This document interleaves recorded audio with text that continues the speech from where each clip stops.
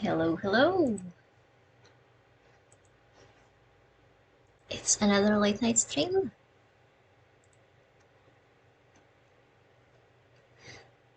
It turns out I messed up my settings from last time, and I had no idea. It's fine. I fixed it.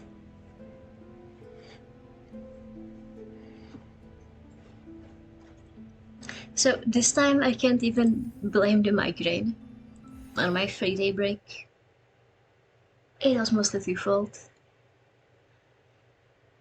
First of all, there's Halloween over at Google Wars. And something I really want from the gym store.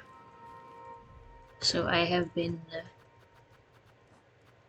playing Guild Wars as though it's my full-time job.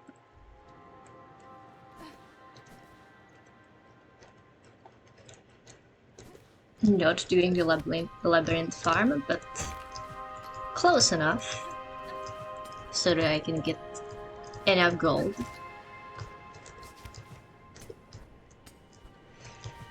to buy that.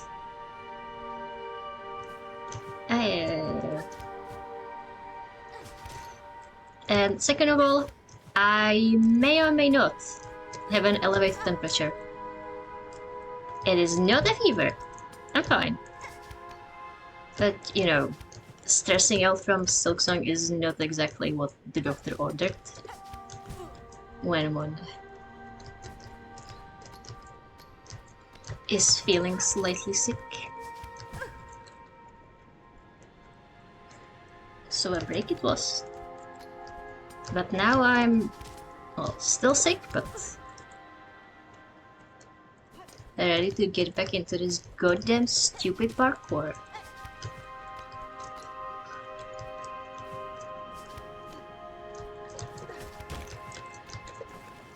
So, good news is,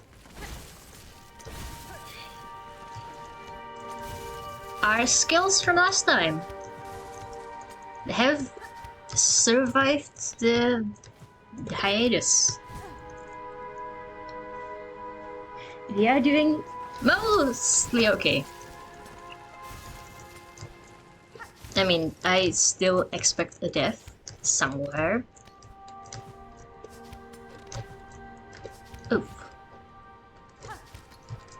And you know, lots of messing up.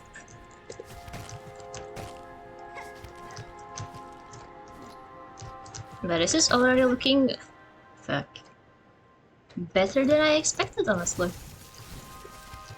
I mean, we're still one room away from the room that was messing us up last time. But yeah, stop it. I said stop it.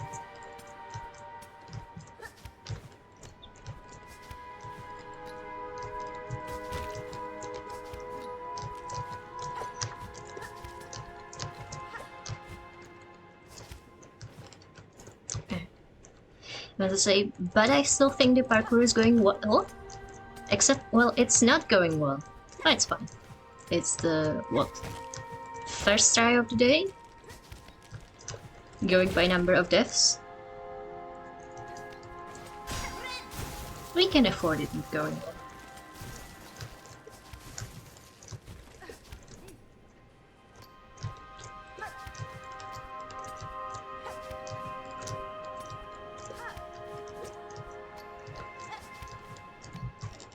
I like my starting soon overlay be up for longer than usual, just to give them the time to notice. But it's still fairly late for me and us, so I wouldn't blame him if he didn't show up, or if it takes him longer than usual. Damn it!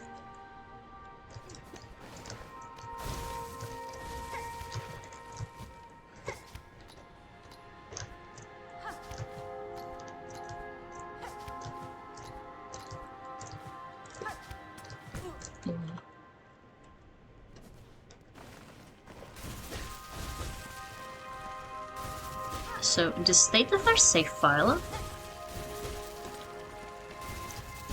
Damn it. The state of our save file is just that we just died. No. Last time we did Lost Gammon. We still have at least, what, 4 quests to do? 3 apparently. Get Void Hearts, get Spin Stress, and do something that is totally not Trobio 2. And we also need to get all 3 of the hearts still. We know that this one is in Hunter's March. Oh yeah, by the way, this is... I should mark this. This is... on... this path is blocked. This path is blocked. We need to go above and through the area. And I know that the Coral Tower is in... of the Coral Tower. But we haven't found this one yet. However, it's probably connected to the secret boss and Seth that I got spoiled for myself and marked ages ago. So maybe by the time we go challenge Seth, we may or may not find the heart.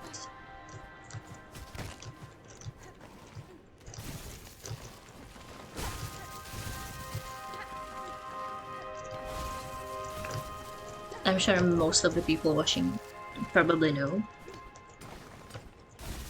If there are people watching. I can see my viewer count, which is probably for the best.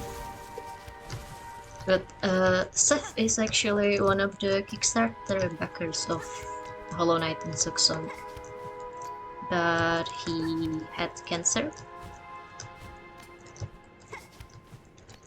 And so he wrote to Team Cherry, like, hey, I love Hollow Knight, I love Silksong, but I probably won't be alive by the time it comes out. And so they put him into the game. Which, you know, is not as good as if they managed to somehow cure cancer, but is the next best thing. Outside of like releasing Silksong 7 years earlier, which I mean they could have done, but who knows if we would have gotten such a good game by then. And it is a good game, current frustration notwithstanding. We're back up. Damn. Anyways, we're back up here. Just need to do this last few jumps. Anyways, it's really nice that the... damn it. That the German school year, or university year, I'll just say, start so late, because it means I have so much free time.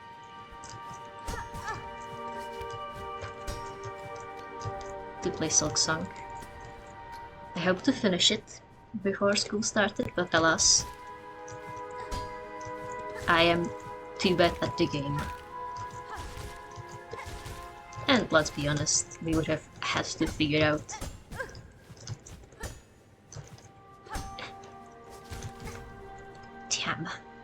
a good streaming schedule for my university classes anyways.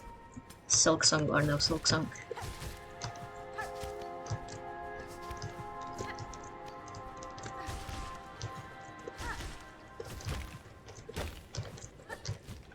Yeah. I'm really happy about the fact that it's already been 2 tries. And we've already managed to get past the first room and back into this flying beastie room. So hopefully we'll manage to keep at it. Not like that. That is exactly the one way we won't manage to keep at it. Come on, Hornet. You can manage to not get hit by centipedes. There we go.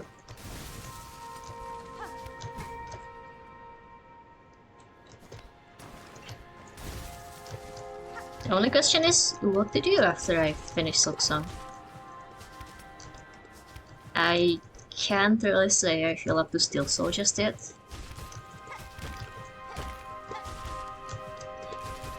I guess we could do one of the speedrun achievements, but I don't know, I think... Fuck. I'd like to do a different game for now, and come back to Silksong later. I've been feeling, well, not burnt out.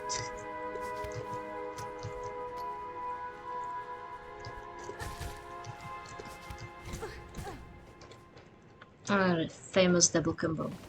Not burnt out, but not, well, as interested as I was when it came out.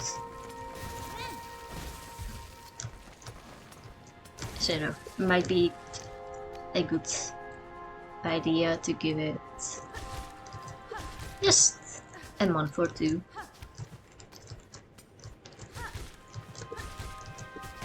Before getting back into the game.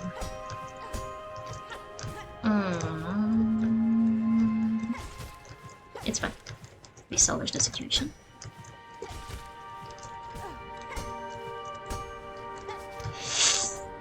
Phew! Alright. Now this section has been giving us trouble. Yeah, just like that. But we managed to make it up there, which is the first and most important step of all.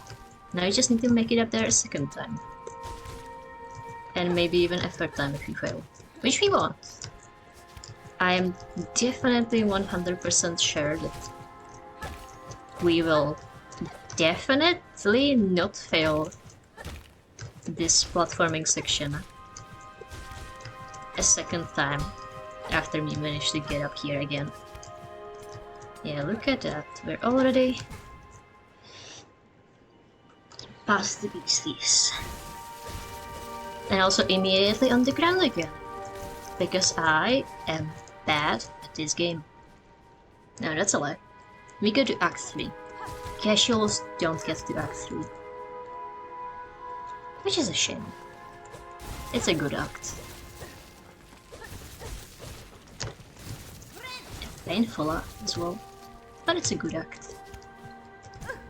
Ouch.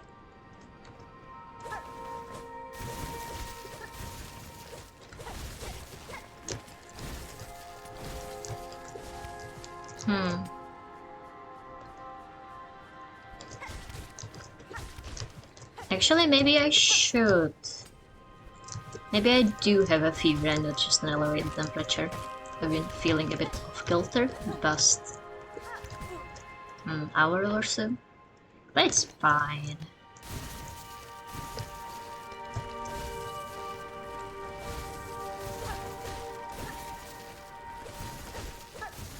I mean, let's be real.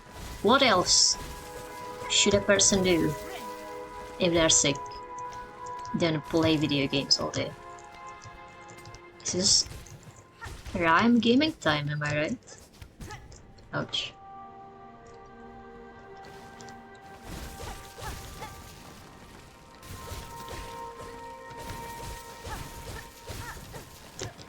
I mean, I guess you could say that it's a bad idea, because something stress isn't good for the body, and if you're feeling unwell, you will get bad reflexes, and you will do horribly at platforming sections. But let's be real, we already have bad reflexes and do horribly at parkour sections, so really it's just business as usual, isn't it?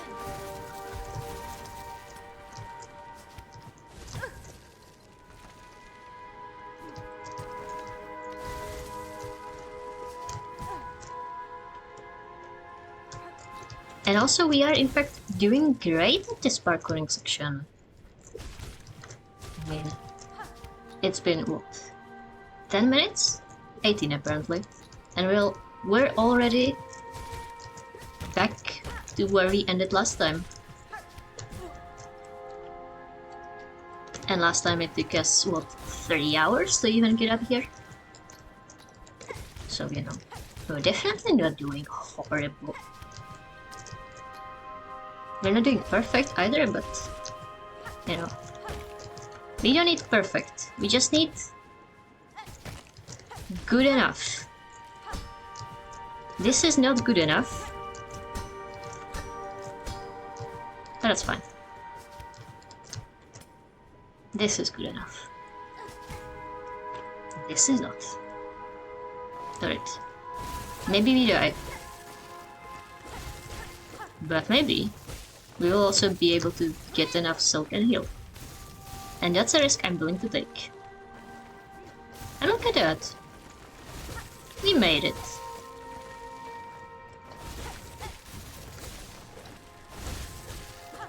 I mean, if it was really horrible, we could use the lifeblood. I mean, plasmium. We have. But we are kind of running out of shots, so I don't particularly want to do that.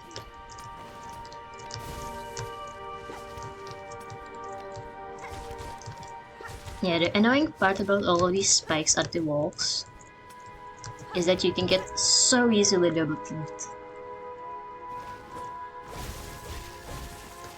It would be so much nicer if it was just curved walls instead of spikes. I mean, flat walls would be the nicest, but that would just ruin the jumping puzzle, wouldn't it?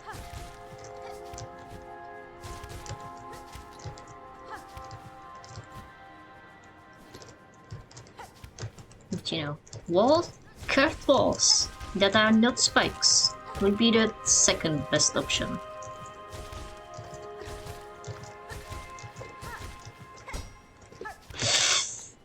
Phew, made it!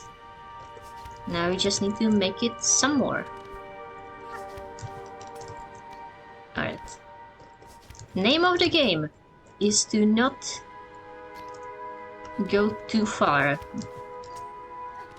Which is difficult, but you can definitely manage it somehow. Okay, but we don't just need to not go too far, we also need to not go too low.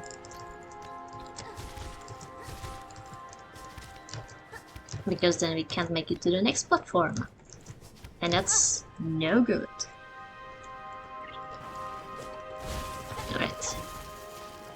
Heal up just a bit more. Come on. Oh, that was an uncomfortable place to heal up. Almost heal up.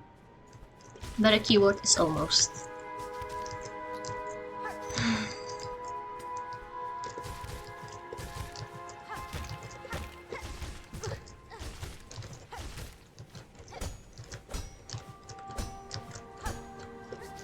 Ah, damn it.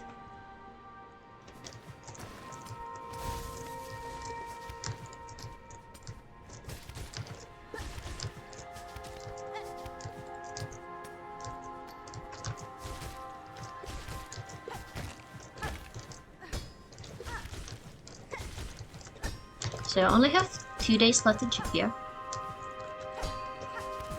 Fuck. I'm going to go back to Germany, damn it, on Saturday. So that's going to be fun.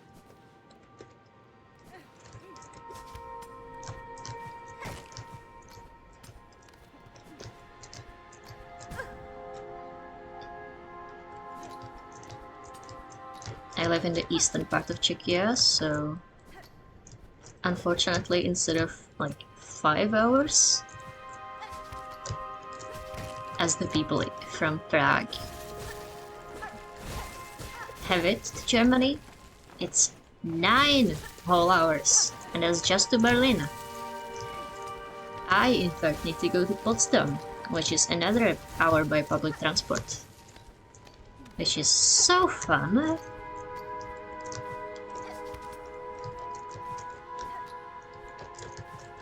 Oh, I forgot what to do with my hands. It's fine. We just need to recalibrate. And we can continue on. Oh, not because we ran head first into spokes. That's also something we can do.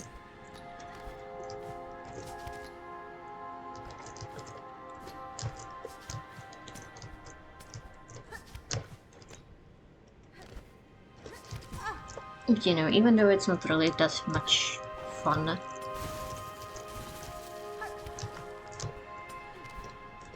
to travel cross countries, it's still better than just staying in Germany. I mean, I like the friends I made there, but I also like my family, you know, and it's just nice to spend time with them.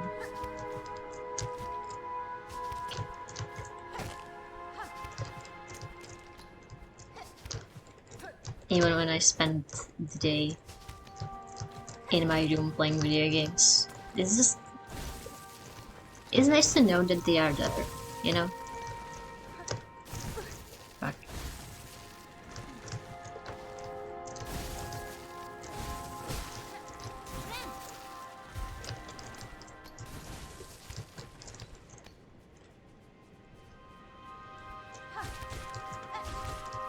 I mean, of course we do calls, but it's not the same.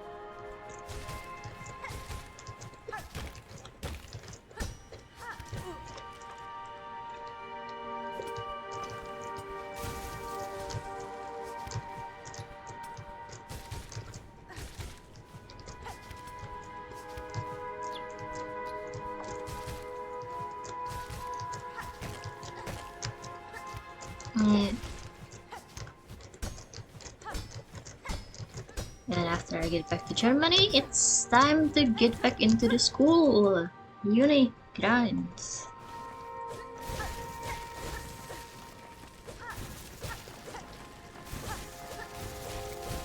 So I'm actually in my second year of my master's. Or, as you weirdos call it, grad studies. As opposed to undergrad or postgrad.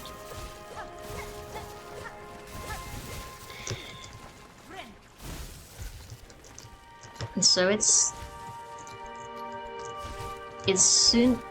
about time I start thinking about my master's thesis, which is a very, very uncomfortable thought, because I have no idea what I want to do for my master's thesis.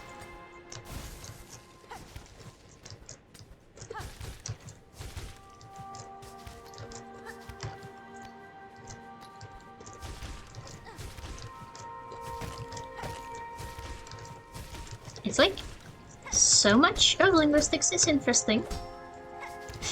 Damn it, I knew I was too close. But it feels like all the parts that are really interesting have already been studied. Which, you know, that's just how it feels because I haven't learned how to see the gaps in the literature just yet, but... you know, that still means that I don't know where the gaps in the literature are just yet. Which means I have no idea.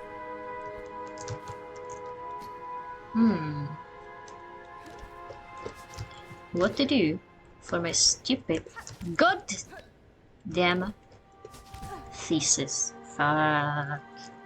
Should I go over? Is that something I should do?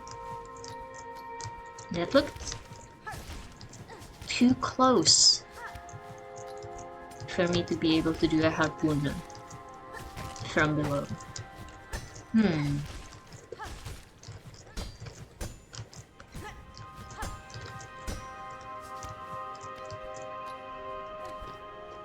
Anyways, it's really good that we are...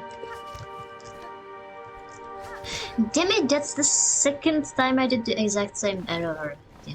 Anyways, it is really good that, well, we've already managed to get back to where we were. I think it's not even back to where we were. I think that might be even beyond. I don't think I managed to make it to the second tiny platform. Hello! I was wondering if you'd show up or if it's too late for you by now. I don't know your work schedule. Yeah, fuck. Ah, we got distracted. Anyways, yeah, still in the trenches, but looks like all of our skill managed to stay, so we are doing surprisingly okay. You know, it's been, what, 18 minutes? And we're already back to where we were. In fact, even higher. This one is really annoying. You need to do... Oh shit!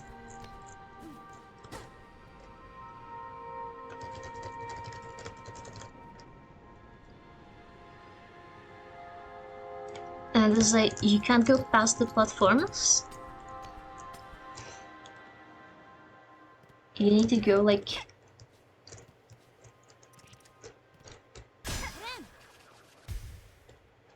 You need to start the hard mode almost immediately after jumping. But apparently that doesn't matter, because we did it! Holy shit! Okay, now, how do we not die the second we go anywhere? Is there a bench or something? Hello? Or anything, really? Out there lie the endless wastes. If I cross them now, Falun shall fall to a black fate of my making. My choice is made. I will not abandon its backs to that grim end. I must descend again and cut them free. Alright, so nothing to that way. Unless there's something above. Nope. Alright, so let's go right. Can I kill you? I can. How many of you do I need to kill for the jump channel entry to complete? Because trust me, I do not want to climb that ever again. Unless there's like a very convenient shortcut. Hello. Come on.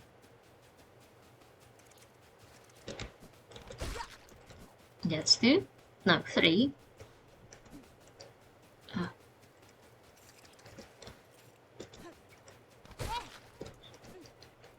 Oh yeah, you're doing afternoon shifts, right?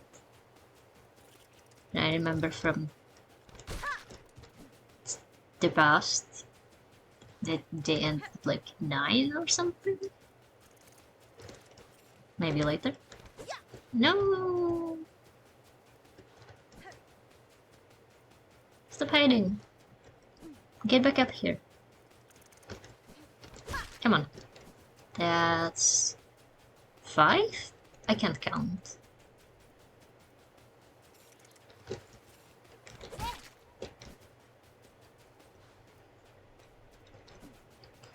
I can do lots of things with my elevated temperature that is absolutely not a fever.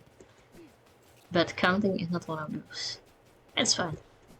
We'll just repeat it over and over and over again until we see the hunter's mark pop up. Harnett entered the location and immediately started slaughtering the local wildlife. Yep. We have hunter behavior in our blood. That's just how it is. A squirrel, common crawler that lives beneath sand. This surface dweller is free of silk. Its nature remains its own. The monarch's influence must only have stretched below it. Surface dweller, you say? Oh, there's a lot of you over here. Damn, we didn't have to kill that one singular guy on the left. Oh well. So there's something below. Spikes below. And a platform to the right. A nameless town. And lots of these little creatures. And we can play here.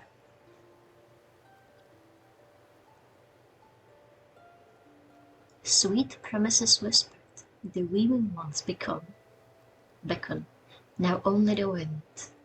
Friends seduced from depths below, the weaving ones beckon. Sweet promises whispered, friends seduced, now only the wind. From depths below. Oh! Hello! Thank you! We got the surface memento. Just a little snacky snack. You know, parkouring is a hard activity. The memento can be displayed in a home? Oh my gosh. Oh, and this is Garmon's memento. I remember. Huh, alright. Anything up? Nope. Oh, it's such a relief that the little guys don't do contact damage. Because we would have gotten a hit. Alright then. Alright, let's descend back into Far Room. Ouch. And immediately get hit by spikes, of course. Oh! And we are back at the bench. Alright. So, how do we backtrack? If we backtrack. Let's just call the beastlings actually. Alright, we cannot call the beastlings. I think. If I hit the correct button combination.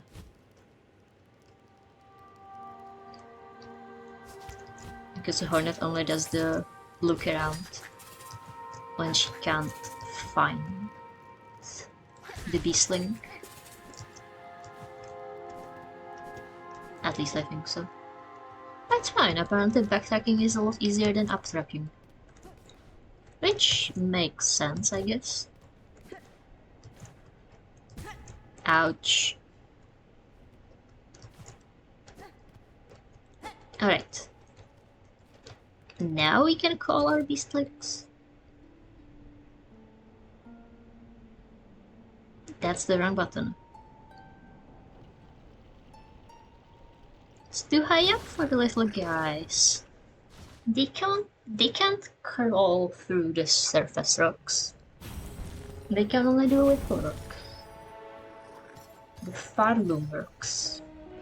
And maybe it's too far away from Mama. I'm so excited. Yeah, it's been forever since we last saw you, wasn't it? We spent like 4 hours doing a singular platforming section. That's too long away from Ada. And the little guys. Yeah. Alright. Pat pat. Oh yeah! They do like that. I think that was the pairing animation. Right. Not the button I wanted to use. Anyways. What now? So we can go to Pinstress. We can go to Pain, Anguish, and Misery, or we can go to the Ant Arena. I'll be honest, I never want to see the ants ever again. So... you know what? Let's do totally no Strawberry.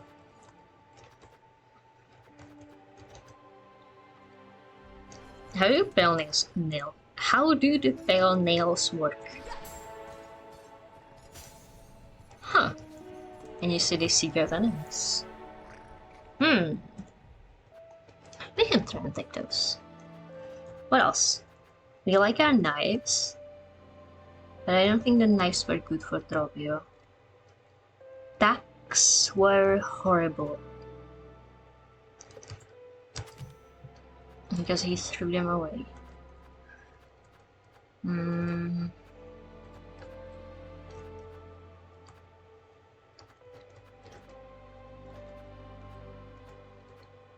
could just get our long distance things.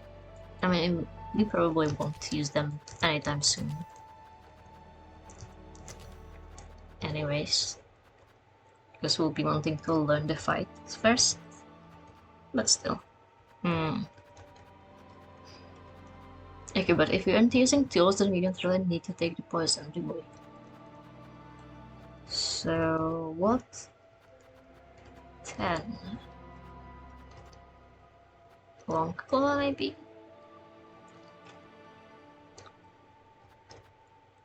You can use snitch pick, that apparently increases harpoon damage. Or you can get quicker binding. I think harpoon damage is good. Maybe if we take the snitch pick, it will remind us to actually use the stupid harpoon in a fight.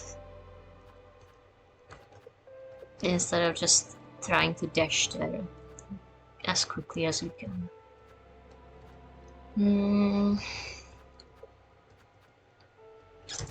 I don't know. Can I do scuttle brace as the last one?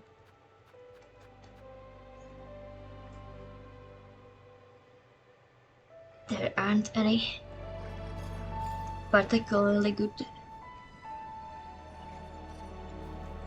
yellow tools, so it doesn't really matter. So we just sat. We just benched. That's good. So now let's just go to the stage. Alright. It's just here, right? Yeah. You don't forget to hydrate. Get a. Hey! Spilled tea on myself. Get a hydrate before we go for a program. Oh shit. Looks like my tea bags are shitty and they poured water over the edge of the mug.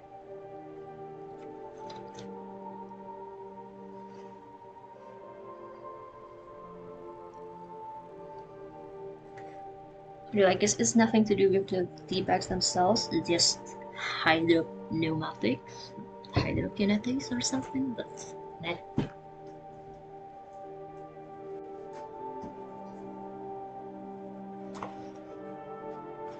I was never too good at physics.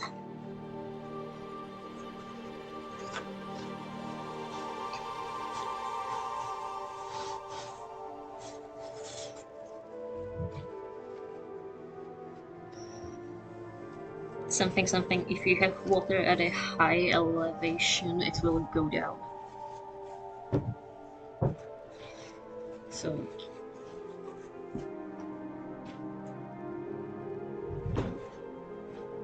like, it is not the fault of the strings themselves, but we can pretend it is. To make us feel better about it. But no, it's definitely only certain tea bags that do that, not all of them. So it is, in at least a small part, the fault of the tea bags. Anyways, let's go do Certainly Not Strobio. Oh shit. The sign got recolored to purple.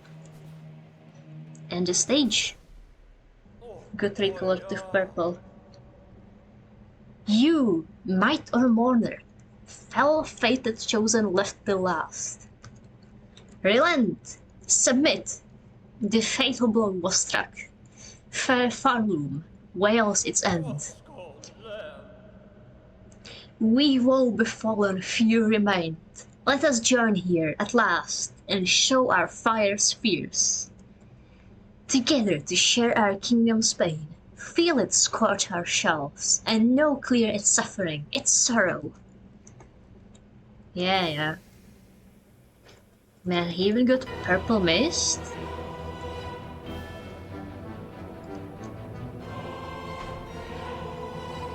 a dramatic, ominous choir. It looks like Trebia stayed the same mostly. Ouch. He leaves trails behind now, but you can still track him in the floor. Oof, that was stupidly close. Okay, but it's actually really annoying that the whirlpool just trails, because the few times I knew how to hit him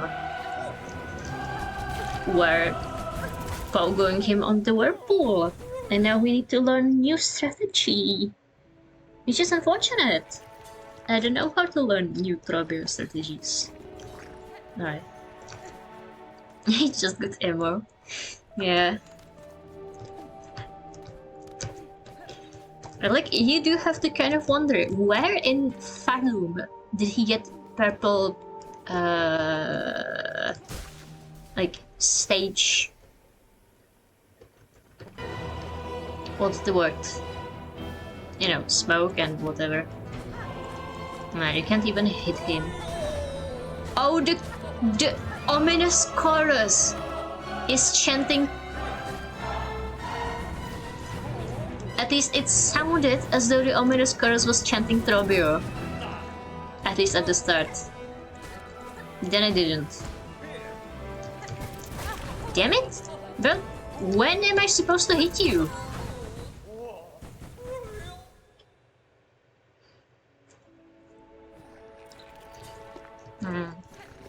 Then again, it's probably likely that he already had purple stage props before, and he just wasn't using them.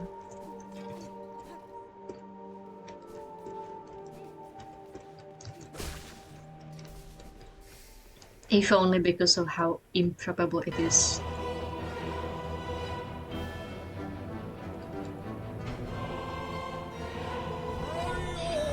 No, generally, is the chorus saying Trobio? At least at the very first 3 words. Then it's a longer string of words. Something Latin. Maybe, I don't know, pain and sorrow, whatever. Huh. He didn't hit me at the edge of the arena.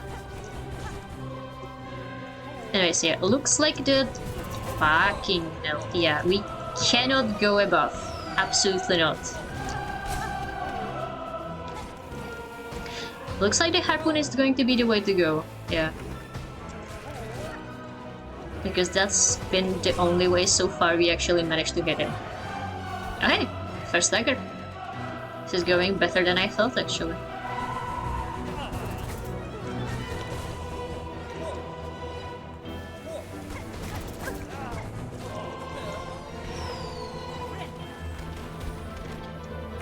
You know the good thing about Trobio being all bling and not actually any damage? Is that unless you are standing directly in a sparkle, then you just can't get hit. Like, there's plenty of opportunities to heal. You know, you just need to get... Fuck.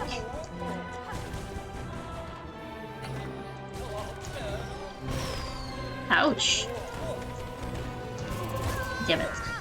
You just need to build up enough silk to do that. Which, now that I think about it, is harder than I thought. Because if we are harpooning all over the place, then, well, we are not gathering silk to heal, are we? Oh well, we just need to not get hit. And it's going to be fine.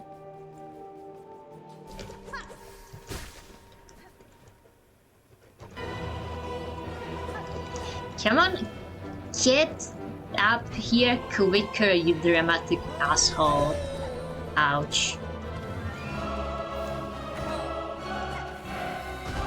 Trobio learned from Grim. And now he knows that to stop us from hitting him as he's ascending, Ah, damn it. Okay, this is going to be a failed run. It's better.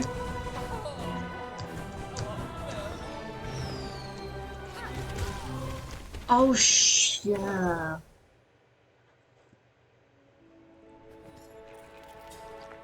It's better if you just do your dramatic entrance with fireworks in the background, so that any potential attacker is going to get hit by said fireworks, instead of interrupting your dramatic entrance and making you do a pufferfish face immediately.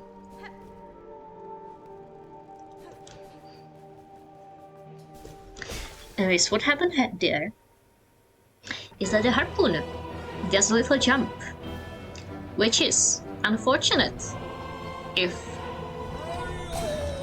Ouch. Bastard.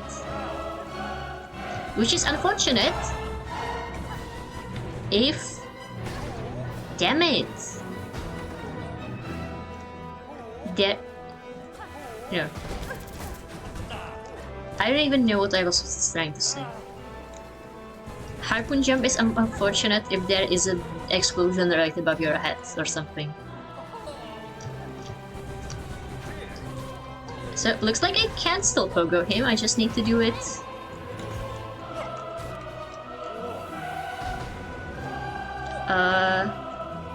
later. Like, not pogo him immediately, but jump first?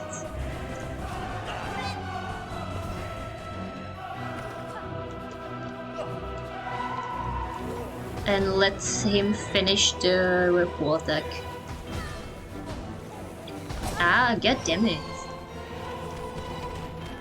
That was absolutely a skill issue on my part.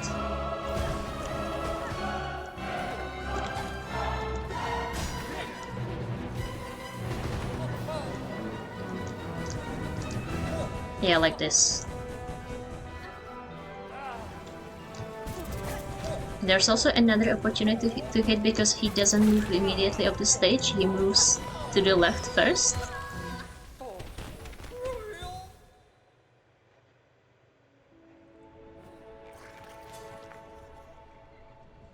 He moves to the...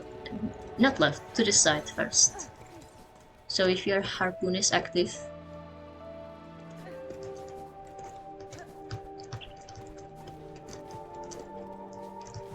you can harpoon in for a second hit. Oh, hello! Is it good? Previous one?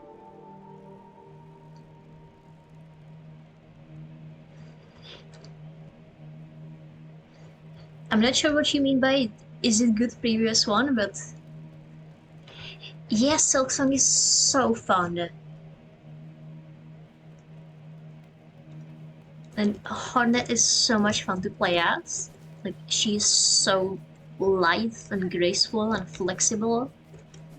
And also and also horribly hard to control.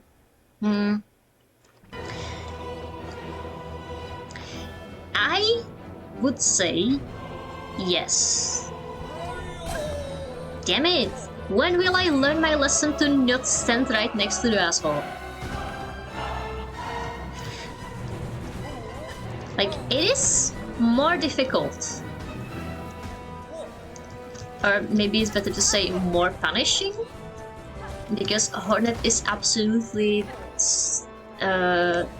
geared for hit and run attacks. So if you cannot hit and run, like me right now, who is too busy yapping to focus properly, then you're just going to get got.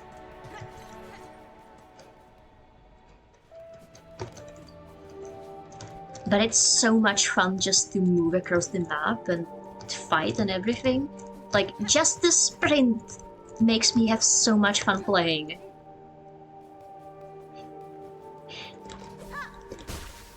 Like, never ever in my entire history of playing Hollow Knight was I having fun doing like runbacks and stuff. And parkour sections were fairly painful, depending on the parkour section. Like, White Palace was horrible, and I actually cheated that on my private run. It's very uncool, I admit it. But I was just so done with White Palace at that point. And meanwhile, with Silksong, I was just having so much fun and just running back to Widow. It was one long room. But the fact that you could dash made it actually fun instead of going, oh my god, I need to go through this entire long room before fighting the boss first. And like, we just did the parkour section for, well, 4 hours. That was horrible and painful, but it was so much fun. Ouch. Yeah, there was also this section, I'm not sure if you played it, where you get like cold damage. So it's not difficult parkour, but it's timed parkour. And that was so tense. I think that was my favorite section of Silksong so far. And like, the bosses are so reactive and have so much attack variety.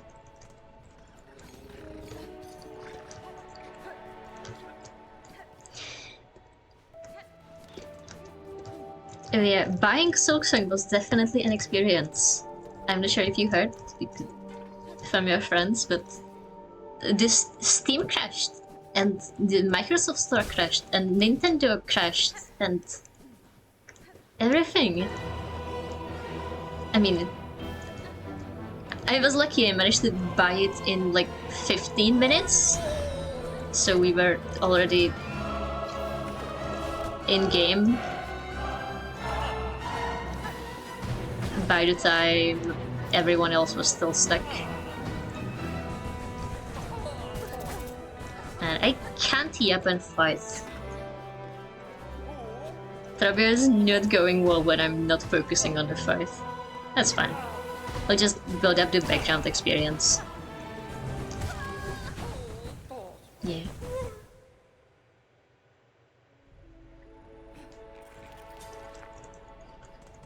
Yeah, the art is really nice. There's lots of hidden places.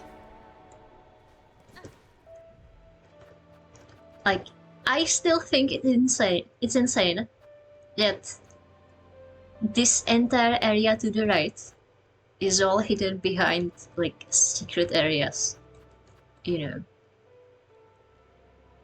Like, you go to Greymoor. Actually, I think Cinderstone was easily accessible. You just need to figure out that you can go up above halfway home. Which actually did take me a while, I had to backtrack.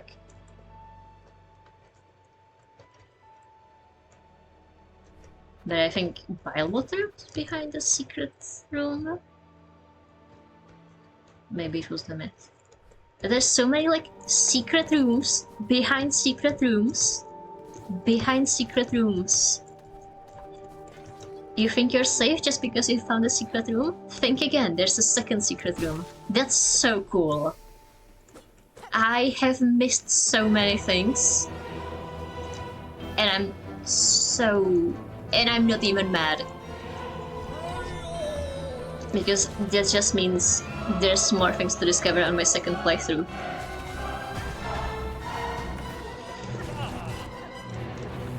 Like, apparently just to get to this city area, you can get here through 2 entrances. And, you know, the people who get here through the Mist and Phantom sometimes they don't even have any idea that they were supposed to go through Blasted Steps. Oh, you know, I heard about someone who managed to get up here without even entering the far fields because they took the Warm Ways route and went through like Shellwood and Blasted Steps and like completely missed the right area.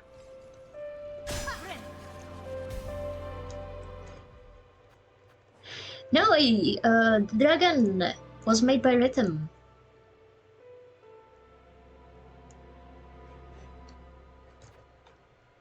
He's actually in the chat right now.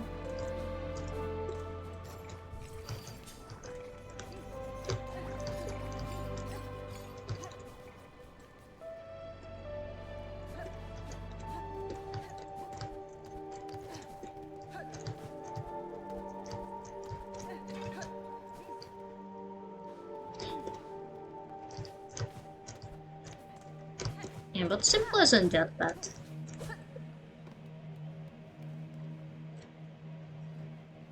I mean, it's good enough to start with. Since it's not like I have $50 million to throw at actual live 2D models or something. So, you know. And also, it was a gift from a friend, which is always nice.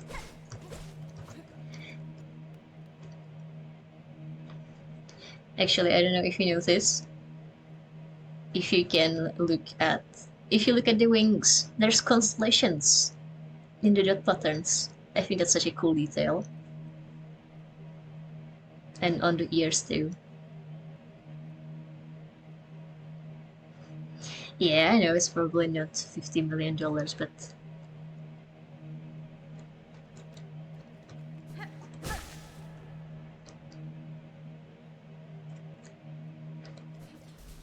you know, it's still too expensive to start with. Then again, I know that there are like 3 live 2D models, but those are probably like generic anime girls and stuff, so I didn't even bother looking.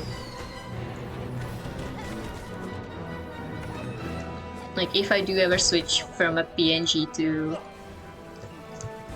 an actual model, then I want it to be something that is actually me, you know, not a free model. So, better to have a QPNG than a free model.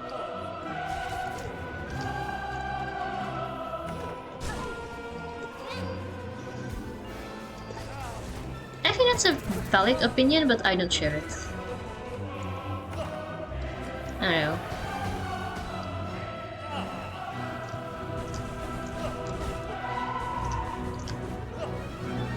Yeah.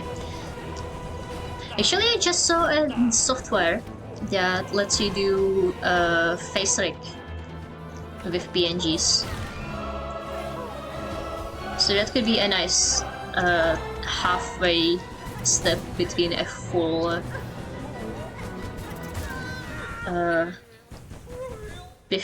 model and a PNG.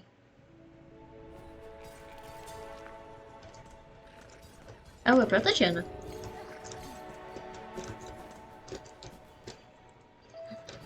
Did he actually buy the rights to a protogen, or is he like... is he just having fun? Oh shit, really?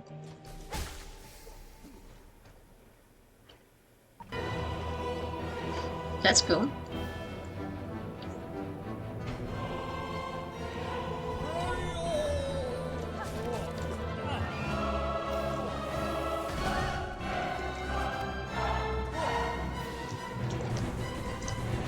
Yeah, of course.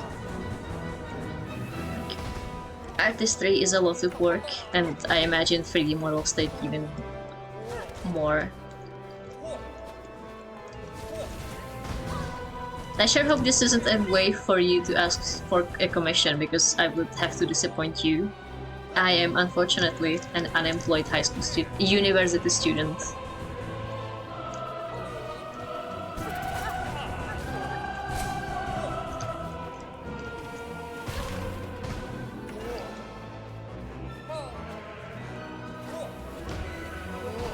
But you know, it was nice chatting with you, either way. Hi. Oh yeah? What are you studying?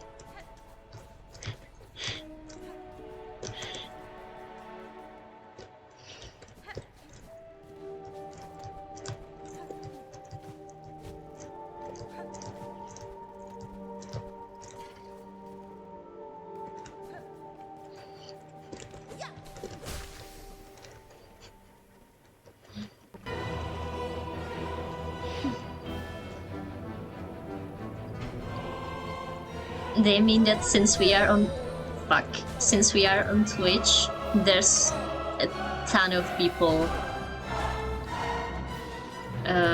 asking for about commissions. Like, to the point that you can see that I'm a small streamer. Like, there are exactly 2 of you chatting right now. But that means that when a bot shows up, or a person who is still asking about commissions, or I'll phrase it differently. There's so few people chatting that every time someone joins, it's 90% a bot or a person asking for commissions. It's kind of insane. But you know, you've already lasted way longer than anyone else. So...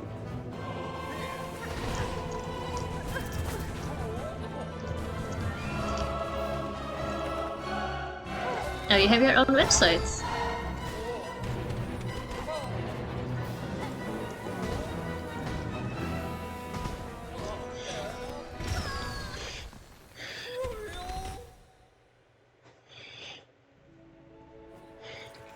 Oh, nice.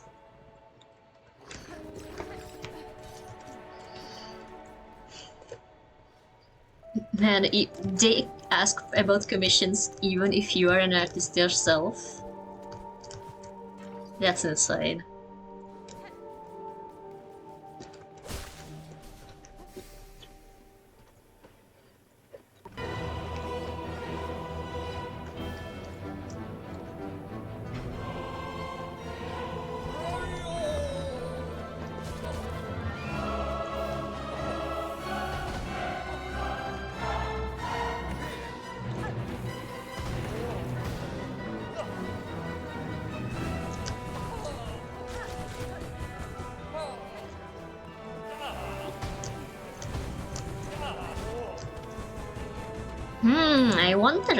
I wonder if I can do double pogos. Like one here and one after he moves. One? That would require me to actually hit the first pogo.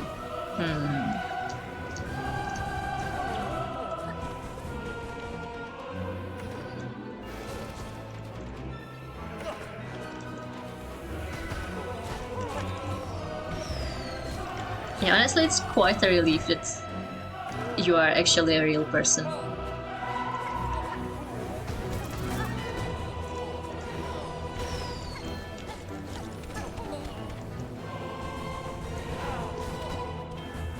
Nah, don't be mean to him. They didn't even link the page, just mentioned they have one.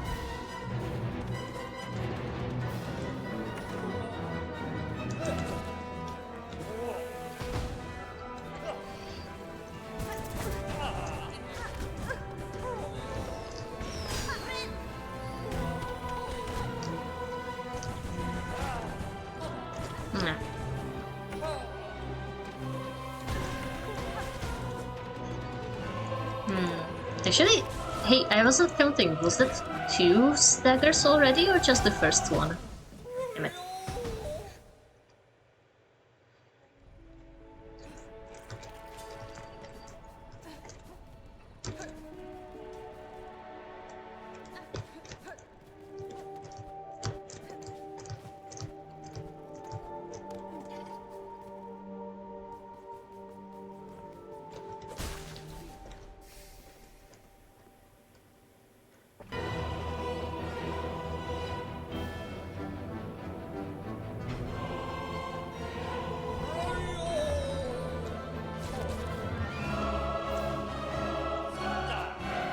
Oh, that's a very long message to read while I'm doing a boss fight.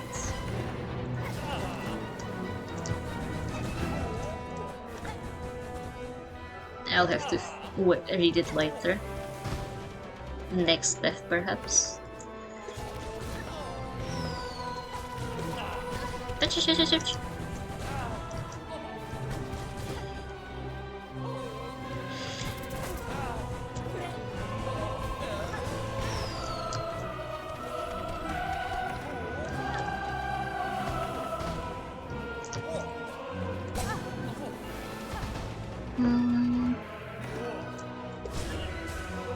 Hey, nice first stagger.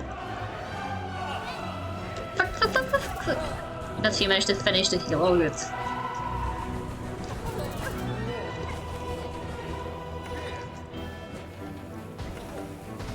And that was a very high soprano.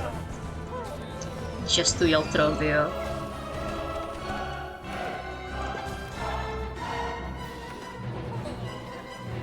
Actually, I think it's...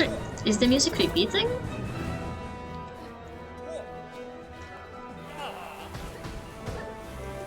Now that I'm listening to it more... Fuck! Damn it.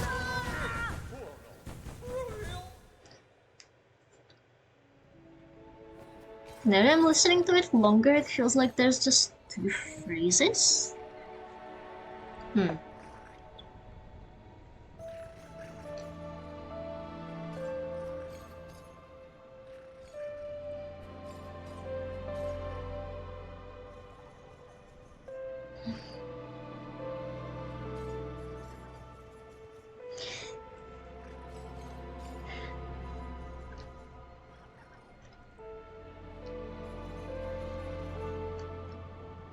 Yeah, I think Rhythm might be a little upset that you called the dragon simple and unshaded.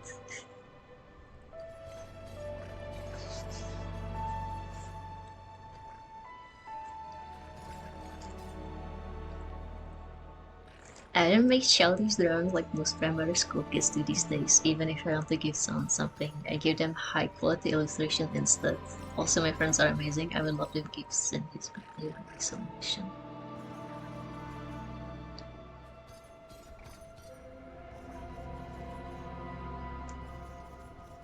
Am I supposed to take it that you mean childish drawings as a jab on Rhythm? Or are you just mentioning primary school kids just out of nowhere?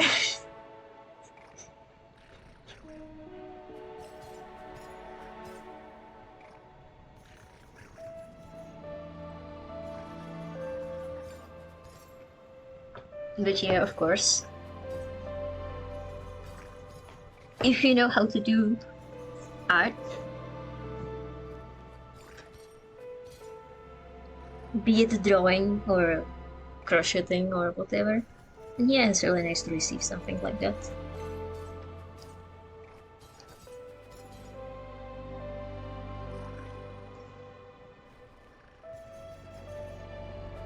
Yeah.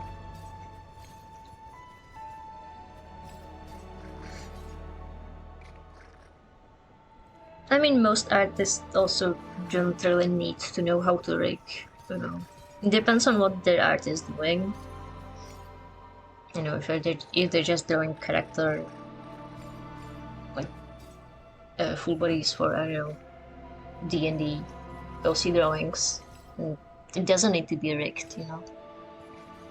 Of course, modeling is different, but hey, nobody starts perfect.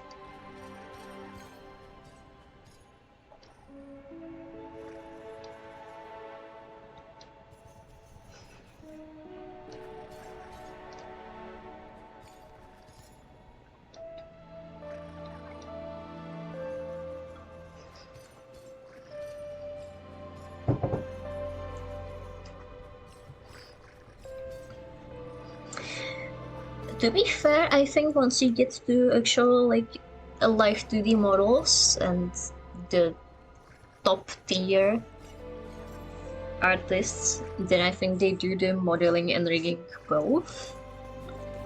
Like, I don't think you get a model and then get a separate person to do the rigging.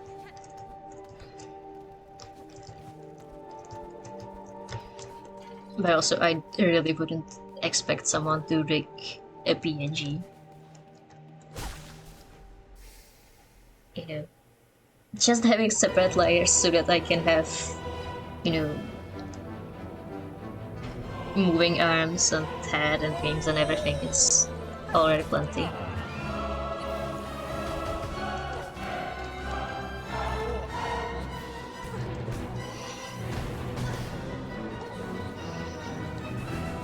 Also, you know, this was a gift. If Rhythm actually started doing the rigging and rendering and animating and everything, then I would actually feel bad for not paying them anything for it.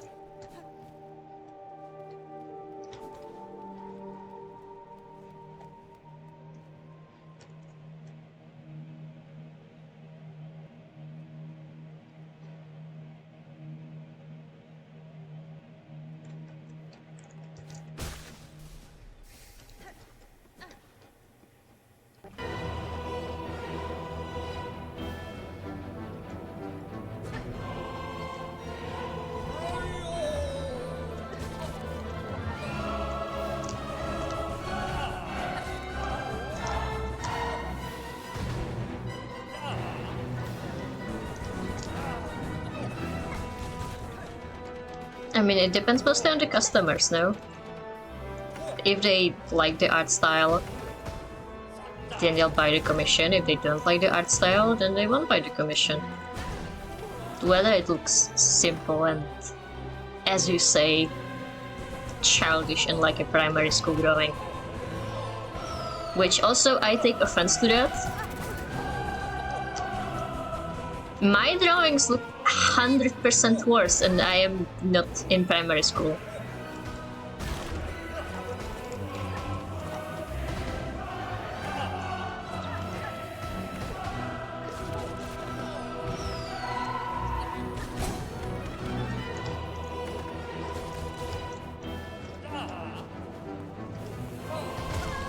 Ouch.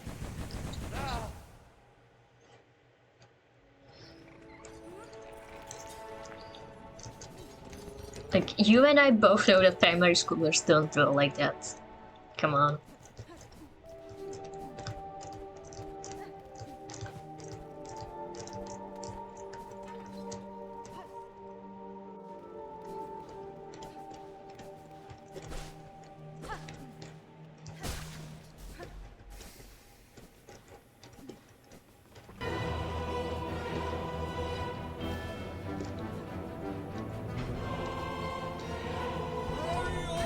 Ouch. Hey, but shouldn't it be the gift receivee's opinion on whether they like the gift or not? You know, you might not like it, but I was really happy about getting it.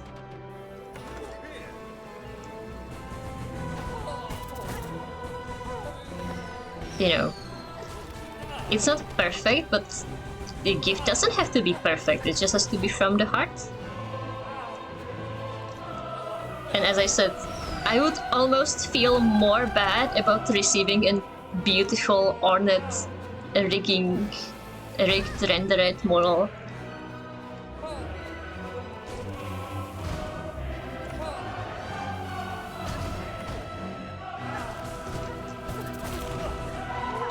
Than like baby's first PNG model.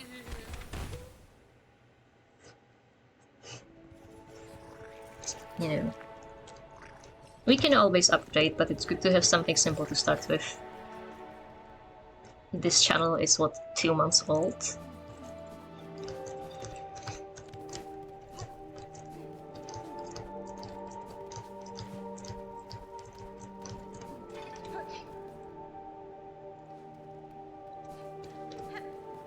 You know, I was excited enough about 1, 2, 3. I was excited enough about just receiving a quote-unquote commission from my friend. I've never had a commission done before, and it looked so good.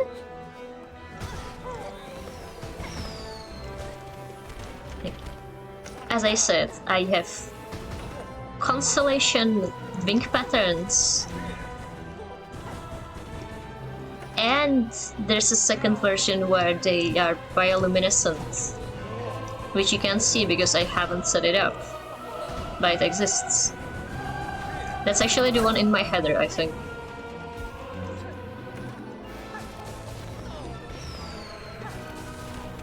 You know, like Rhythm researched a star map for me to get all of those constellations done. That was so nice of them. Which I guess is the bare minimum, but also I am not used to people doing the bare minimum. Which, again, I guess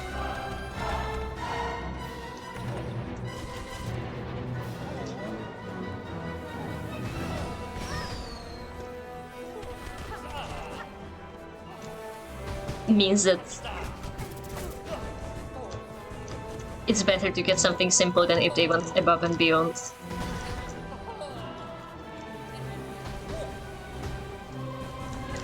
Like, I maybe would have actually blue screened at that point. Oh, that was a second stagger. Yeah, we are actually getting better at Robio, even if we are dying every 2 seconds.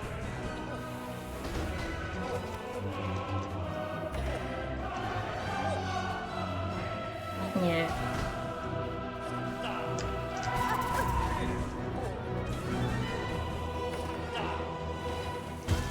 Ouch.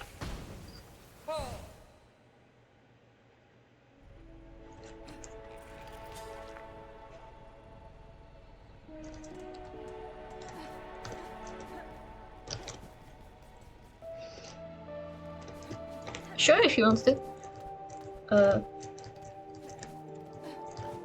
I usually stream, well, in evenings European time, but I'm not sure when the next stream will be. Maybe it's tomorrow, maybe it will be in 3 days from now, because I'll have to recover from migraine. If it's not tomorrow, it definitely won't be on Saturday, because I will be too tired from 10 hours of train rides. So maybe Sunday. Also, oh, I noticed you give me a follow. Thank you. Alright.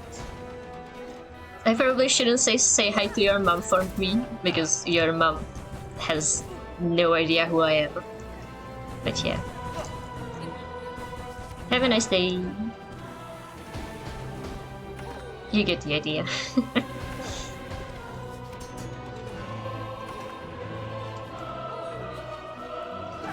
Yeah, that's fair.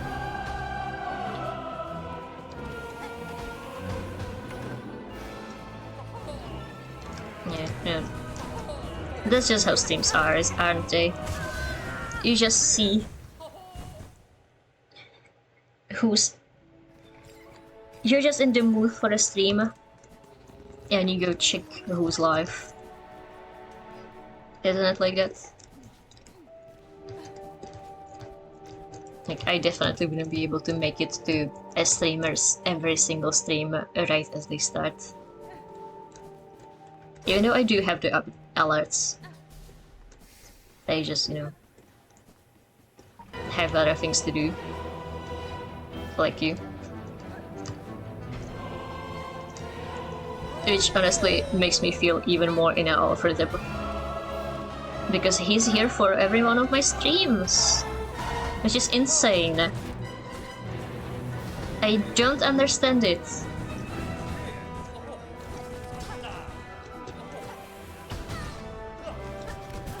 I appreciate it, of course, but... What do you mean you don't get tired of my voice? That's illegal. Oh my gosh, he has a dramatic pose when I die. I didn't notice that at all. And I have been fighting him for an hour. Did you see that? Dramatic hands to the sky, Trobio.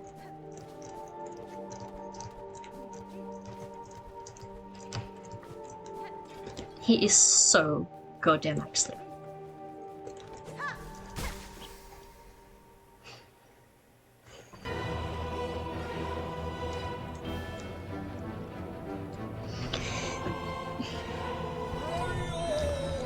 I mean, yeah, that's also what Weekly said. Like, it's fun parallel play. But still, it's like...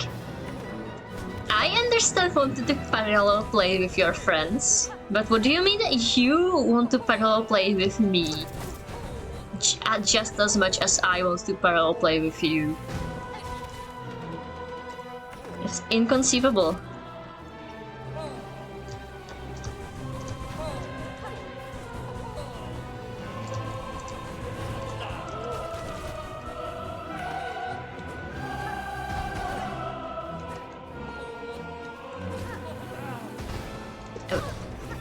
You know.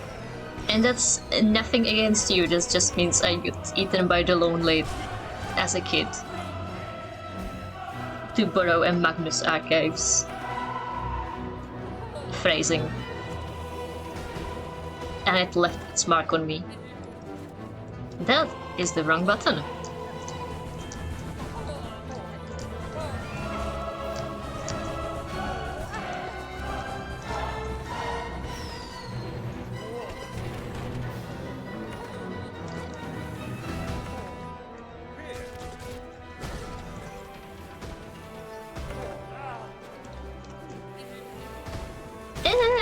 Ouch.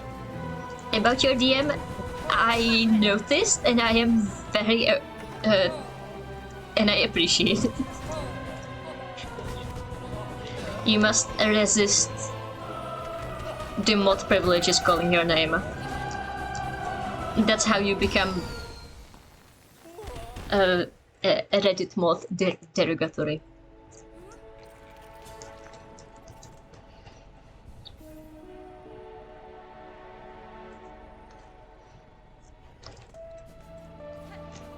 Oh, you've been here so long that you're sleeping.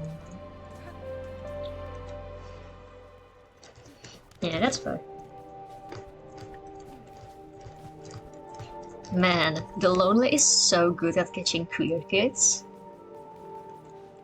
I'm sure that means nothing about society at all, and everything about the fictional entity known as the Lonely. Guys, did you know the Lonely is homophobic?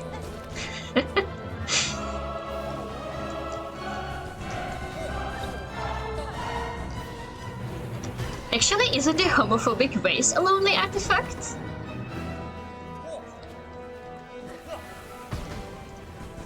Or is it a stranger, since, you know, it made that person vanish entirely? And ableist, exactly.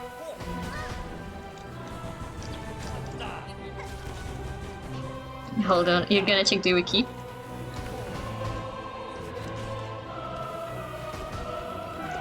Ouch, ouch, ouch, ouch, ouch, ouch. Trabio, do something I can dodge, thank you.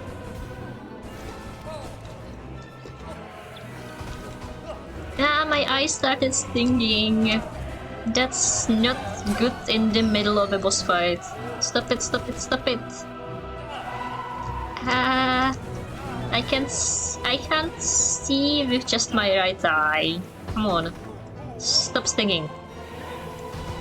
It's not even spring. Ouch.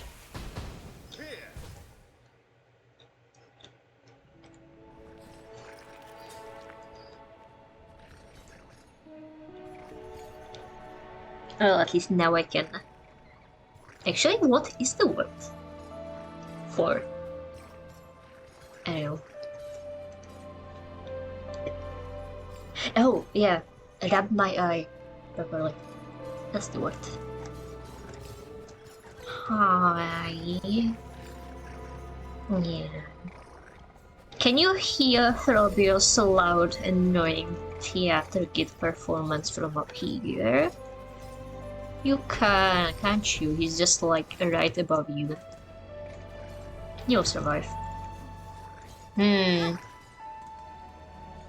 Spiral.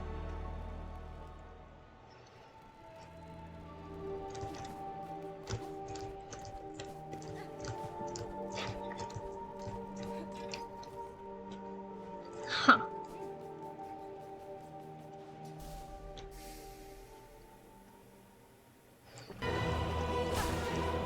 I'll be honest, my knowledge on the spiral is kind of lacking.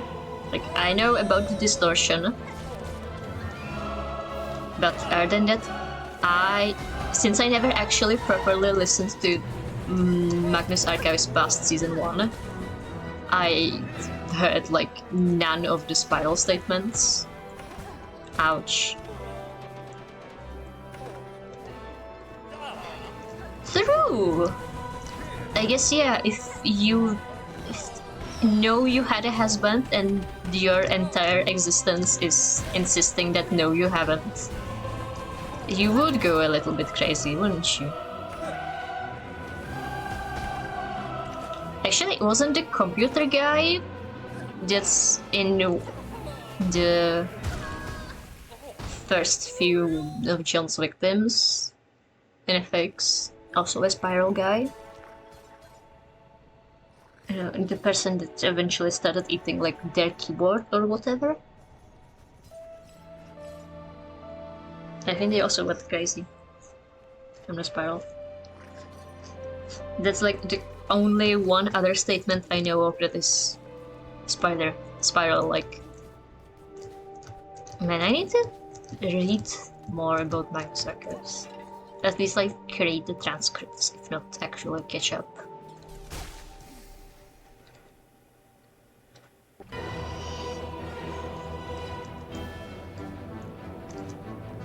Trobio.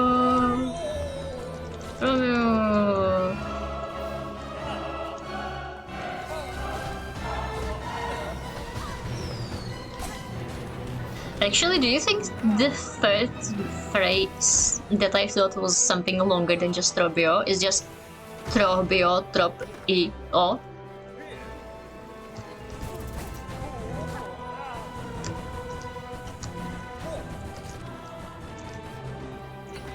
No. I think now they are definitely saying something else. I cannot understand what they're saying, but they are different noises in there.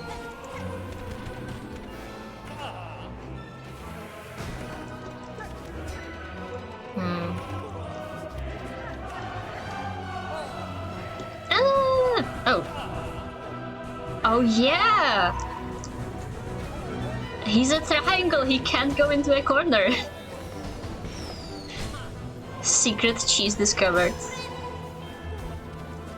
Okay, there goes our reserve bind, but we can deal with that. It's not like we're going to make it any further anyways.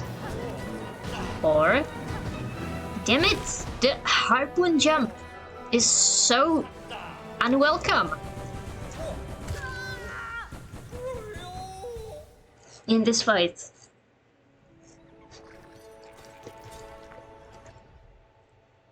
Why did he switch to the witch? For no particular reason other than to just make things more difficult for me. Actually, no, witch would be a terrible, no good, very bad idea, because with witch you'd have to bind by hitting Trobio, which is not happening. Short in privilege, yeah. No, actually, I think his hitbox is like just barely big enough to hit me. Ouch.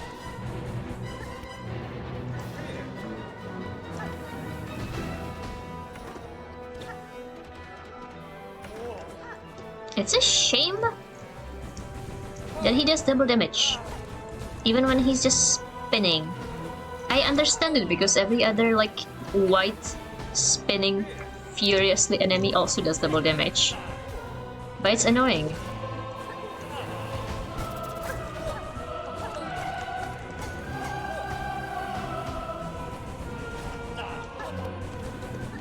No, almost.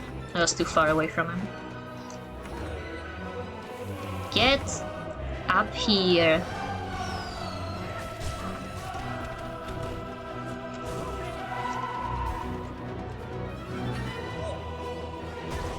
Like, do you hear the dramatic soprano in the second phrase. Actually, I wasn't paying attention. Maybe it's a secret third phrase.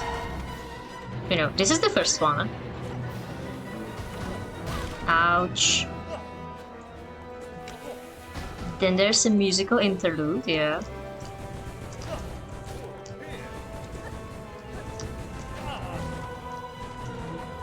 This is what I think is the second phrase. Ouch! Too many spikes.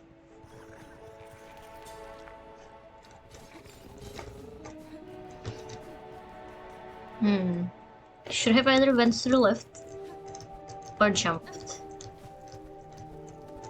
But my reflexes are no good.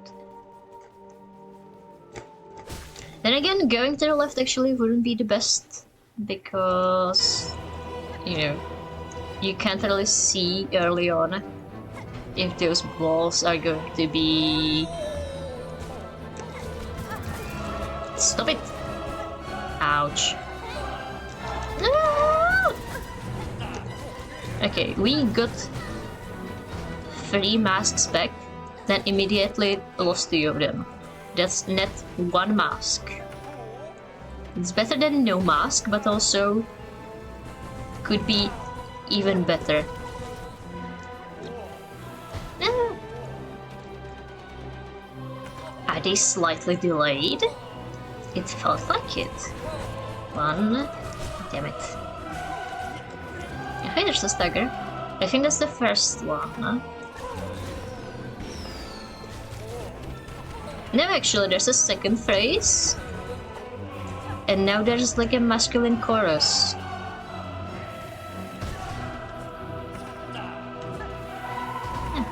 This is the high soprano. There we go.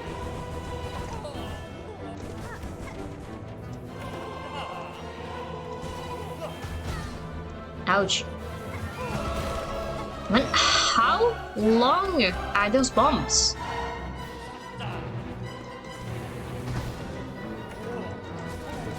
I thought they were quite short, but that one got me from very high in this arena. Like, I know Throbio's attack is arena-wide, but I felt the balls were slightly shorter. But now it's like they too can reach the walls, or ground, or floor.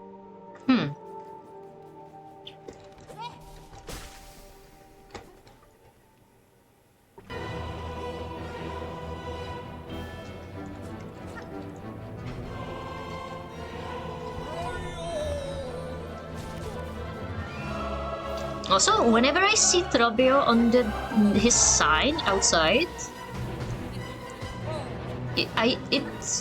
to me it looks as though the pink things on his face are like bow ties, but that's clearly not the case. But I have no idea what they're supposed to be. Like, they can be a bow tie, because there's 2 of them. And that could have been such a perfect double pogo. Ouch. Oh man. Short queen privilege strikes again. Yeah, they are long. Did you see that?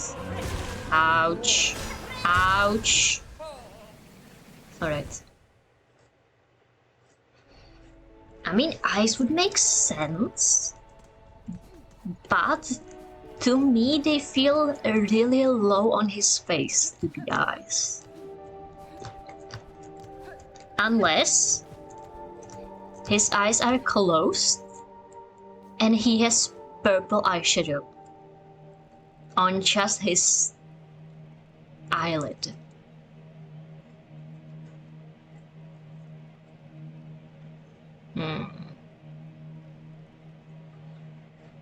Or his species is actually just really bald.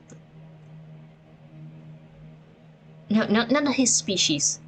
He is really bald, and there's supposed to be like hair or something. Fluff, fur, right above his eyes.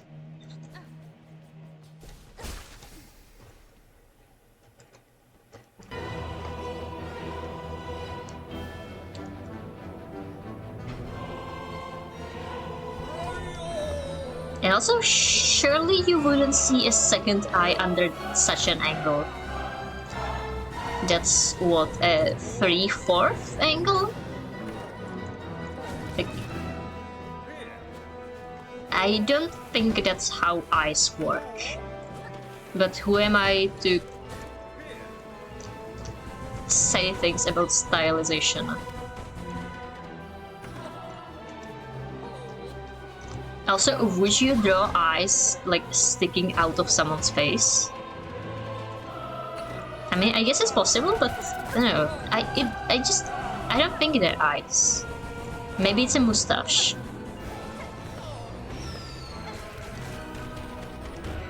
In which case, Throbir is a fascinating, ouch, example of a bug.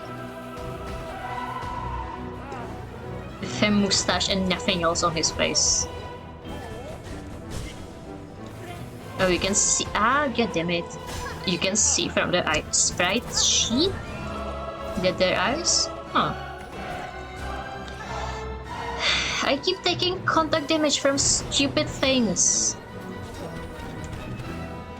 Okay, we've been here long enough, now that we are no longer distracted by artist infighting. We should just lock in and actually apply the skills we've been building up in the background for the past hour. Come on. True, who else should have eyes bugging out than a bug?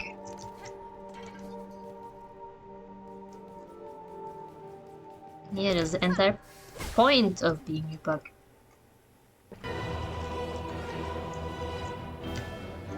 Oh my god, move quicker! Rabio!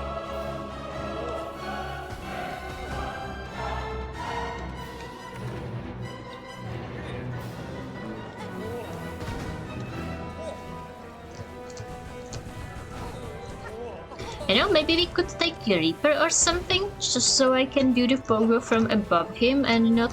fuck. Double fuck. And not have to get above him and then also figure out the hunter angle. You know what would be good for that? Witch. Such a shame that the witch bind is so stupid.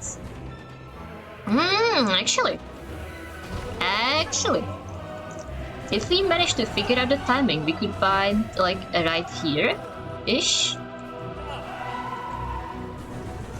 And then it wouldn't even matter that we have witch. In fact, it would be for the best.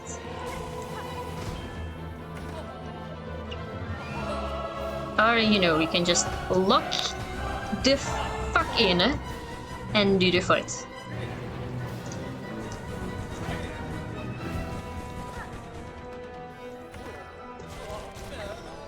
Ouch! Damn it. I was almost far enough away. Almost. But well, almost isn't good enough, is it? Get down here. Do your stupid whirlpool, thank you. Oh hey, he didn't do the dash this time. Or like the side hop. That's interesting. I have no idea what it means, but it's interesting. No. It's fine. I need to figure out a better timing because he sometimes gets me with his stupid... Dude! You just had to hit me out of the heel. Bitch. And then I even get hit by an explosion. Thank you. Damn it. Damn it. That's just me getting tilted.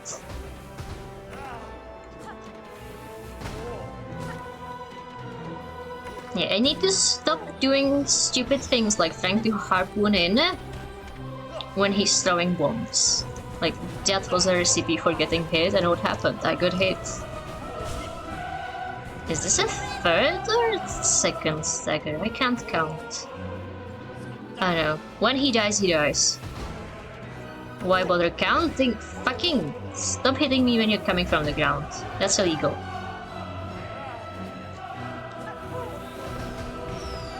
Romeo.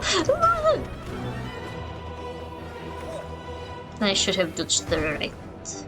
Oh well. I think this was a good attempt. It's clear that we actually managed to look in for once. I'll take a look at the sprite sheet that I'm sent to me. Give me a second.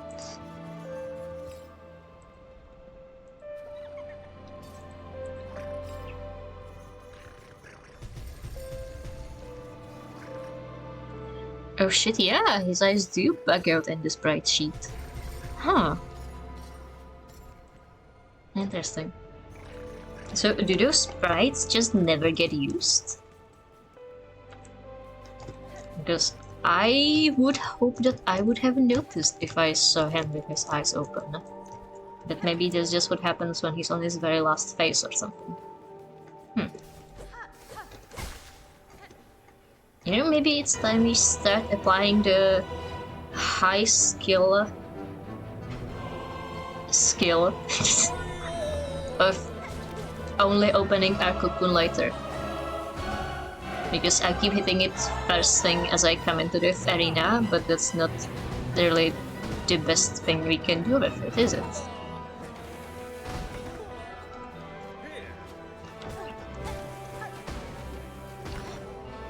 Also, it seems sometime in the time between our last challenge of Trobio and Trobio now, it seems I got the skill to hit away the bombs, and I didn't even realize. Alright. Oh, that's a bust. I mean, we'll still fight on. You can't just give up.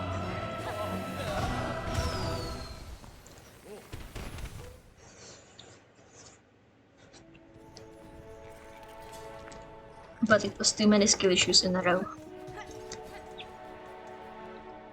Unless we somehow managed to play perfectly for the next hour and however. No, the fight probably wouldn't take us an hour. It's like 30 minutes of good play. Which we aren't doing, but... I am certain that the speedrunners have already figured out, like, something stupidly cheesy, like, ouch, Void Nest in Hollow Knight 1. Fluke Nest, but, yeah. What's the stupidly overpowered charm? Yeah.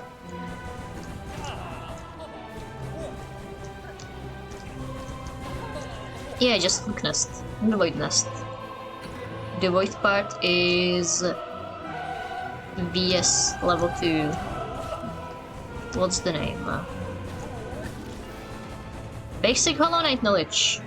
What is the name of the second upgrade of Vengeful Spirit?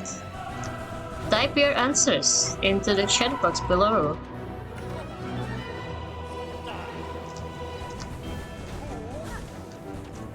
I'm sure I'll remember it soon.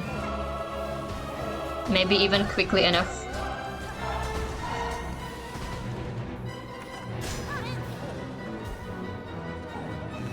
Maybe even in this fight.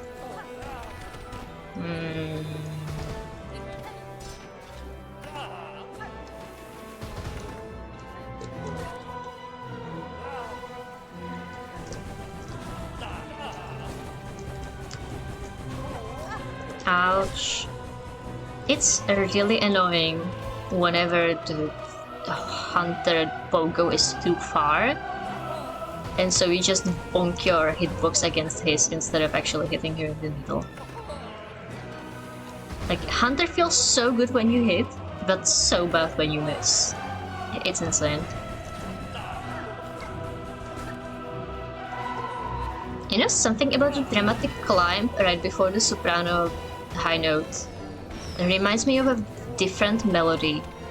I have no idea what melody it reminds me of, but it keeps bringing my attention to the music whenever it appears.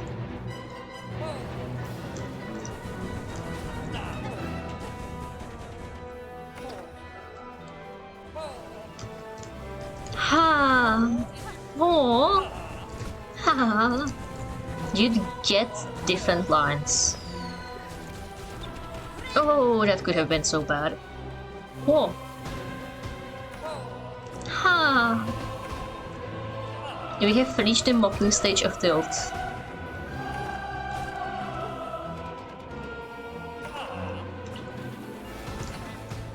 He sounds like a villager from Minecraft. Oh! A villager from Minecraft combined with a Frenchman. No, that's an insult to Frenchmen.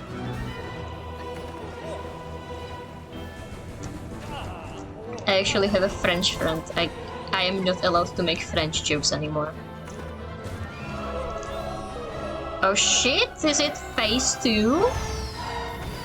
Looks like a phase 2.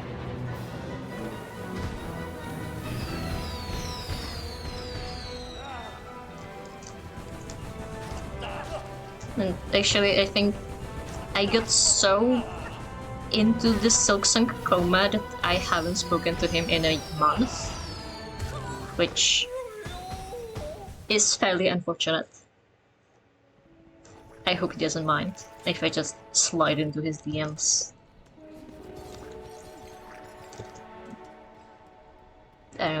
Tomorrow, a month later.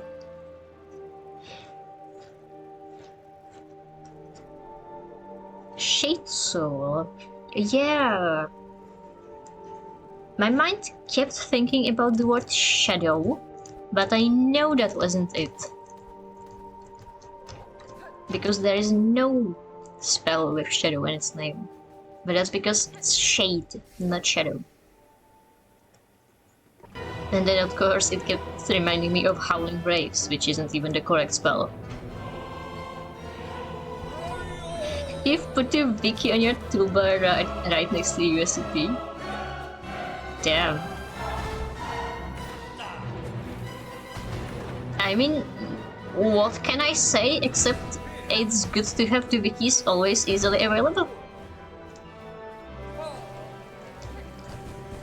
I don't know, my toolbar is so full of random stupid bullshit from 10 years ago that I don't even use my toolbar. I just look things up when I need them. I open a new window.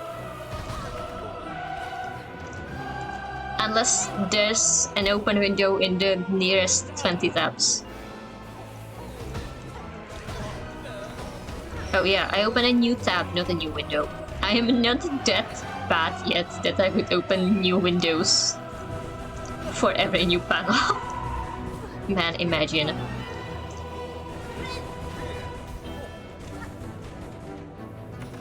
Like,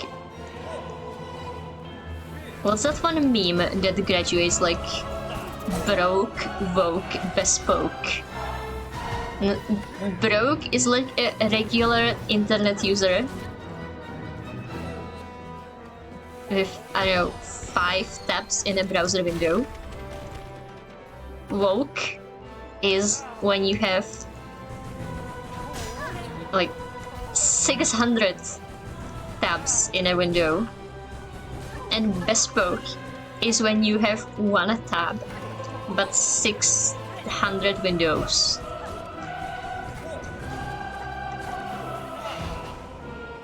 I think I genuinely wonder if someone actually does that. Like, surely you would have to count as clinically insane at that point.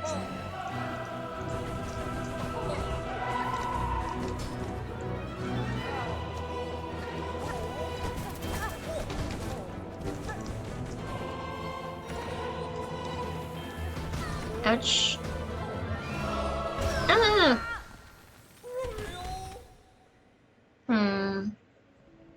Okay, but I'm getting slightly bored of fighting Tropio. I would say let's do something else, but this something else that's available to us is like 4 other bosses. We could go have a little trip to Belhart and put up those decorations we got.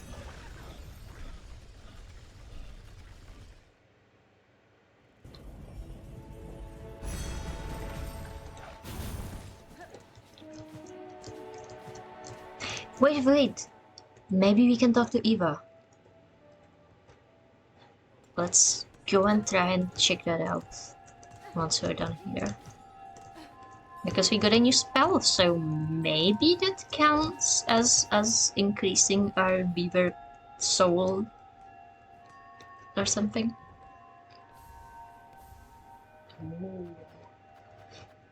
Oh, so here we have the collectibles. And apparently the souls count as collectibles, as do the organs. And we're apparently missing one. Right here in the... Oh. Right here in the Songclave. Quest items. Interesting.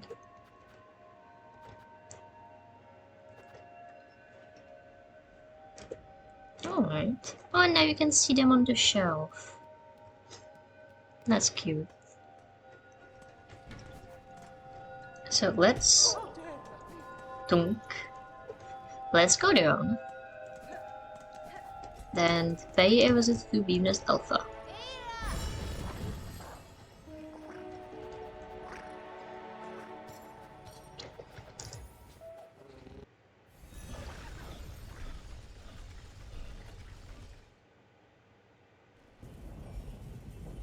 You know, on one hand, Ada is as good name as any. But on the other, I do think that it's a bit silly to name it after what Hornet calls out. Because, you know, she could have named the Beast, but she could also just be calling, like, come here, boy. And I know, I think a pet naming your dog come here is a very deeply silly name to call your dog by.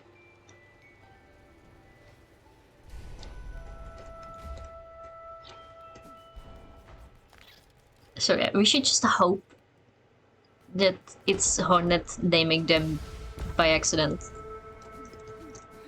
We should just hope it's Hornet naming them and not a come here sound. Hey, there we go. Lady, you are a multitude within a single shell, a being truly unbound. To aid your growth has proved a grand task, even for one as limited as me. As my last act, permit me to ask a final selfish request. Your talents have provided great benefit, Eva. What is it you desire of me? Only to have my own soul, my own memories, bound within your shell, as you have done with those others throughout these lands. I would not define as a crest within you, but my small strength may still grant a final boon. You ask to be subsumed?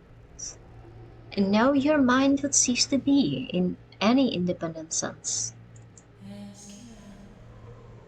I know, and still I seek it, gladly, to be united with one unbound. This is the kind of escape I once prayed for, though the weight of ages had almost made me forget. Dear lady, would you grant me this request? Blind Eva, yes. By your grace, I am at last broken from my fate.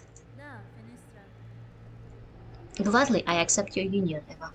No longer shall you suffer eternity alone. Alright.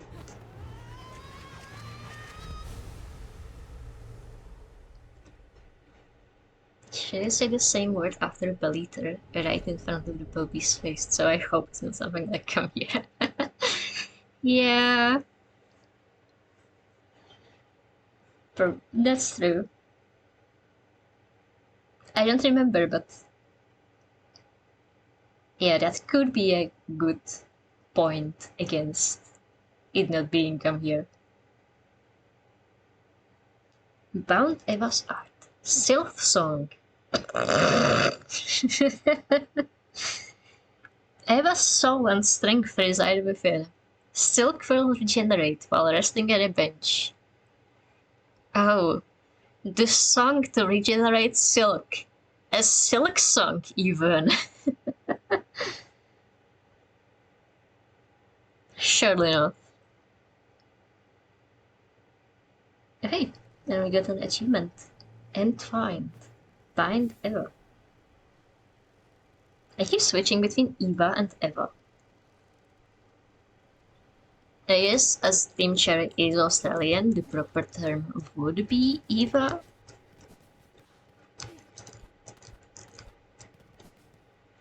But like, isn't the name Hebrew in origin? Is the music different or is it just me?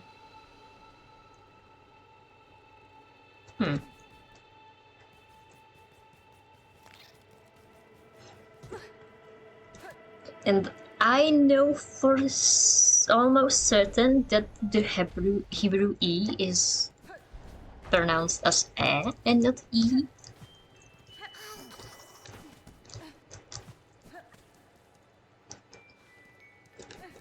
So maybe we could argue that it's Eva, according to its origin. You know, if they wanted it to be pronounced the American way or Australian way, they should have called her Eve and not Eva. Ada! Alright, so that's that. We unlocked the Silksong, which is certainly not the Silksong. Oh yeah, and actually, there's another thing we can do that's not a boss. And it's saying hi to the fleas. Maybe even buying a flea locator, depending on how many rosaries we have. We have approximately 0 rosaries, because we have lost them at Throbio. That makes sense. Fuck. Huh, but that means we don't have enough to buy the flea brew. Actually, which way is it to the fleas?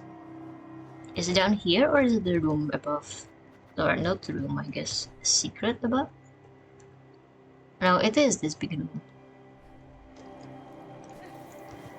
Oh, fuck the maggots. I forgot about the maggots. I forgot about the worst part of this entire fucking area. No, actually, the mosquito is the worst part of this entire fucking area. There you go. Ha. Beautiful silk launch ability trivializes the death one jump. Imagine having Crystal Dash though. Not only would it trivialize that one jump, it would trivialize this entire stupid zone! Come on, let me past. Thank you. Fuck. It's fine, we just reached Fleetopia. Hello everyone. I desperately need to take a bathroom break, so we'll leave it. I'll be right back here. We'll leave Hornet here on a bench. Have fun looking at the nice face.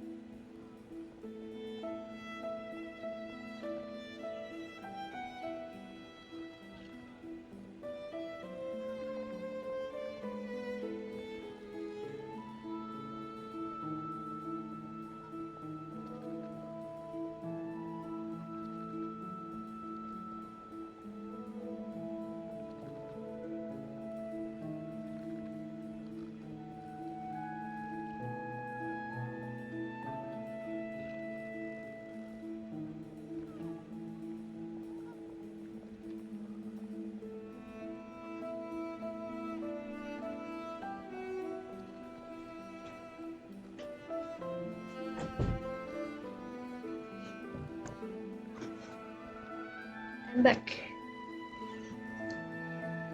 On one hand, it's really good for staying hydrated to make 1 liter of tea. On the other hand, it is very bad for avoiding breaks in the middle of stream. If you make 1 liter of tea.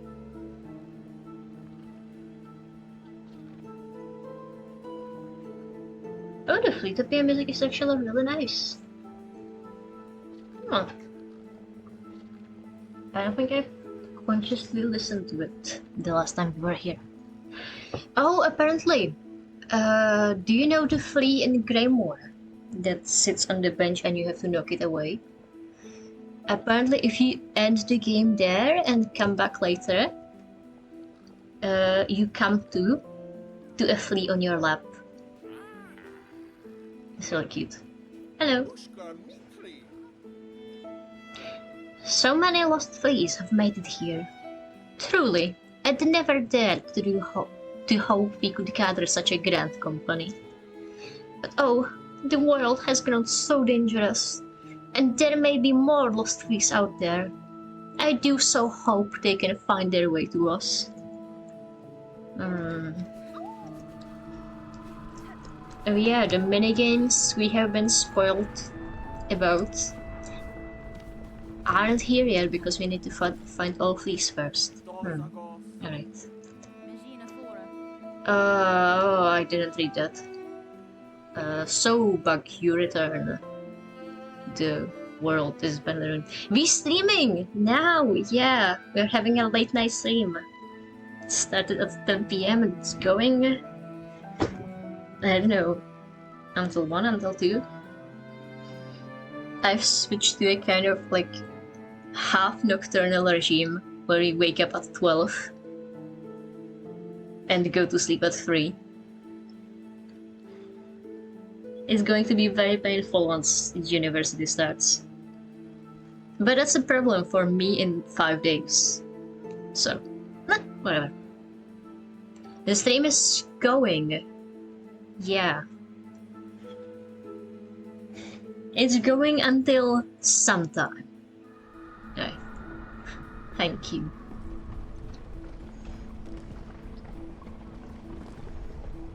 I do appreciate it when my web person is respected. Yes. This land is gravely wounded, but death need not follow. It is now my task to free this kingdom from its dark fall. Ha! Such words are just fancy.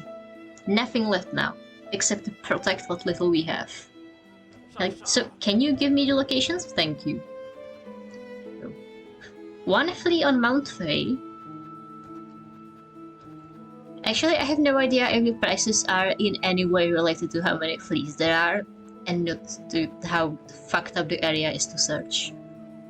There is a flea or more in Bonelands, a flea or more in the Citadel, a flea or more in Mount Fae, and a flea in Violence. Which is, you know, not the worst amount of areas the fleas could be in. That's what, 4 areas? There's Bylands, so that's Dacts, Bylewater, Sinnerstone. It's probably in Bylewater somewhere. We hate Bylewater, so we haven't searched it as properly as we could have. Then it's a Citadel. It could be literally anywhere. We might have to buy that one. Oh, that we could check out if there's anything up in the Memoriam. This is a very suspicious hall. 1 in Mount Fae. I generally have no idea where it could be, but we'll figure it out. Or we just buy the marker. And then Bonelands. Huh. Bonelands. Yeah, I have no idea what could be there either. That's fine. So, Wheatley, it's been quite a while since you last saw Silksong. Look, first things first, we have a ton of fleas. Almost all the fleas, even. we're still missing a few. Fortunately, we have no money to refill flea bloom, but that's fine. We also fought a huge flea. Hornet calls it. I would not have guessed so large and marvelous a flea existed. Hornet loves fluffy things, and this flea was larger than our entire body. I think it's this one resting in the background.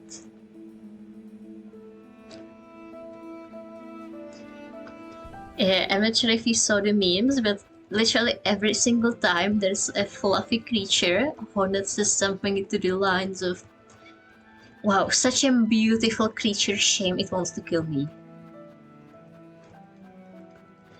Like, I am certain... Oh, we don't have the journal entry for this. Yeah. I would very much like to feel their soft fur, if only they weren't so hostile. I am certain that even though it looked as though Hornet was being very... Oh, we don't have the entry for this one. Very annoyed when we were traveling with the flea caravan, because it was like crowded inside. I am certain that in her heart she was in heaven, because even though it was a caravan full of fleas, they were fluffy fleas.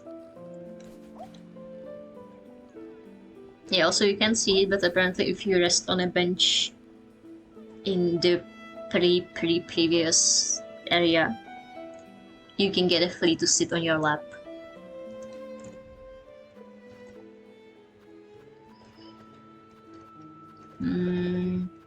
I think for the other fluffy creatures we have to go all the way back to like these big guys. Yeah. If not for the spikes, I would think it an appealing grub. This bug is soft and clumsy, but to its fortune, its home cave seems relatively free of effective predators. I wonder why that is. And we don't have the journal entry for this one. We should go get the journal entry for this one. Honestly, Hornet, yeah. Whatever admiration I had for its fleecy down is spoiled by its disturbing mask and its steely spines.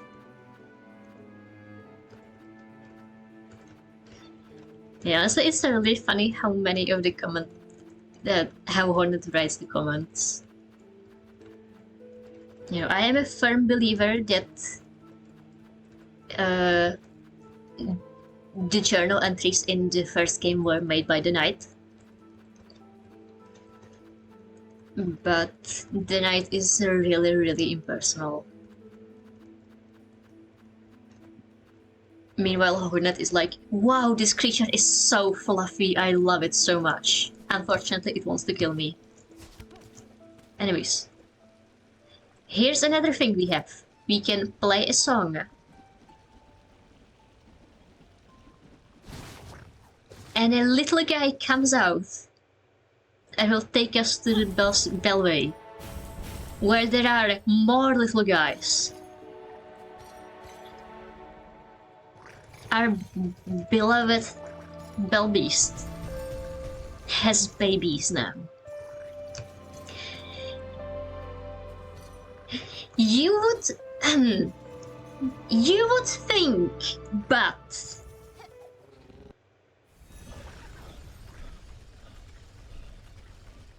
you know, this might be best with a demonstration. Do you guys mind if I switch over to the HoloNet for this one? No, okay, so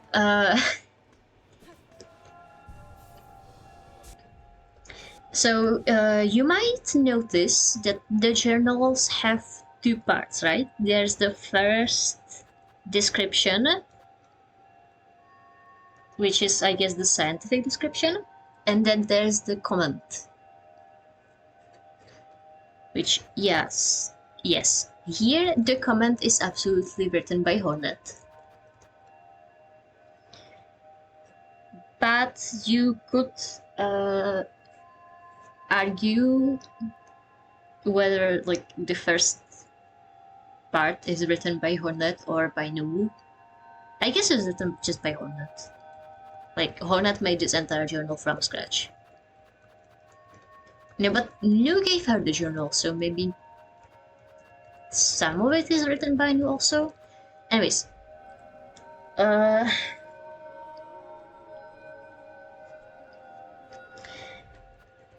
going to switch to Hollow Knight for this one because this is something that I have opinions about, alright? Like, it is up there with as one of my most biggest proofs of the knight isn't hollow, and if you think so, you fell from the Pale King's propaganda.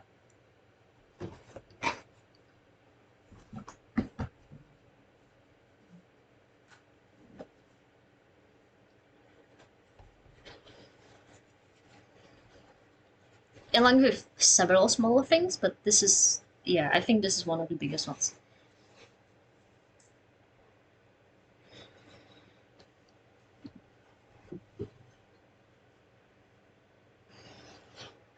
So, can you see it? You can't see it. It's not capturing the window. Hey. Okay, what if you capture any full screen application? Well then, there we go. This is our full journal save, I believe.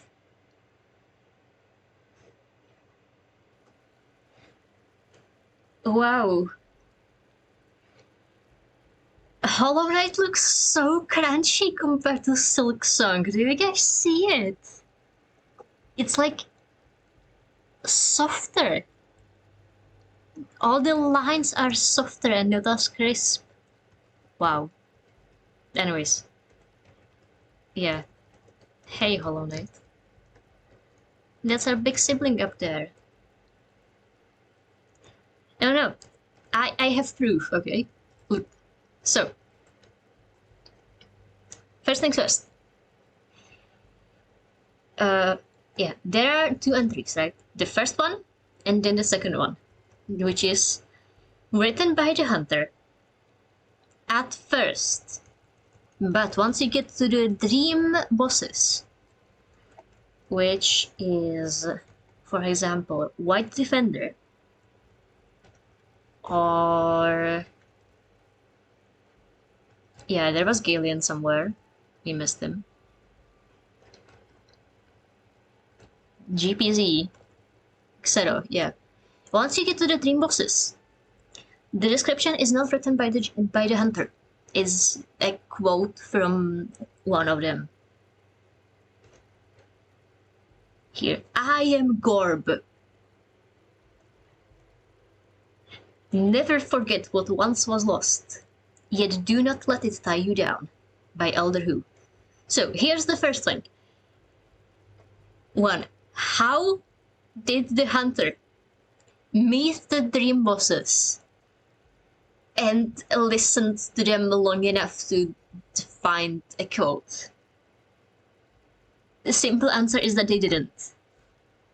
Because we know that dream bosses are like memories of the people left behind after they died. So you could argue that by absorbing the dream essence and dream boss, you absorb a bit of their memories and something. So, yes, the knight could, theoretically, know their opinion on things. Then there's also the DLC enemies. Yeah, also the description about the text is different. Yeah, for here's a dream icon. Here, for the Grim Troop. This is like the one singular source of lore we have on the Grim Troop, because it's the Grim Troop poem, you know.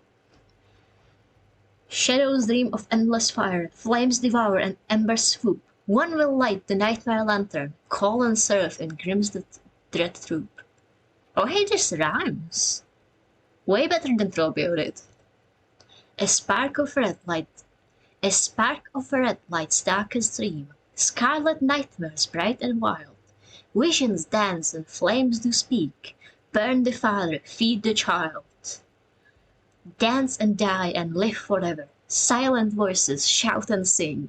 Stand before the troops are caught. Burn away the nightmare king.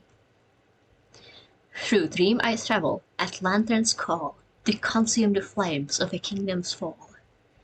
The expanse of dream in past was split. One realm now must stay apart. Darkest reaches beating red. Terror of sleep, the nightmare's heart. Yeah, so that's the first thing. And then, there's the fucking sibling entry. Who wrote the sibling entry? How could the hunter reasonably have gone down to the abyss, which we know is locked behind the king's brand, which we know is in fucking Kingdom's Edge, in the Castle of Shell, gate kept by Hornet, and has been ever since the kingdom was still alive?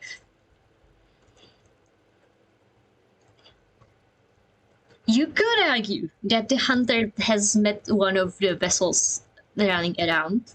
Like, we know there are a few vessels in the Deepness. We know that at least one made to Green Path and was killed by Hornet. But the thing is, there's a separate journal entry for that, and that is our shade.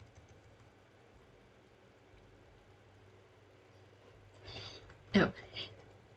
All in all, there is no conceivable way that the Hunter Journal could have an entry for a sibling, let alone named it a sibling and not a shade or something else. Who would call it a sibling? Who in this entire game would have reason to call a shade of a vessel sibling?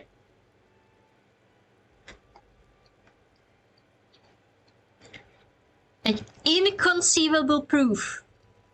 No, that's the wrong word.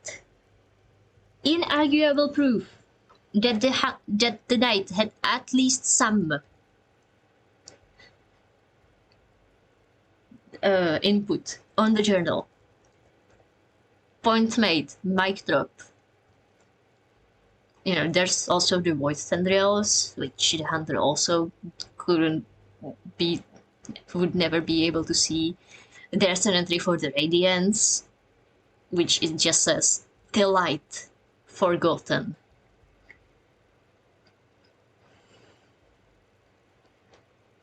Like, yes, the hunter definitely wrote the thing below it. She's like, so probably made an entry for, you know, the plague, maybe. But who would know that this being is called the Radiance and is the light forgotten, and also be able to get their hands on this journal and to put it in there? You know, there's also the shade. Echo of a previous life, defeated to retake its power and become whole. As the Hollow Knight, fully grown vessel carrying the plague's heart within its body.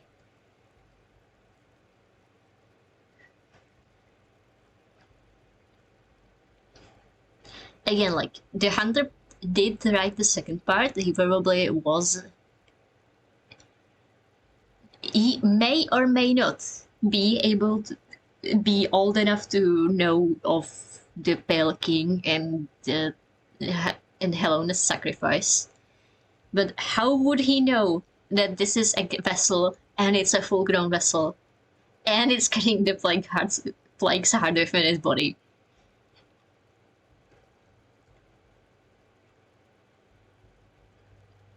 Or like, Hornet. Hornet is a skilled protector of Helena's ruins. Wields a needle, a referent. The hunter's words are, "This is a nimble little creature. I fought her prey and pounced at her. But she stabbed me and darted away. Could she be a hunter? Why would the hunter call her a skilled protector of Helena's ruins if he then calls her a nimble little creature?" And then there's fucking Zoth. Where's Zoth?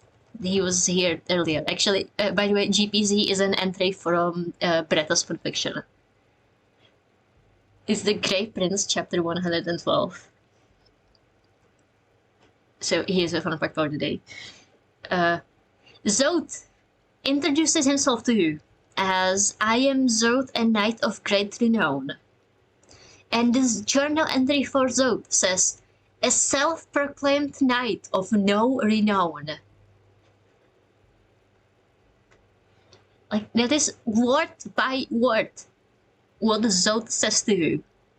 Except, making fun of him. Who wrote that?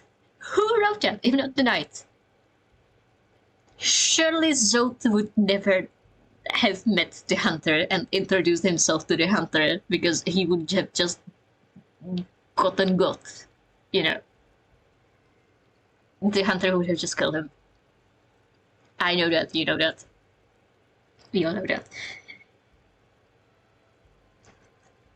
So, who else got their hands on this journal and had Zoth call himself a knight of great renown? Even not the knight. Yeah, that's basically it, I think. Yeah, actually, we know what the hunter thinks of Vessel because it's actually in the Broken Vessel entry. The shape of this creature. I have seen something like it before. More than once, perhaps. It looks a little like the bugs of Hollow Nest, but not quite the same. Where do these empty little wonders come from? So, he has seen the vessels, but he has no idea that they're called the vessels, or what they are. He just says there's something similar to bugs. And that reminds me! What is the second fight of Broken Vessel called? The dream version. I'm sure it's here somewhere. Whatever. Before I scroll to it. It is Lost Kin. Lost fucking kin. Kin to whom? Kin to whom, I ask you? Actually, why can I not find the entry? Why is it not by the Broken Vessel? But the second phase boss is just now here? Surely not. Am I blind or are they just not here? Yeah, actually, maybe they just aren't here. So diagnosed with no spec. Yeah, exactly. Like, this is the funniest part to me about knowing that the journal is written by the knight. Because it tells you that the knight has zero respect whatsoever for Zoth. And it's so funny. Yes, they are so full of opinions once you get past the propaganda. It's insane. Broken vessel, broken shell of an empty god. Alright. Now what? Yeah. Lost kin. Lost god of the abyss. Kin to whom? Why would the hunter call it kin? Absolutely written by the knight. Full stop.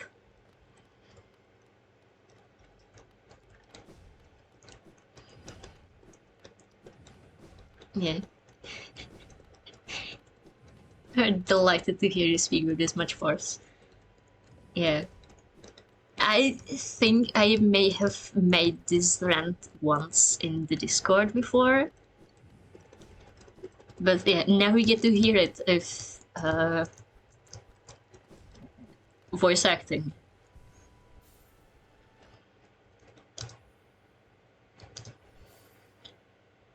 Anyways, let's go back to Silksong for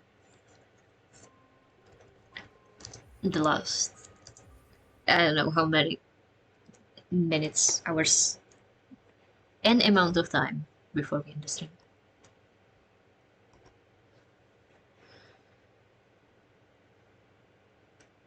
I mean, we could do more Pantheon attempts or do like Steel Soul.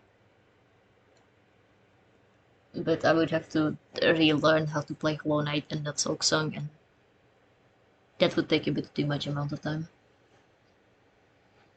Hmm.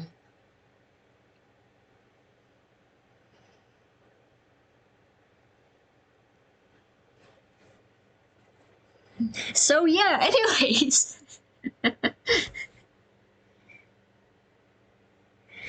That was a fun little side trick, wasn't it?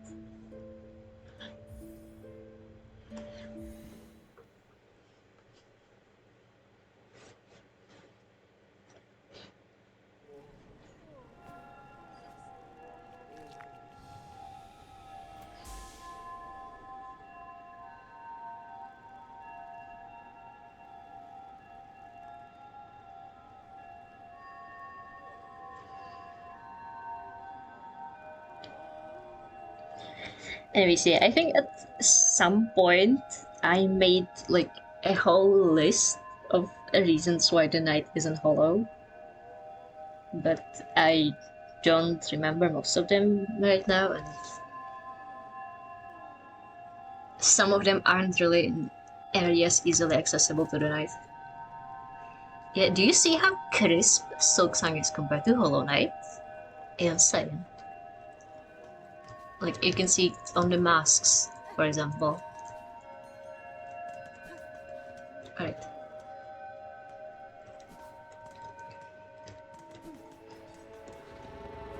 Hi, buddy. Can you take us back to... I don't know. We could go look for the flea in Mount Fae, maybe.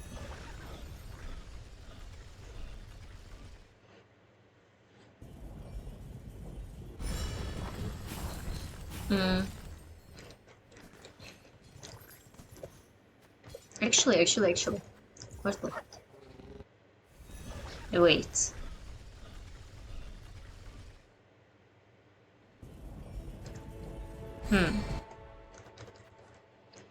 There's a delivery that has been spoiled to me, for me. If you can take, like, paint or something from the couriers in Belhart and take it to the mask maker in Mount Fae. But actually, I'm not sure. How would you even get there? I guess you can go from Belhart.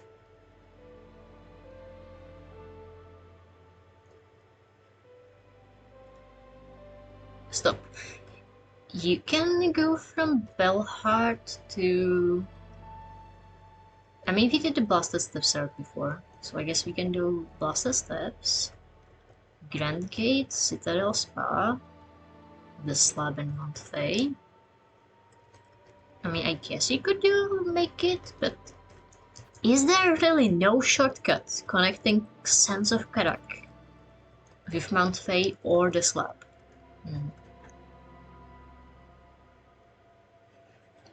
Also, actually, that's something we can do that isn't fighting Tropio.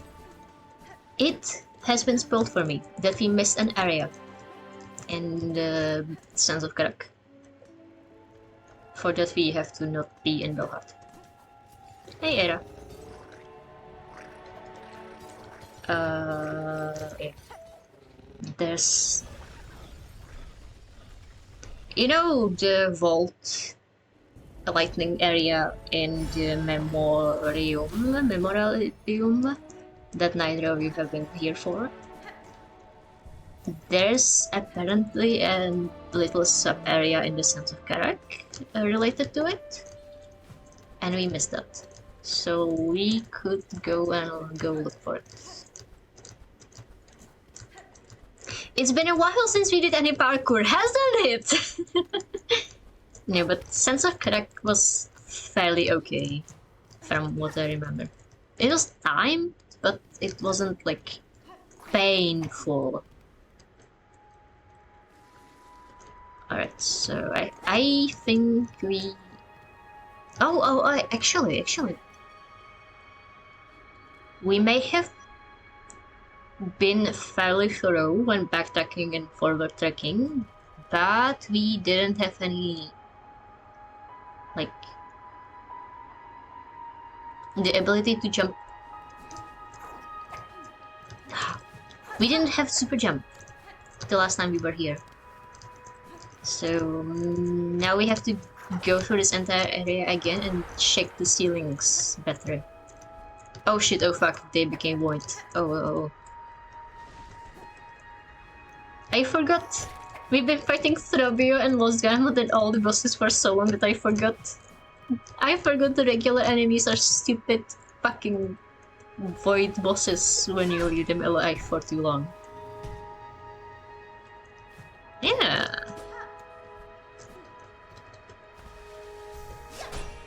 Oh, would you look at that? Oh, we don't have Ascendant Grip. I see. Here we go.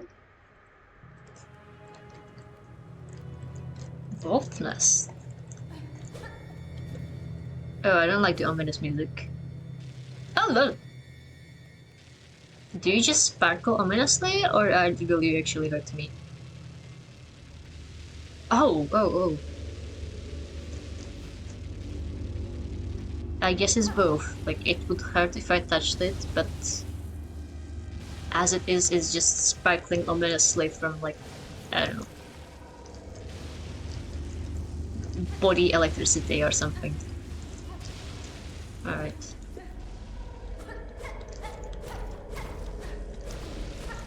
You have been careful about checking the ceiling. I don't think there's a reason anything should be in the ceiling, but you never know. Ow! Yeah, so it can definitely hurt us, actually. Something in the ceiling? It's a suspicious hollow, but there's nothing in the ceiling. Ouch! Oh, it does a lot of damage.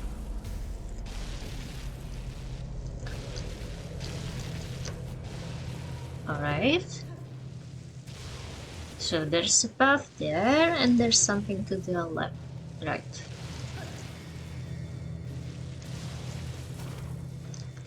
Which is the likeliest path forward and which is the path back? Oh. Hello. A hardened outcrop of Voltridian. Voltridian. Alright. Ouch! Oh. So that's something for our material collection. What do we do here? Oh, we can go up like that. That's something we can go here to do here. Nothing there. Something here? Oh, we can go up. This is looking a bit too long. Yeah.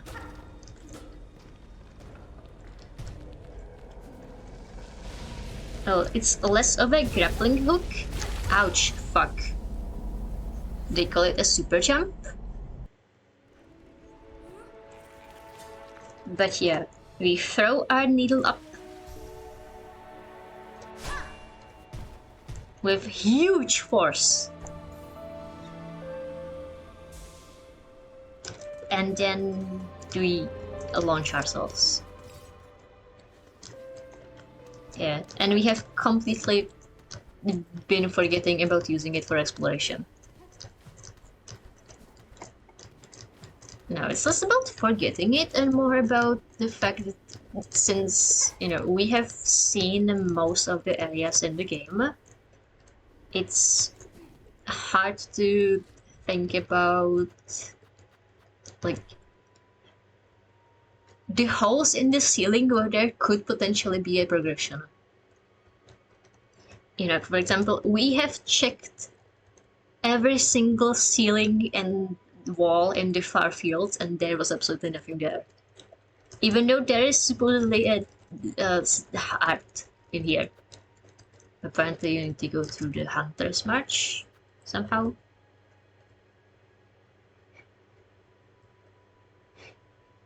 Isso até se gravata assim. Yeah.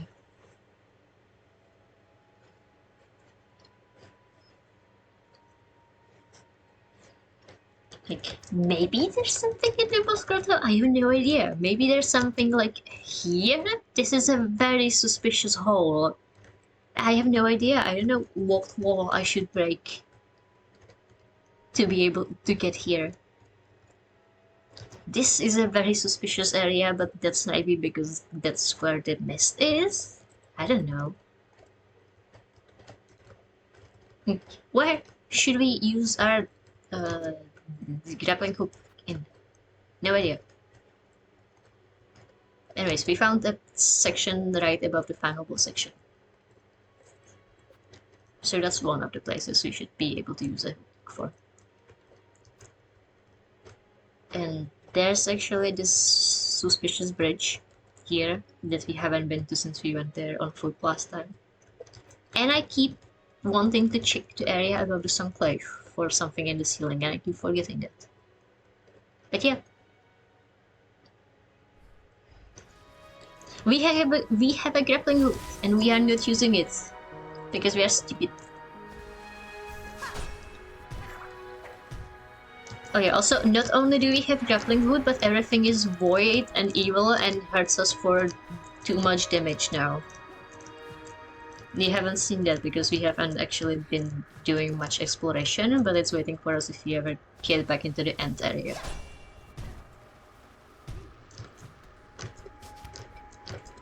I am scared, which is why I am not going back to the end area. Unfortunately, we must if we want to finish the game. And we want to finish the game. Our sibling is waiting for us. Who said that? Ouch. Why did you place my cocoon in there?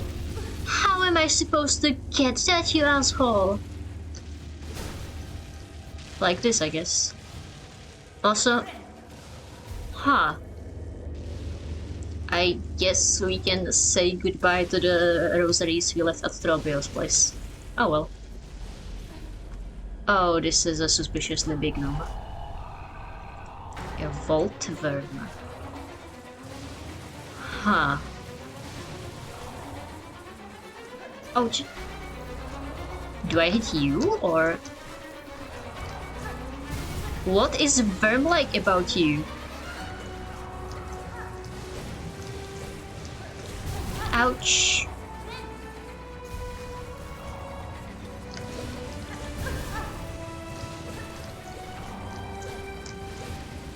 I mean, at least it's easy to dodge if you actually focus. Which is really difficult. I love not focusing. But I don't think we should spend a lot of time here unless it changes its pattern. Horribly.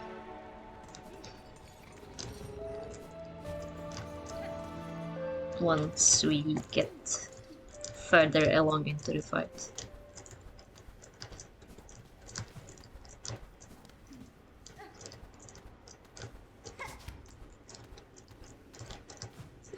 And then we can go say hi to Drobio, maybe.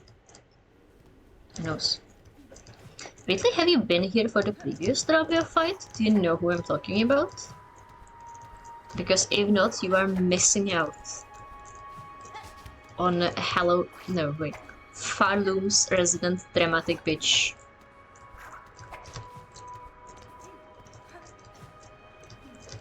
Trademarked.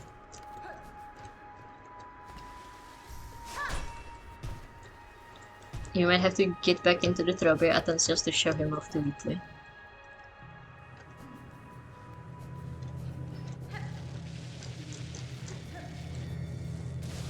Well, that's fine, it just means I have to get back into the fight instead of fucking it out in Wolf Nest.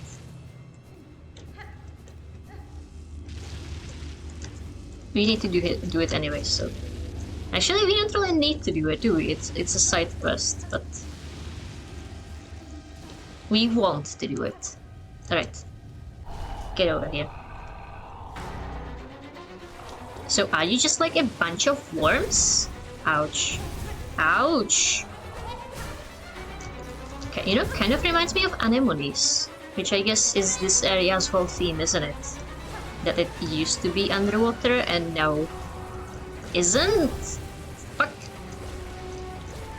You know, the patterns are so simple, but I keep doing stupid skill issue mistakes in my attempts to hit the thing. Yeah, that is what they're called. Anemones. Ouch. Again, another fight where the cloak override would actually be really useful. Ouch.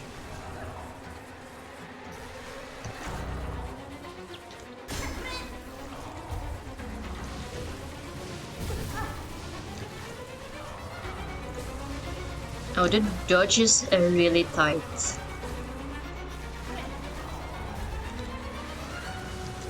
Like, you have to not get hit by the pillar you're dashing into, but you also need to get out of dodge quickly enough to not get hit by the pillar that's like behind you. Fuck. I didn't want to dodge there. I think we can do this though. We just need to get better at timing. Look at that.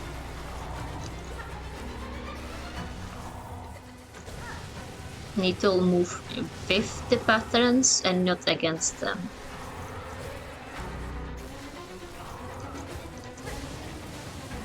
It's actually a really systematic boss. I like that. Fairly far from a bench, but that's fine, since it's apparently so easy we killed it on the, what, second try? Am I counting right, or was it the third? Alana teaches you Tai Chi, yeah. Vault filament. Voltworm, coiled nest of charged worms, assaults intruders with bolts of crackling electricity. Barely a bug, and possessing only basic thought, yet instinct alone proves enough to turn it deadly. For sure. Okay, so what does the Volt filament do for us? It's a brutal. Can be coiled around thread, imbuing silk skills with electric charge. Oh, do you think it's like poison but for spells? That would be so good if it was. We'll see about it. Do you think we can go into the ceiling? Not here. Alright. So either we backtrack, or we call the babies.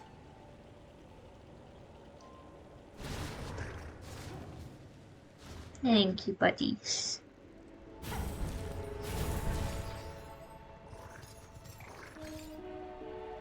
Yeah, who are the best doggos in this entire kingdom? You are. Even if you are in no way whatsoever related to dogs, you are. Best dog.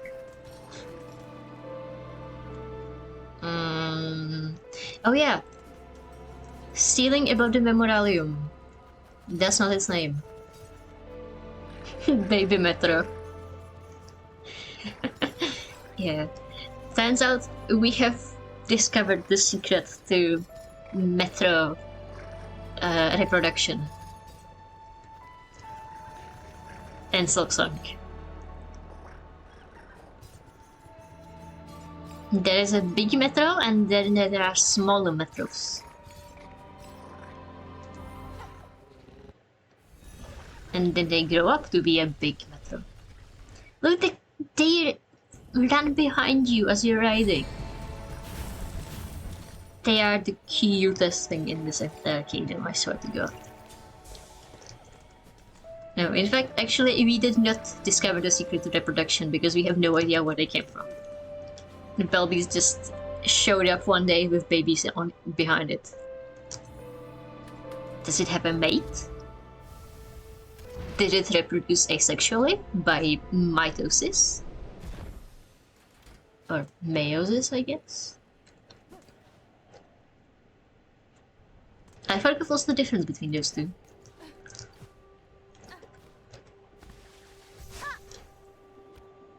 Nothing in the ceiling above here.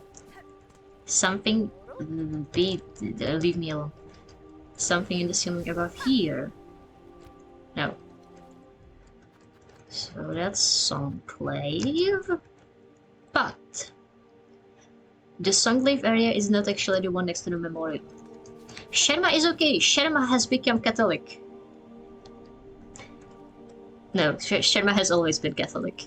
But now they are the mayor of this town. Enclave. Base camp for pilgrims. Look at him.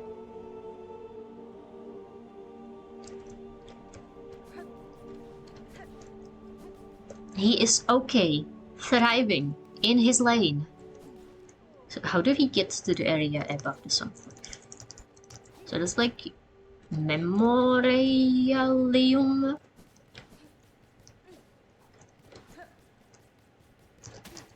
Ouch. And then to the left, right? I mean, Sherma with drip, exactly. He got to the citadel, so now he can afford nicer clothes.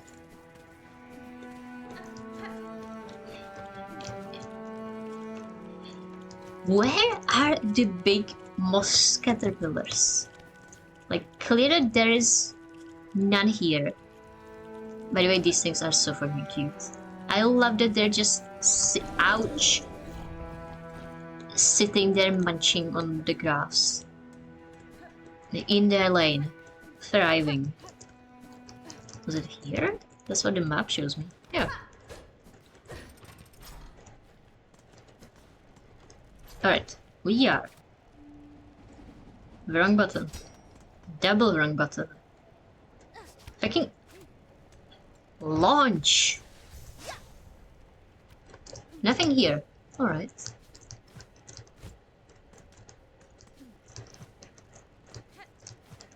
The only thing is that there has to be a ceiling, so we can't exactly use it to make our double jump better. Oh! Oh shit! You are a big guy. For a second I got so scared that Morvink came out from of the dead to haunt us. Ouch. But there is something there.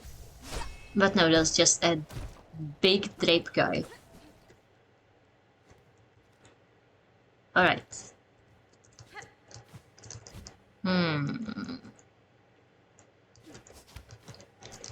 Luckily, we have figured out how to do jumps exactly like this in the 4-hour parkour section.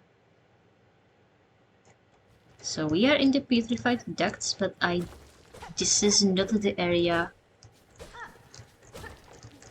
right above petrified ducts. Or it is actually. Oh.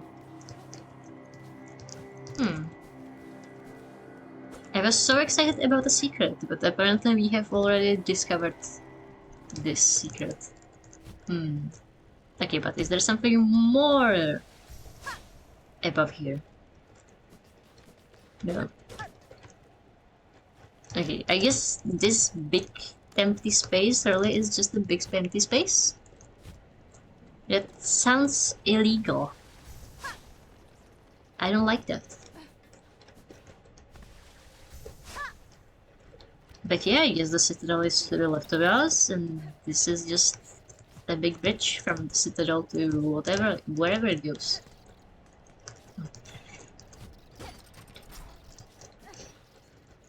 Yeah, I have heard so many people complain about Morbing. That I was honestly so glad that in the end I decided to skip it.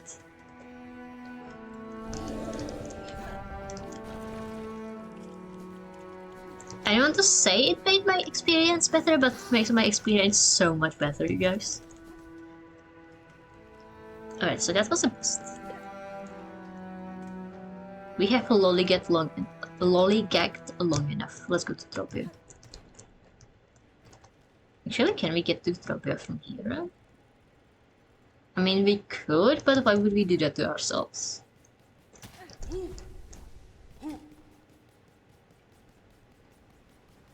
But yeah, I did Morwink in Act 2, and it was so much easier with when I could just throw poison cutlass at him for 5 minutes straight. But even then it was stupid tilting, so yeah, I absolutely understand why if you had to fight him with no tools whatsoever, it would be even more tilting. Oh, also, actually, we could go to court. So if we get bored enough, we can go visit the Krolls in Krollik. I don't think the pin said court specifically, that's just me being able to extrapolate from we should binge from spoilers. But yeah, the Hornet is going to court for killing too many Krolls. The Hornet is on trial for murder, exactly. You can say many things about Fargo. It is a capitalistic hellscape. It is a theocratic hellscape. It has dramatic ass bitches. But you can also say that it has a functional judicial system, which is more than you can say about Hellonest. Anyway, say hi to Trobio, Whitley. He is an experience. And he has in fact become emo since the last time we saw him. Ouch. Anyways, this is a horrible fight because it has projectiles and a guy that keeps running away. We managed to get to phase 2 on our last attempt, but then we got bored of it.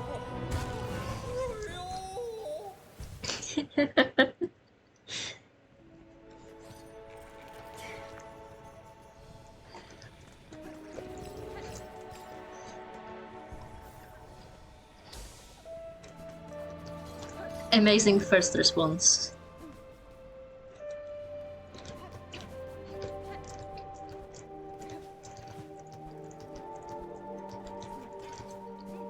Metathon as insect. Further. You don't know, but the first time we saw him, he was red, not purple. But he was absolutely supposed to be there for people who wanted to see the Grim Troop. Because the Grim Troop is also red. And he was saying things about how we want to spark this kingdom's flame or whatever. And that's also the Grim Troop's whole entire deal. Something, the flames of the kingdom. Flames of the kingdom! Ugh! Ouch. Actually, I think the corner is the safest spot in this entire fight. It's not like the balls know how to do corners. Huh. Oh yeah, look at that, he cannot reach me in here. Oop. Corner meta has failed us. 70 minute fan cams of the bitch everything. By the way, the chorus is just repeating Trobio on repeat.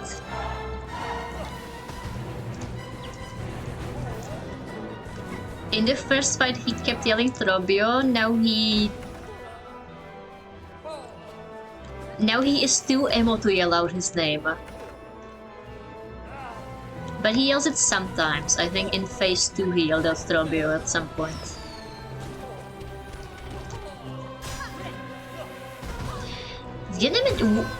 This is such a stupid, horrible little fight to heal in, I swear to God. You will get sniped by projectiles.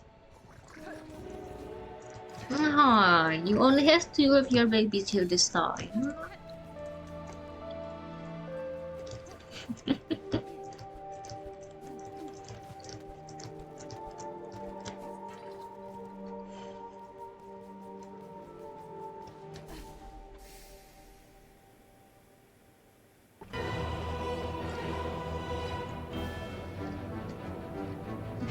Trobio! Trobio!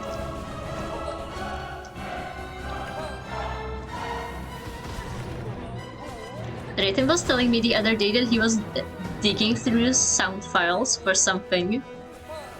I don't remember what it was right now. But apparently lots of Throbio's voice lines are like unnamed or just named in shorthand. So he just kept getting jump scared by yells of Throbio.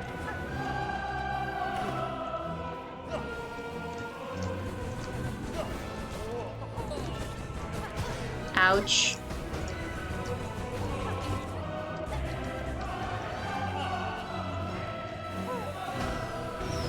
Also his stupid little gay purple wings, do you see those?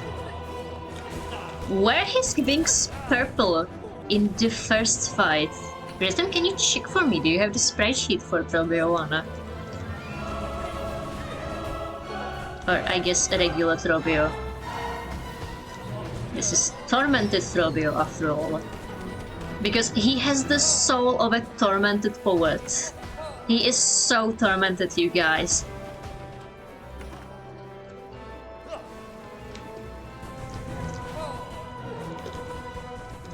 You got it. For what? For the yesified purple little bitches message? Oh, hey. It's a stagger.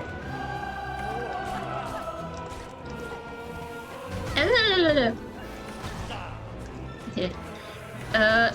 If his wings are purple/pink in his first fight, or if he figured out like a way to change color.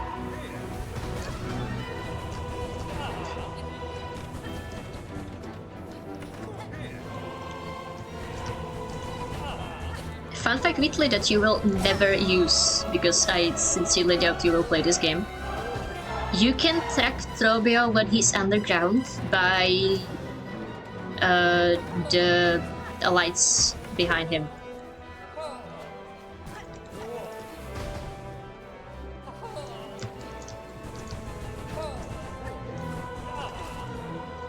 Like, he is always lit up, even when he's off stage. Like, the ground opens up in this fight, but I don't think it did in the first one.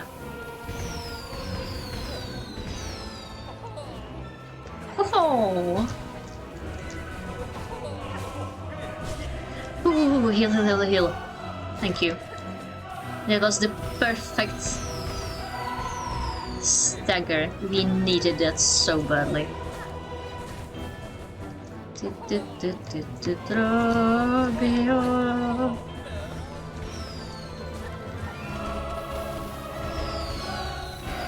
I keep getting messed up by the second Throbio. I keep thinking there's... Fuck.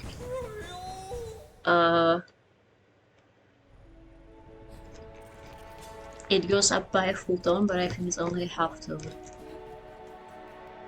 They're that pink. So he actually genuinely managed to figure out how to change the color of his wings between being normal and being tormented. Oh. Alright. So, the unfortunate thing is...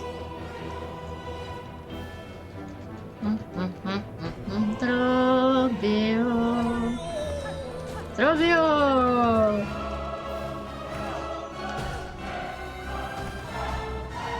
The time for fun commentary has passed. There is only Trobio.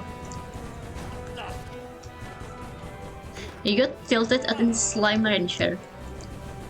To be fair, Slime Rancher is very tilt-inducing. It doesn't seem like it, but it is. I haven't played 2 though. Damn it! Genuinely, Trobio, what did they feed Trobio to make him become such a stupid fucking sniper? Every single time I try to heal, it's either his stupid ass hitting me in the ceiling because he decided to fly too close to the sun, or I just get sniped by a bomb, or I get sniped by the firework of a bomb, or Trobio just magically knows I'm going to heal and does his little stupid X-bar theory. Bleh.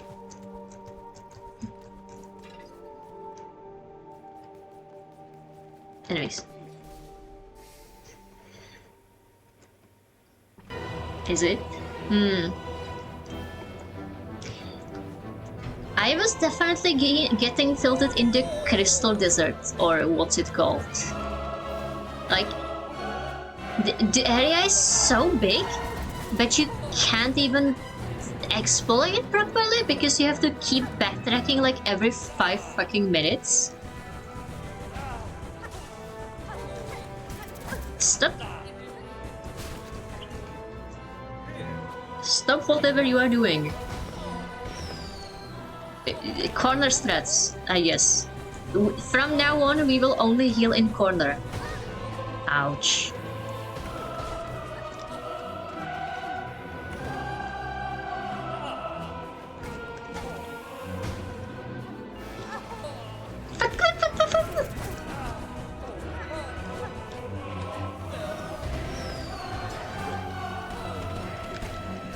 The great fucking labyrinth into.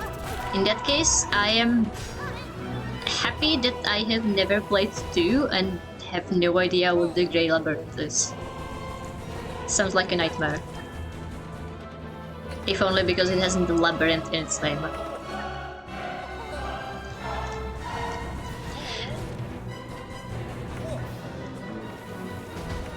That was such a smooth little launch from the ceiling. Did you the wall, I mean. Did you see that? I had no idea how that could do that when sprinting and hitting a wall in full force. Ow! They weren't kidding about the labyrinth part. Can you at least like map it out, or is it an ever-changing labyrinth just for the added fun?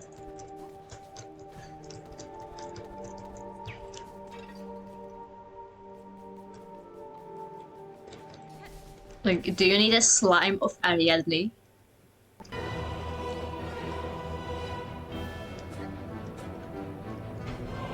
Yeah, then that could be fine. Like, you might need to invest in a handmade map or something, but it's like not the worst it could have been.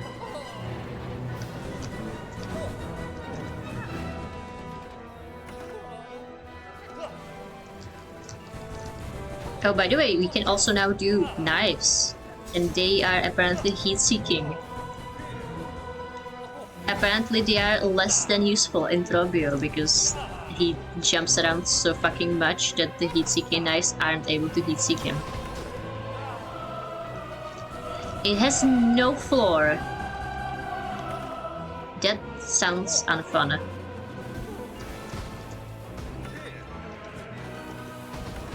Yeah, I think Trobio is going to be absolutely trivialized by the fucking corner strat.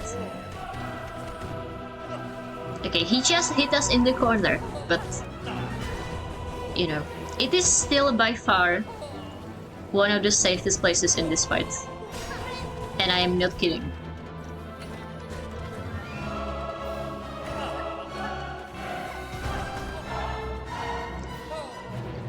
Huh.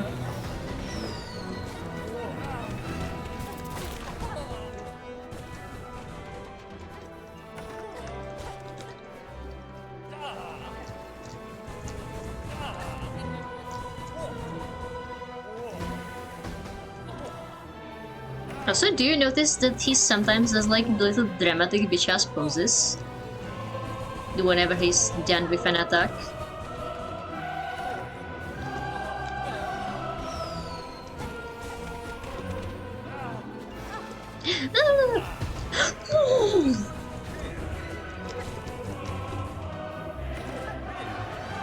He also does the pose if you die. Ouch. And what was it? What did I say about the hacking heat-seeking bombs? Yeah, that was the boss. Right next to us as we died. Oh, it's been so long that I was sleeping. You know, an interesting detail I noticed as we were doing these runbacks is that the amount of babies changes. One of the times we ran by, there were only 2 babies, but this time there were 3.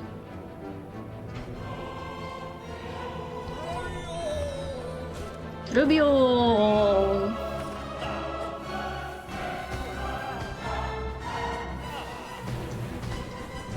Seriously, there are 5 babies in total, if I remember correctly, from the introduction sequence.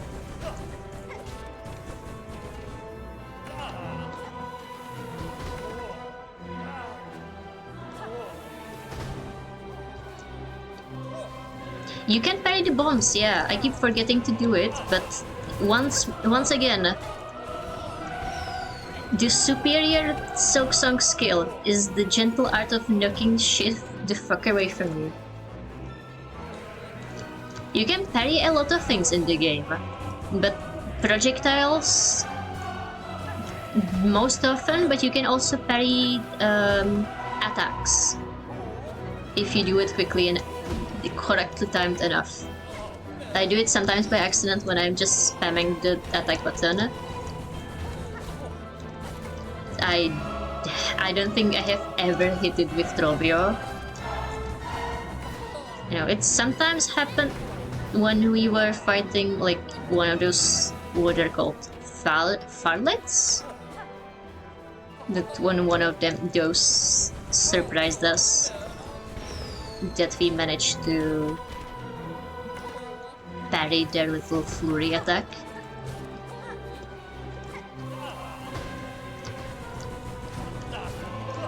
You can also parry the cornel bombs from the like Sons of Karak, stupid little conch flies. Oh, Jesus. You weren't there for those, but they are one of the stupidest enemies among some, according to some. Oh, here's a stacker. Ouch! I dashed into the attack.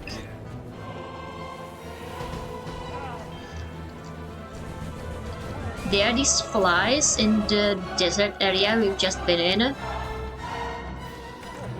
that throw the projectile at you like diagonally.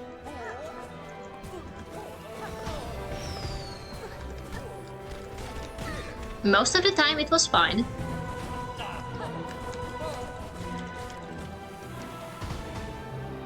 But if you... Because, you know, you just need to stay right below them and then their stupid diagonal attack will never hit you, will it? Especially if they're in a wide open area where it just straight up physically isn't able to bounce at you. Fuck. Betrayed by the corner. Ouch. Oh, beautiful.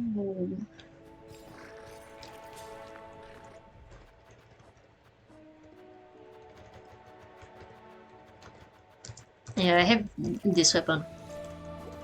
Yeah, it goes diagonally. That's it. But the fun part is that if you can parry it at the right time, you can toss it right back at the fly and hit it. D&D dice in the crest. Oh yeah. There was a guy you could play dice with. We took them from him after he died. They give us 1 in I don't know how many chance to like now negate the hit. If you notice a bright blue flash, whenever we were supposed to have gotten hit. Those were the dice. 100% a must-have tool.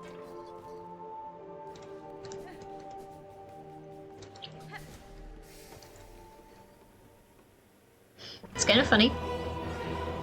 In Hollow Knight, the equivalent was one of the more disliked tools.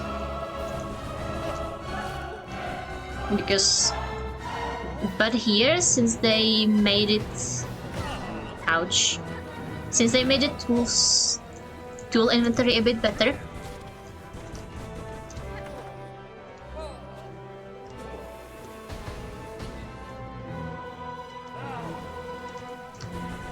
and it's not just like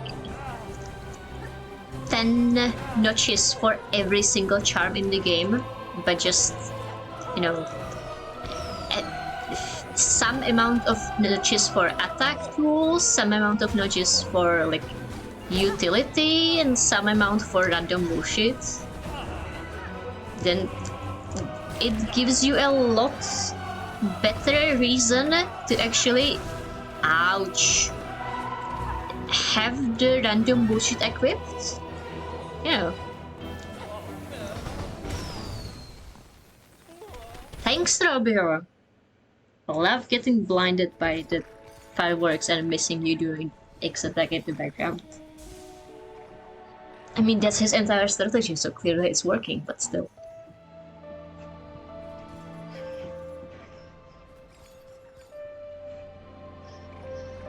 I mean, I think if he, like, actually started using the tools at our disposal,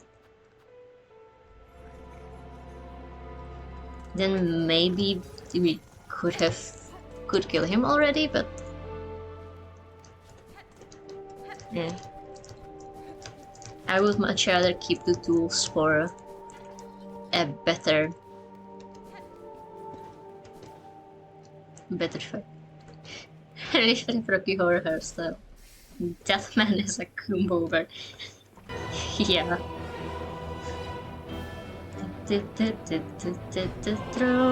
Robio.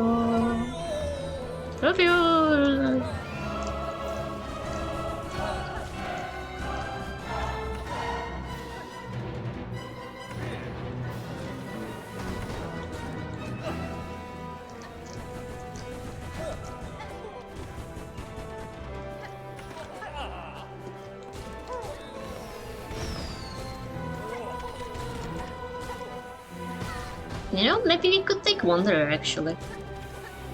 Ah, church.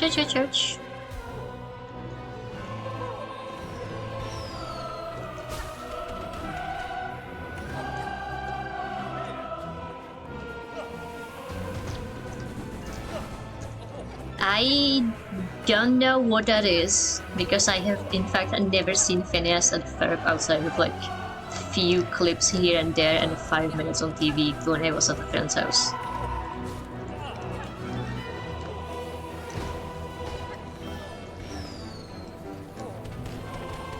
Unfortunately, our parents weren't willing to pay for TV channels, so we only had like Shatter and Pokemons at 6 AM.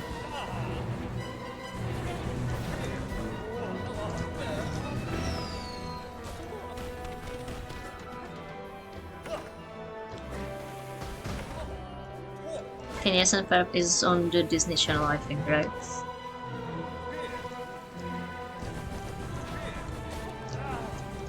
I mean, even if it wasn't, it doesn't really matter.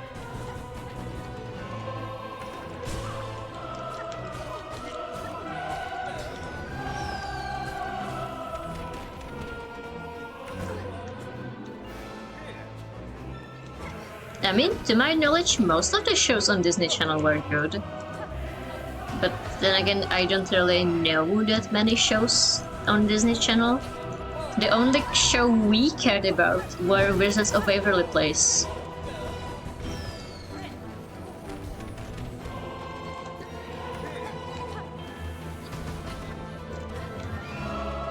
Hell yeah.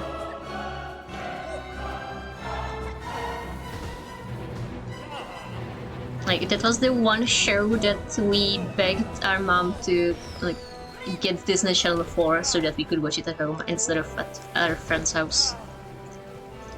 But alas, it wasn't enough. That's fine. We had pirated shows.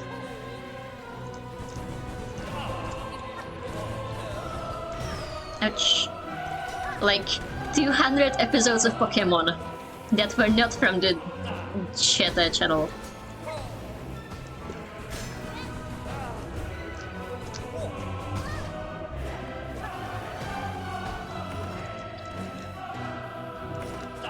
Or 52 episodes of How It's Made. It was so fun. Nobody in Phineas and Ferb is neurotypical. I have heard that. Like, I keep getting, like, Tumblr gift sets of Phineas and Ferb both not doing neurotypical things. And then there's, you know, Doofenshmirtz.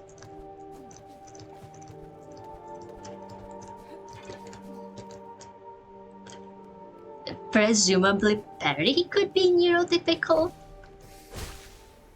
But Perry is also a platypus, so... Then again, Perry is actually... you could argue that he is neurodivergent simply by the virtue that he is a secret agent and not a regular platypus. So he is neurodivergent because he is too intelligent for a regular platypus. Then again, has it been ever confirmed in Phineas and Ferb what are other platypuses like?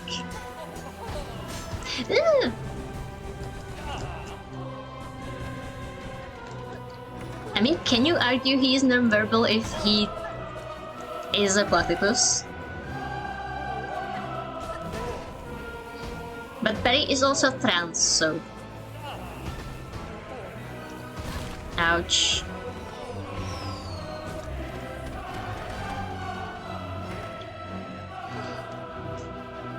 Did you see the Tumblr post? It's like only female blood. No.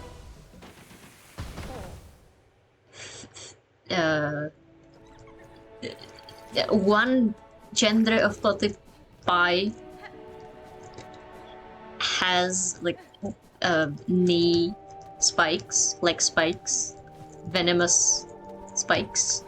And Perry either has or doesn't have those, and whichever is the case means he's transgender. Yeah.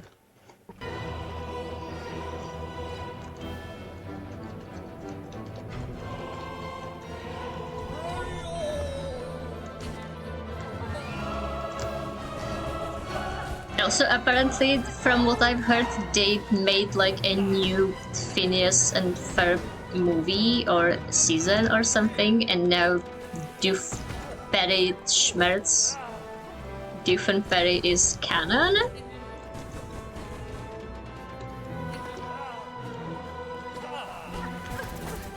Other animals are also agents, huh? All of them?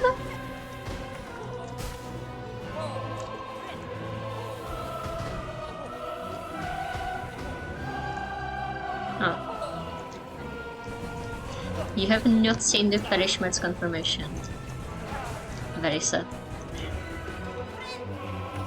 Only some animals. Yeah. But the main organizer guy is a guy. I know him. I have seen him. He is old and white-haired. Ouch.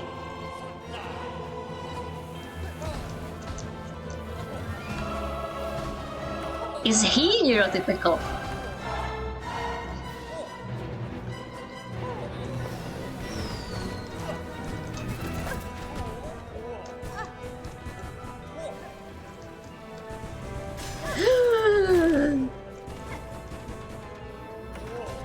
Betrayed by the corner yet again.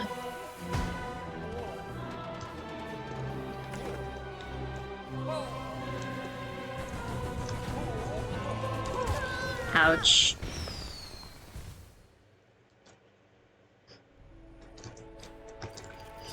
Also, somehow I think Tumblr is giving me a skewed perspective of Phineas and Ferb. Because all I know about it is that one Genghis Khan animation. Not animation, AMV. And that there are innators. And also that Ferb only talks like once in an episode, if ever. He is our non-verbal king. And also Candice has that one like that one animator. What's the word? Before you animate them, just like, Mom, holy fuck!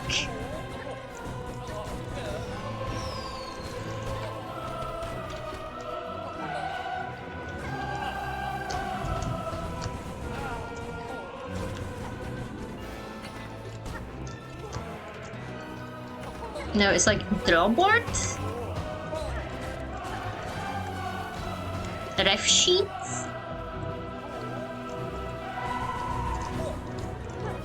It's not a ref sheet.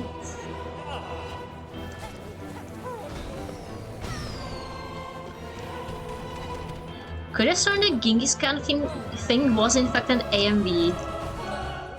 Because it's scenes from the show. Like cut to Genghis Khan, not animated to Genghis Khan. Unless there's a second one. Which is possible, it's really popular.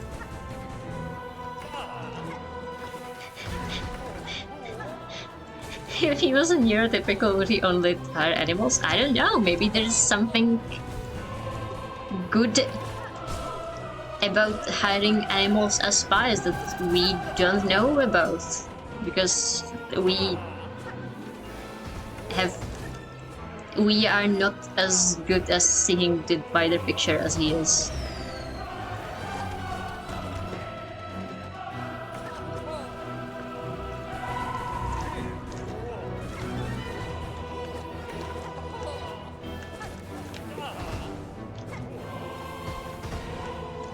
You know, maybe he had human agents and it just didn't work out. Did you see the things Totally Spies got up to on their secret missions? Actually, hey, Totally Spies and Phineas and Ferb crossover.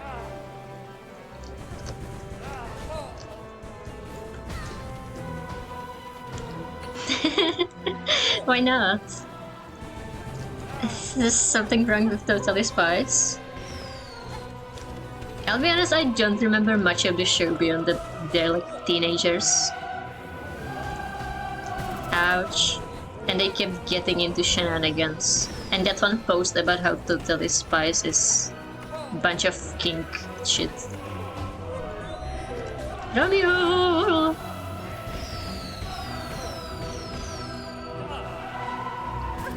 Yeah. I know. On my part, my most remembered memory of Totally Spies is that I was playing like a Flash game or something? The Nintendo DS game? Was there something like that? It was pretty fun. I don't think I ever got really far, but I have played it. Full-ass PC game? Maybe. I can't remember. I don't think mine was a full-ass PC game. You still have the disc? Hell yeah.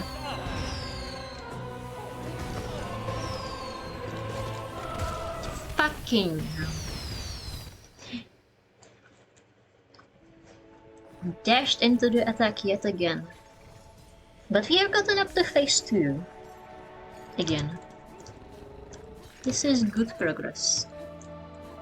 Hellish microchip puzzle. Did you have any of the Barbie games? I'm actually not sure how many there were.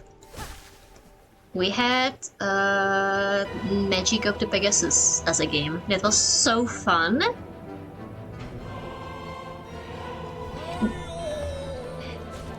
I know.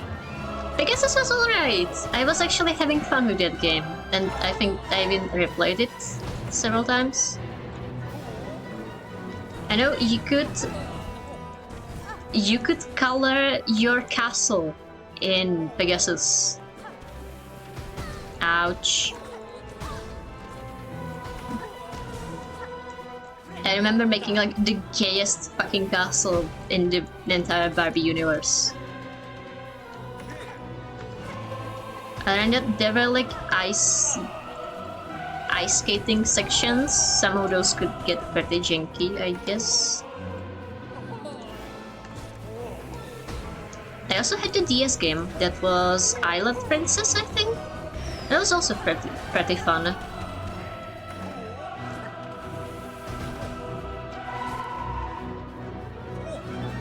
Oh yeah, I think I also had the fashion game.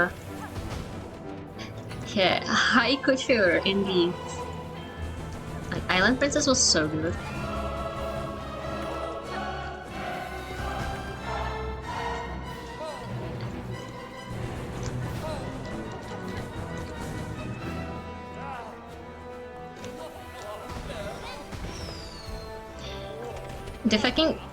The melody she remembers and then sings with her mom.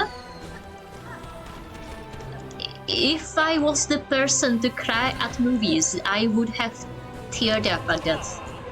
It's such an amazing, tear-inspiring scene. Your doll had a slot for the peacock tail. How does that work? I am imagining a lot of fun things you could do with a slot for a peacock tail.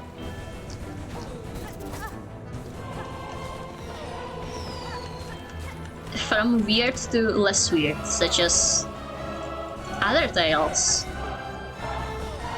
Barbie, but she is a fox furry.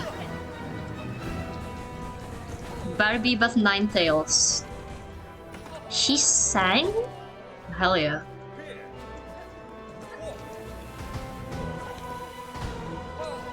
I think I had it. My only like actual Barbie was like a generic horse Barbie.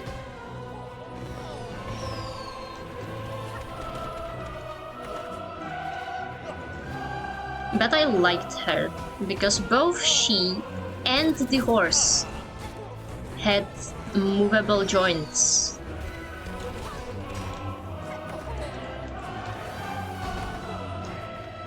But the horse had like good vibe movable joints, not bad vibe movable joints, like my sister's horse, which could walk, but it was just bad vibes. Mine couldn't walk. Mine could only make a standing pose. And if you made the pose, she would make that whinny noise. My sister's horse couldn't do a pose. She could only walk forward slightly and very robotically and fall on the ground. Lol. You wanted to do a cool face to this. What's the word?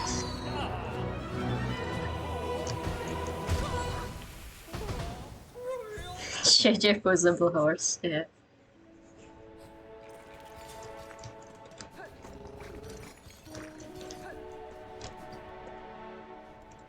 Unfortunately, I broke one of the articulated arms by accident because I didn't know they couldn't bend backwards. And then my friend, or more like a kid of one of mom's friends, broke the other arm. And I was so upset, I cried myself to sleep. So then she became the invalid Barbie. By which I mean, not that she is not valid, but you know, my Barbie lost her arms in a war. She is now riding a horse armlessly by means of magic. Amputee, yeah. I am trying to remember what's the English term. Disabled. Yeah, amputee. It is 2 AM and I am being worse and worse at speaking English. I guess the boss battle isn't really helping, is it? I am getting too distracted by the trobeo in the background. Happened to your monster hide roll. Oh.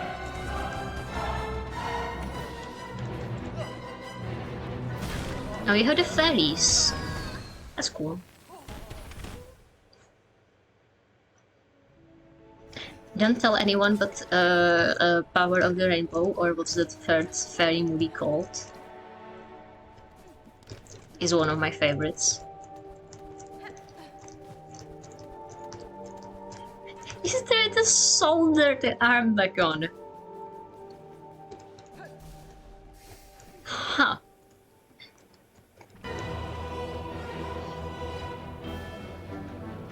You know, the second one was already peak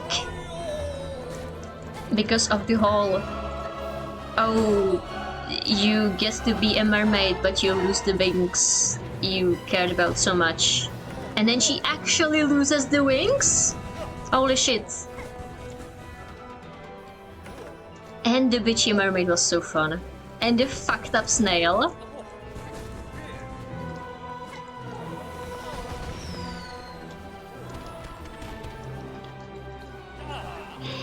Yes, Elena is also disabled and she should have stayed that way.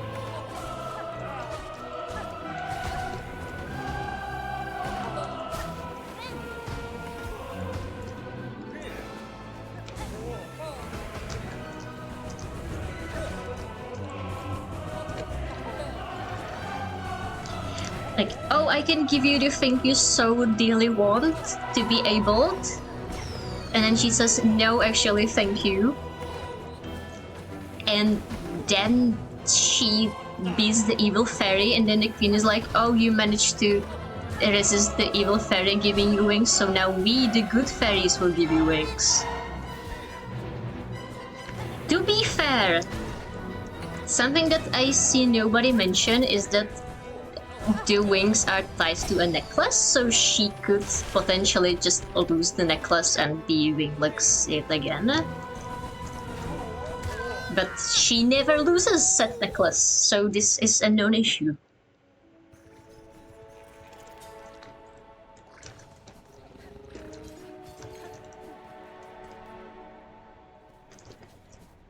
And then I think by the third one, it's not even like an issue at all. Second one is also a necklace, I think. Or something. Or maybe it's the second one where she earns the wings back virtuously by magic and they are not necklace wings anymore because the necklace wings got forever taken by mermaid magic. I don't remember the deep lore. Your Nori doll was temperature sensitive? That's so cool. Yeah, also Nori's boyfriend is Sasha Norish. He's not even there for most of the film, he's just like there in the background. Which, I mean, slay for not having a princess in a castle to be rescued, but a guy to rescue? That's not how we call it. You know. Damsel in distress, yeah. Like, yay for gender equality in the year of 212 or whatever, but also At that point, why make him not his boyfriend at all? He's just never there. Nori was absolutely the lesbianest ever lesbian. For sure.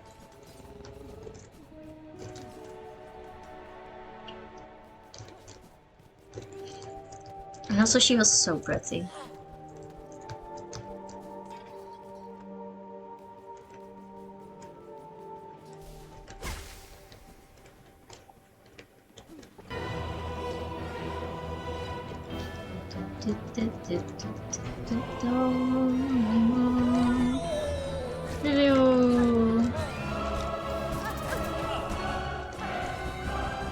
What happened to them?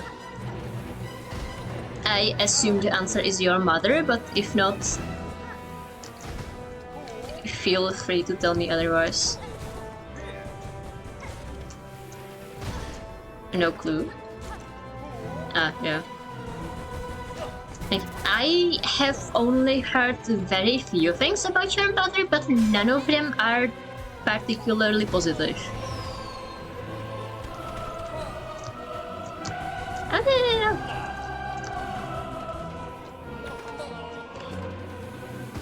Got her back because of your aunt. Based aunt.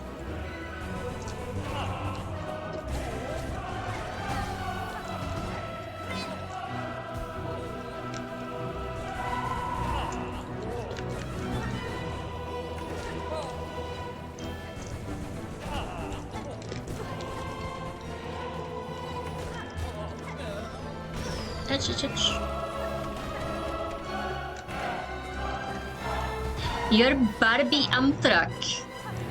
What? Amtrak, like the train. Barbie train?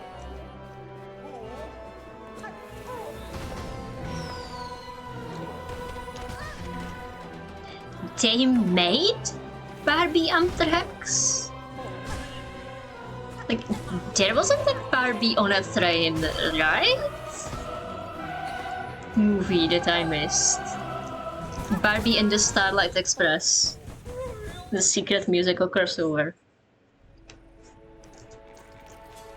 Imagine if Rhythm just woke up from his falling asleep at the mention of Starlight Express.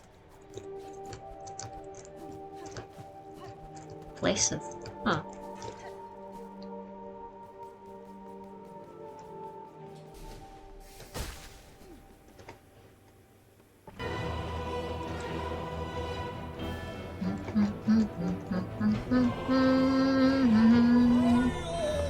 It has a sleeper car.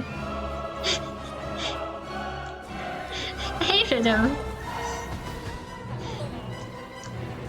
With a fold-out bathroom in the sleeper car. Oh my god.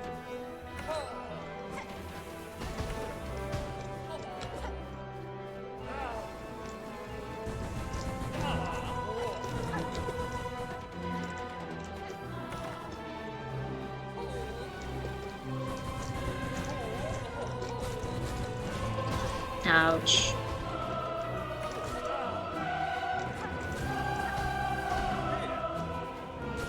Motorized window that moves a scenery picture around. Okay, that sounds really cool.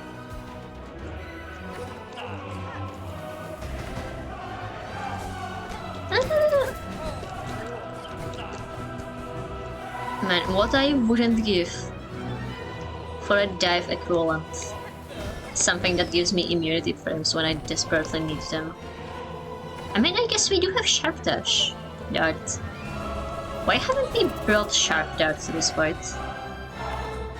I mean, the answer is because it sucks and we desperately need the soap to heal, but... You know, what if we didn't?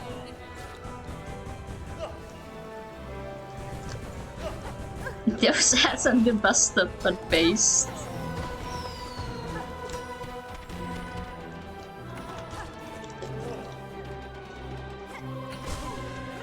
Yep.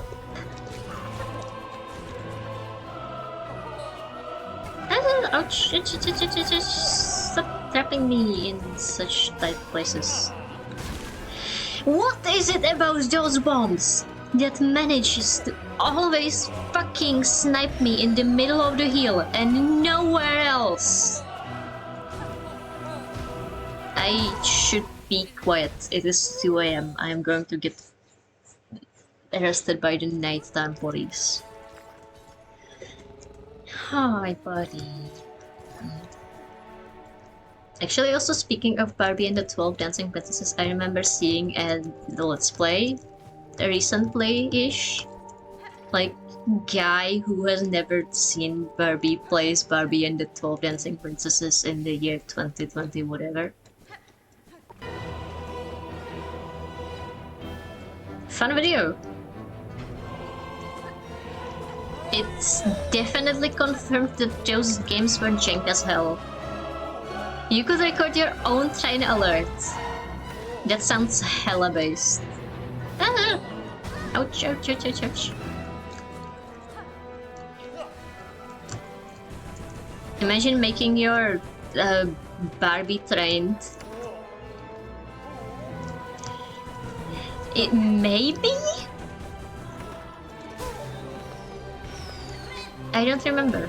Could be Kevin, because I do follow him. I mean, I am subscribed to him. That is, to use the proper terminology. So maybe it was, actually. Kevin is fun. It's been at least 2 years since I last watched something. Should check his channel out again. Ouch. Fireworks in my face. Ouch.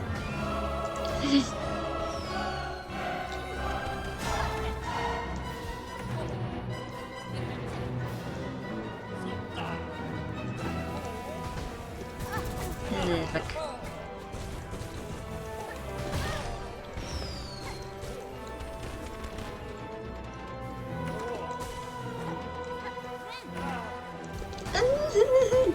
Again, what is it with those bombs that make them beat such snipers?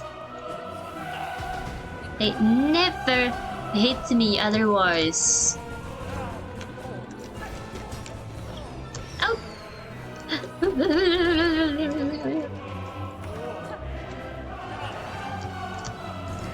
It's fine, we just need to take it slow and steady and die.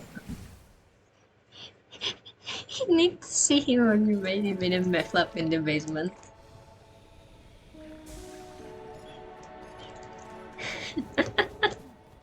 Without laws even. Oh well.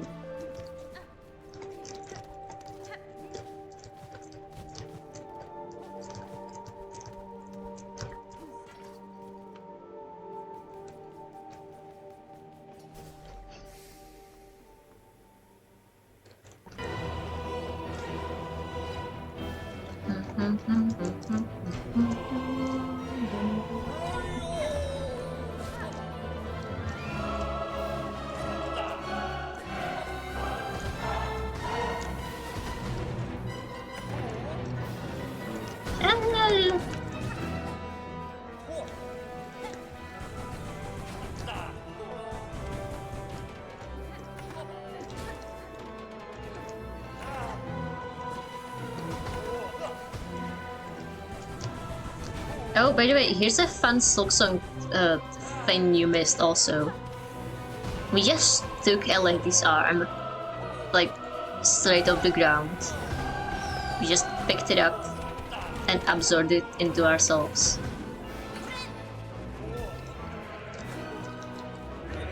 The lady was in fact our great mother.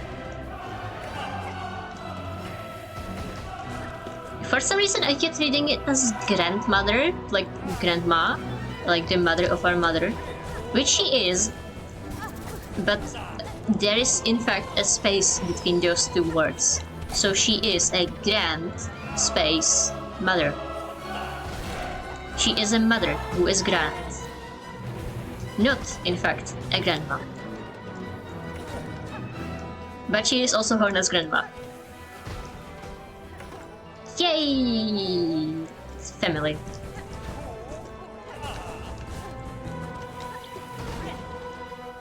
Shrimple, exactly.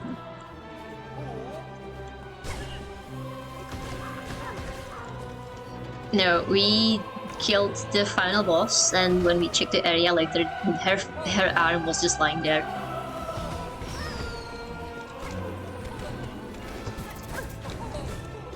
So yeah, we straight up just took her arm. That was so funny. And I say killed, but that's not exactly true. She is, in fact, void now, and doing void stuff, and destroying this entire kingdom by accident. This is entirely our fault. And so the entirety of Act 3 is just for that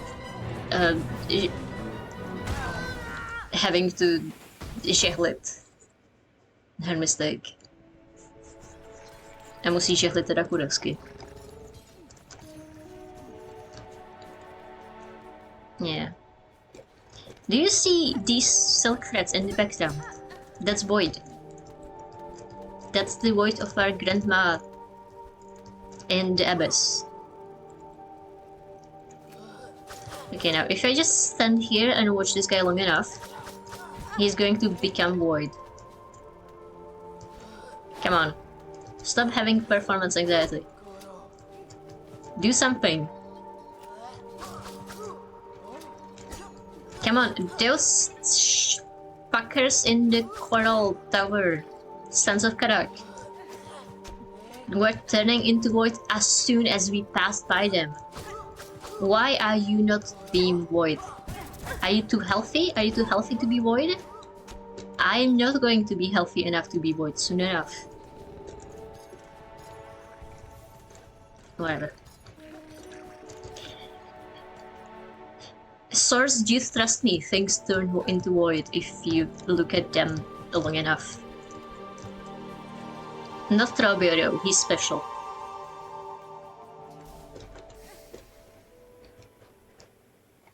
In fact, one of the NPC guys became void. I'm not sure if you remember Garmont and Zaza, the knight that was riding around on a little bug. Yeah, he's void now.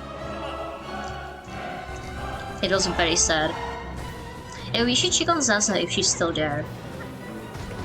Yeah, Zaza!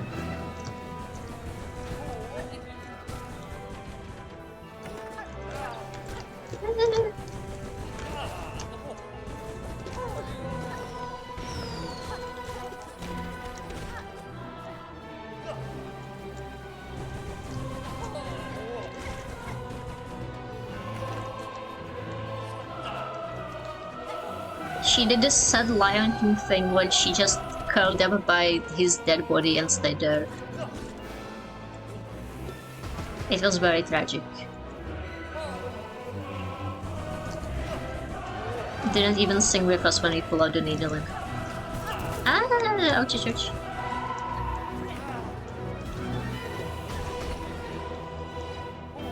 But we got a memento from him for our house.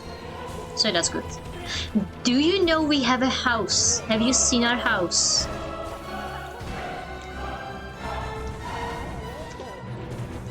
We have a house now. We can play The Sims with our house and decorate. It is not decorated because I have no fucking money.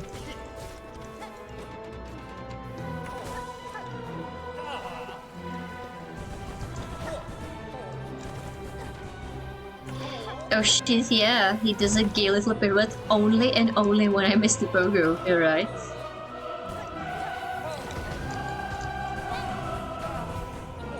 There's a gay little dance that pisses you off this entire fight. Ouch. Stop doing the gay little dance that pisses me off.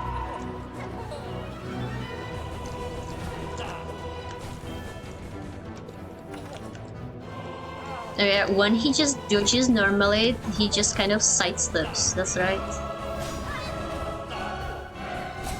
No, but he does the pirouette even when I don't miss him. He's not sidestepping, he's doing a pirouette this entire time. I shouldn't have tried to jump, I was safe in corner. Corner strats. Yeah, like that.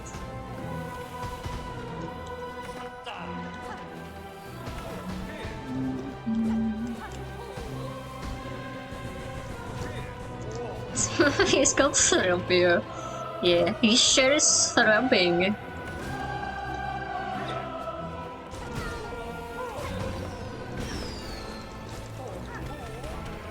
No, I think it's probably because he's a heartthrob or something. But, you know.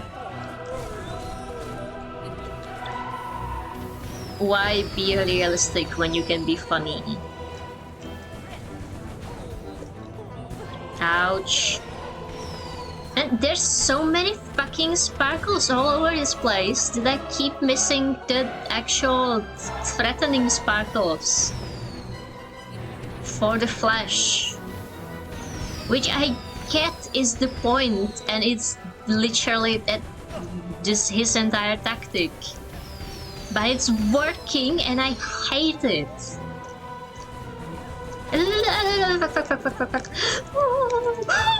Fuck. Aw, we were doing so well. I can feel it. I can feel we're getting closer to the end of the fight. We are not, in fact, it was phase 2. Unless it was like his last... I don't know, 100 health or something.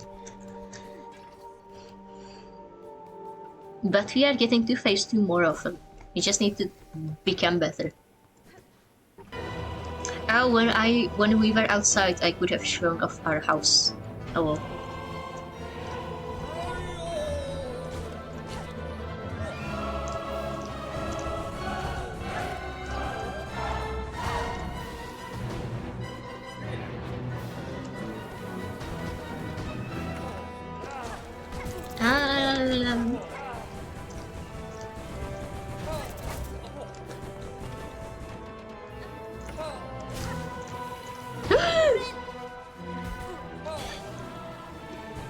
Survived in the tightest possible triangle between the areas, only to get sniped by Trobios. Badass.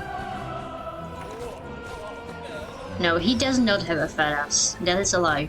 He's a chest guy. If he even is. That boa is pulling a lot of weight in the chest area. He looks quite scrunkly, actually, if you just look at the body. Therapy of big naturals. Yeah.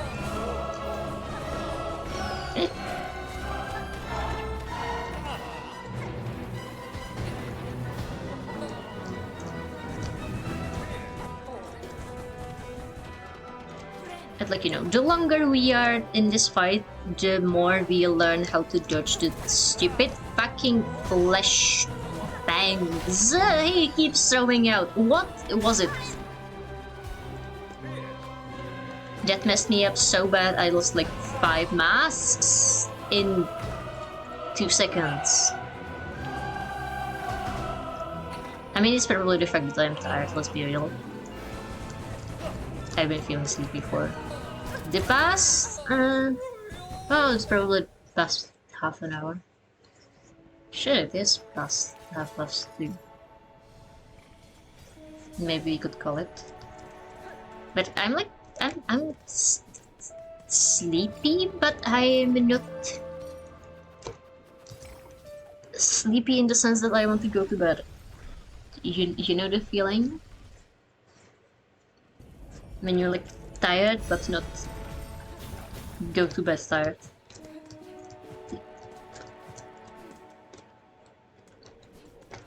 Tired but not willing to just close your eyes and sleep. Not here, but we can in fact give this person a relic, I think. Don't we have the arcane egg? No, actually I think we gave the arcane egg. Yeah, here's our ticket to court. Defiler, dog, attend, home, wheel. We don't know its called yet. We've just been summoned then. Here we have a home. And we have a bed. And if we sit here long enough, Hortus will just go to sleep. She is so fucking tired. And we stole a bunch of jars from the Memorialium. So now we can look at every single material in the game. Like plasmified blood. Or flint gem. Or pearl rosaries. A gleaming pearl carved over with intricate markings.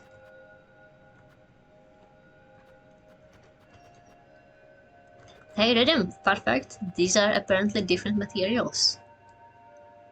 The regular rosaries are from just beads from various materials. Shell rosaries are from shells. Like the sparkly things you use for your tools. Then the big ones are from pearls. Neat. Just beats the end. Exactly. Walter Dean. Yeah, now we also have mementos. For some fucking godforsaken reason, our little hornet statue we got from the bone bottom guy is not a memento. I am so scared for our statue that one day I'll just misclick and it will vanish. Yeah, our home is actually kind of shitty because there are upgrades we can buy, which I just keep ignoring. We can get a disc or lights, like Christmas lights, or lacquer, so we can have a nice freshly colored bell instead of a regular ass bell, I guess. Like, as it is, it looks exactly like the other bells, but we can make it shiny, I assume.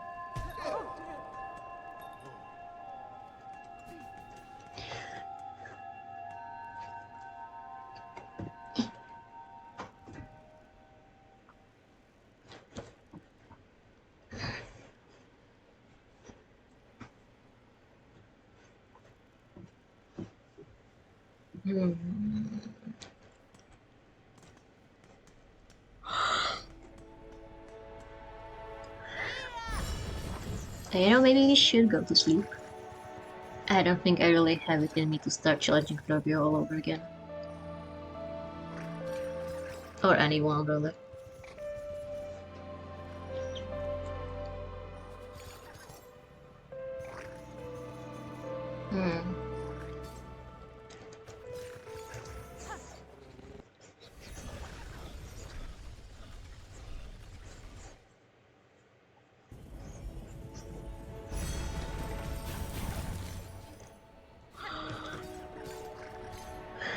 Yeah, I know what I said just like 2 minutes ago about being sleepy but not wanting to go to bed.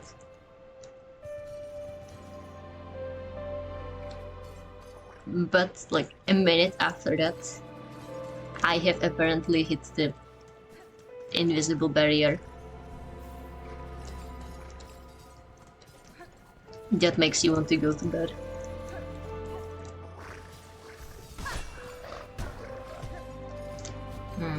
There's nothing in the ceiling. We have checked the ceiling. Oh, you become a ball when I hit him. Oh my gosh. I pet the baby so hard he curls up. Yeah, the buffs have arrived. It is, after all, yeah, late. No, he likes it. We have it confirmed by the Team Cherry that petting the beast is hitting the beast is petting.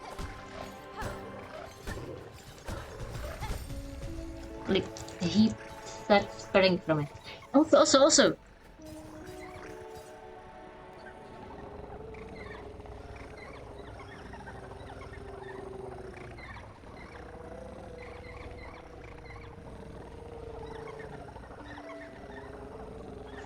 They sing along to my needling. Do you see their little chests rumbling and shaking from the effort of singing along? They are so cute. Yeah, the big one is purring like Venusabot. And the tiny one's chirping. It's so cute. Yeah, it's like cats wanting to be hit with paper tubes, exactly. Yeah, so cute. They also purr if you hit the bells, this one. So I guess it's more like it's a giant bell cat and not a bell dog. It's a good dog that can purr at us. Oh. Also, I... Oh yeah, there's Grandma.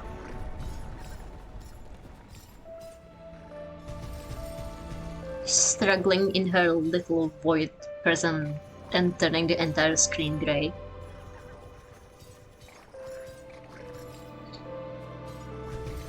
I wonder if it's on like a timer or something. Like if you just respawn, there aren't going to be any void creatures wanting to kill you, but now that we have been fucking around with Ada for like 5 minutes, maybe now he will become void? Do I need to damage you more? Oh, now you're dead, so...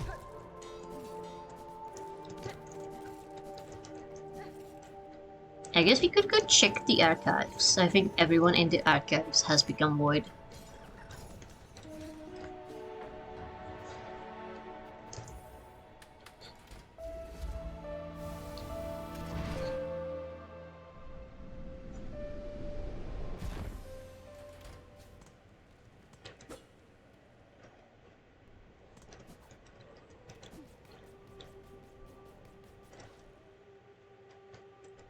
Wait, do you hear the noise?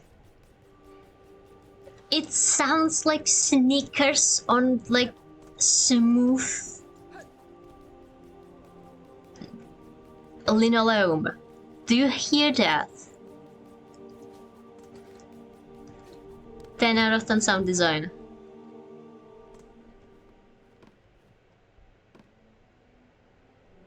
Come on, give me a void guy. This one is straight up dead. Give me a void guy. Hello? Ouch. Yeah, here's one. Both like a void little asshole and the void squid. You're a squid now, you're a girl now, you're a squid now, you're a kid now.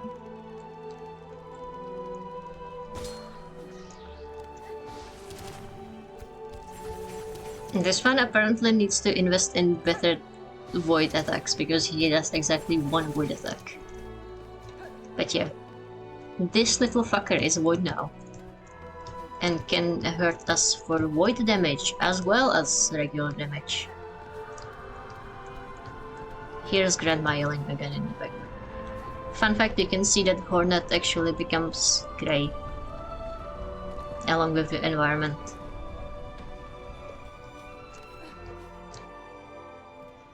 Also, if you get hit by void, you become grey. But usually by that point I am too busy panicking because I was hit by void. Wait, is there something in the ceiling in here? I guess it's just a suspicious hole from the Citadel fragment thing.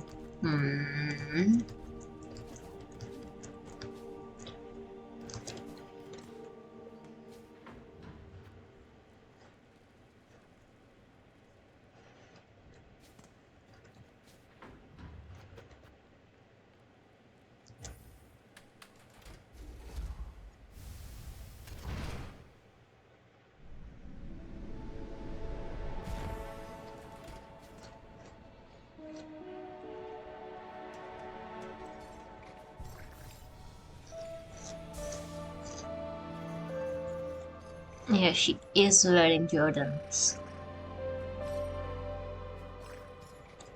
That's why she is running so quickly. This game has been sponsored by Air Jordans International, whatever they're called. For legal reasons, that is a joke.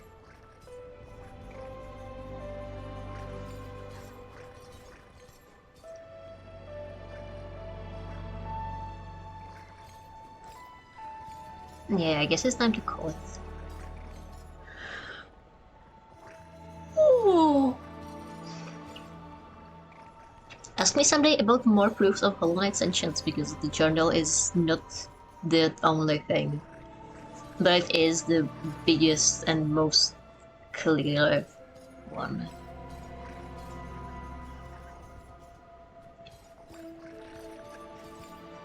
You know, there's also the fact that there's the entire true ending, or the God Home ending, which doesn't even require you to,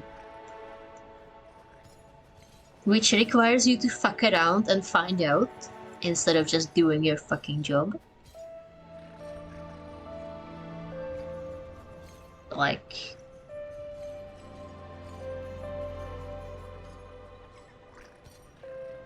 to even do the true ending, you have to get to Kingdom's Edge.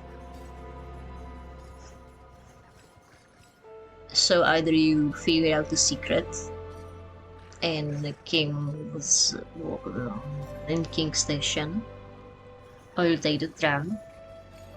And for you to find the tram, you have to go to the tram area in Deepness instead of just dashing it straight to Hera.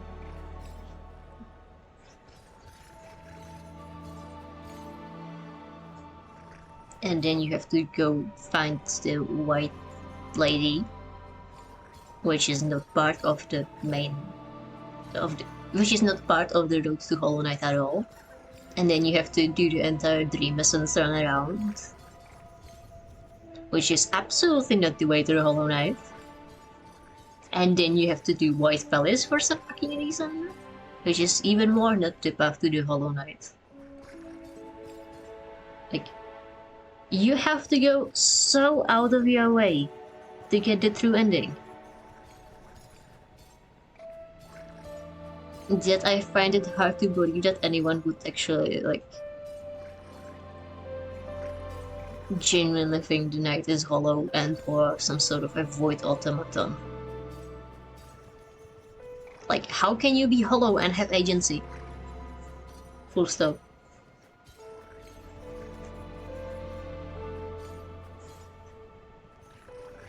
Oh, also, Wheatley. This is not part of what I was talking about just 5 seconds ago, but we have discovered, we have proof somewhere. Oh, here's actually a regular Throbio. He's red now. We have discovered. Where's the fucking boss? You need big conchfly. That Hornet fucks. Because here she says, to pair with another is a base instinct, and one that brings some bugs great joy. I once sought similar union, but of my own mates, none could match my lifespan. So 1, Hornet fucks, and 2, she is in fact a 1,000-year-old Dragon Lore situation.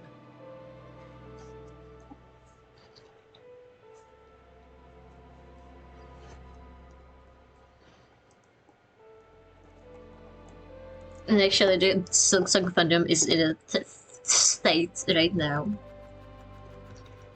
because the boss that everyone was shipping Hornet with since the first trailer dropped, Lace. Like, for 7 years, the Silksong fandom has been doing toxic Yurei Lace shipping. Because she is female shaped, she looks vaguely humanoid. and like a big ball, and she is fighting Hornet.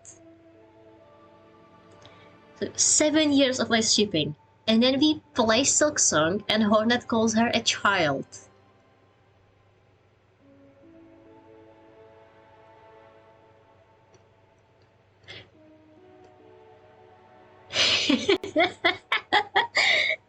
It's genuinely, it's like someone threw a bomb straight into the fandom.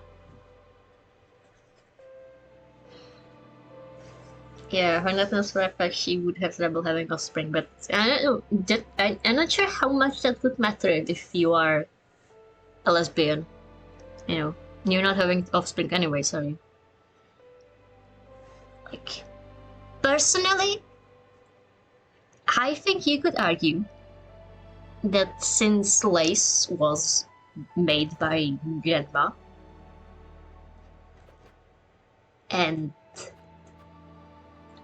presumably was made at the same time that Phantom was made,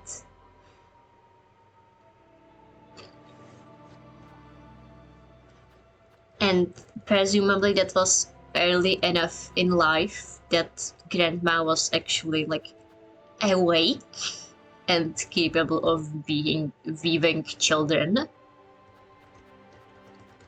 then there must have been some sort of like,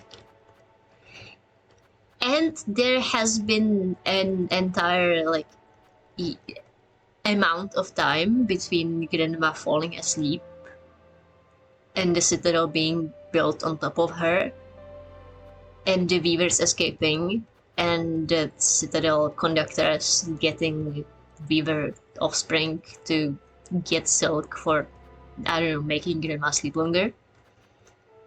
That Lace is also a Dragon Lore situation. So, in my, as I see it, I think she is old in years, in time, but maybe she's just immature in mind. I don't know, depends on, I guess, if she's just childish, and Hornet calls her a child because she just keeps mocking her in battle. Like that. Like, oh, you're so stupid, little spider. Shut the fuck up, you kid. Or if she's just a child compared to Hornet's who knows how many centuries since aloneness. Or if she is like genuinely a child in, I don't know, in body and mind and soul.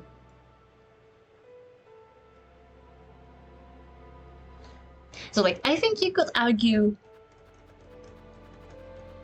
it out. But man, the aunties are not happy about it whatsoever. Even if you weren't willing to argue it out and just straight up ship the Hornet and Lace together. But yeah, it feels so funny to me that there is indeed an age gap ship, but the age gap is Hornet herself. Because she is ancient.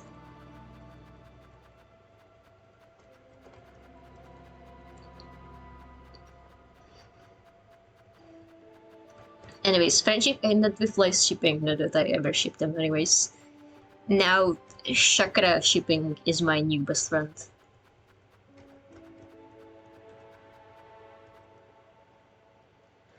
Bugwife. Where can I find a second Mosgrub? This is bothering me. I need one more to complete the Hunter's Notes, but I have never seen a second, third, fourth of these creatures. Have you seen arguments against Chakra Hornets too? Is it because Hornet is centuries old? Or she called Hornet a child? Well, I mean, to be fair, that's just people who can't read. Because Hornet...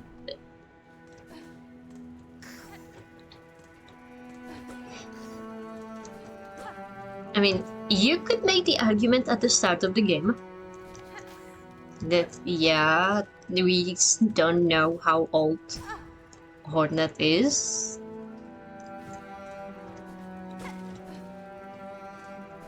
But after playing more than 1 minute of Silksong, like, surely you have to figure out that Hornet is actually like fairly old and an actual physical child. If only because of the whole Hellenist stasis situation.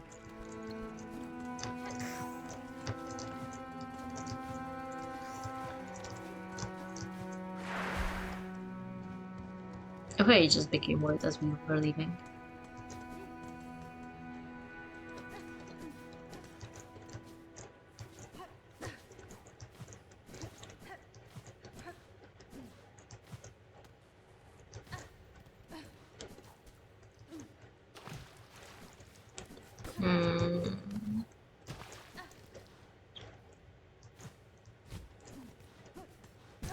Ouch.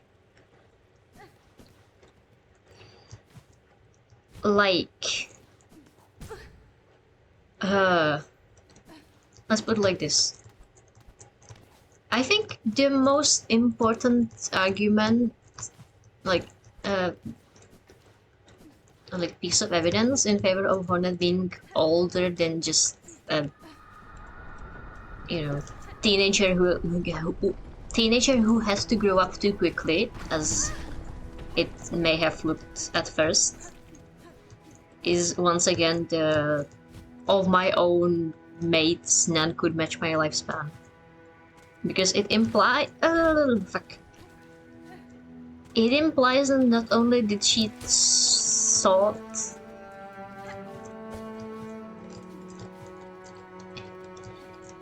did she look for mates, but she had several of them.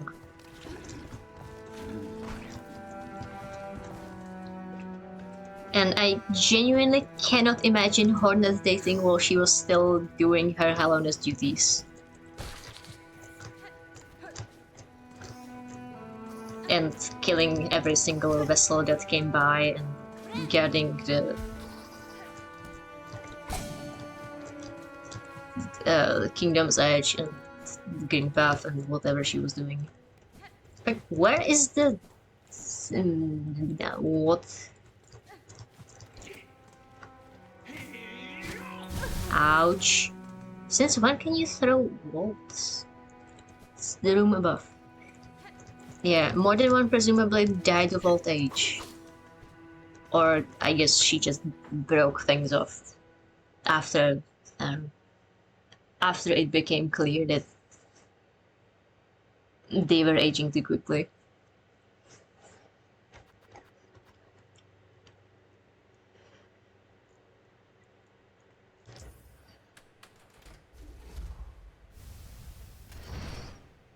But still, like, unless Hornet is a 500-year-old child,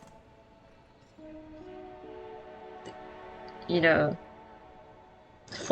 of a species that lives,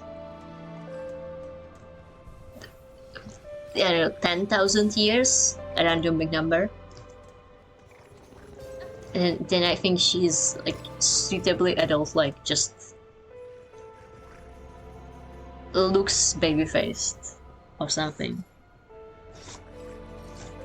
Or, you know, maybe the Hellenist face is stunted at growth. Who knows? Hornet's vampire dating dilemma, exactly.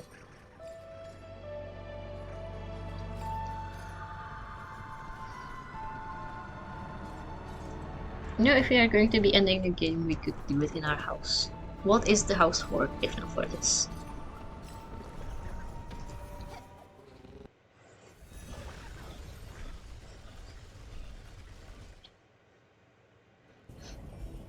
Also, we know for a fact that this game is a sequel.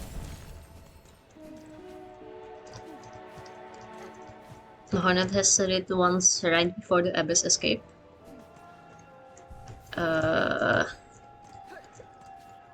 I don't remember the line now.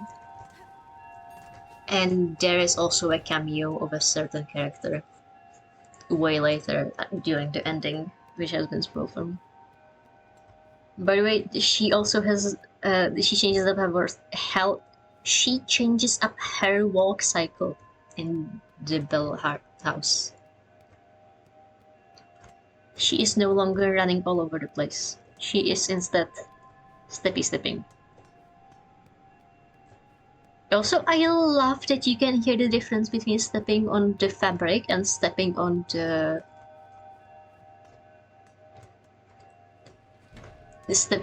bell, I don't know, I guess bronze.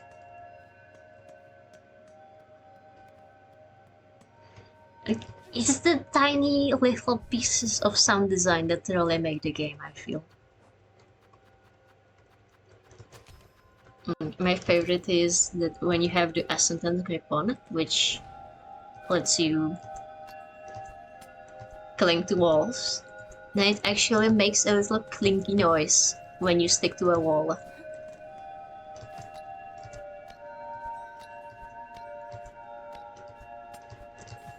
Like, you can hear the Ascendant's grip in action.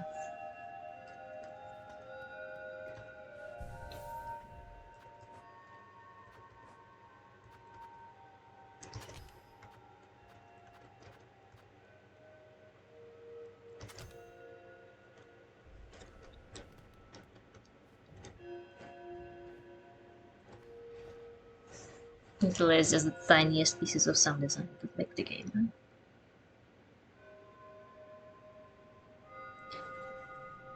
Also, I guess now that I'm listening for it, is the music different in here?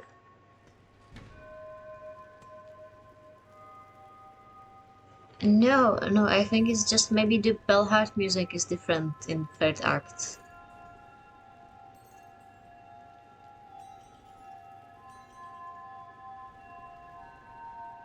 Is it?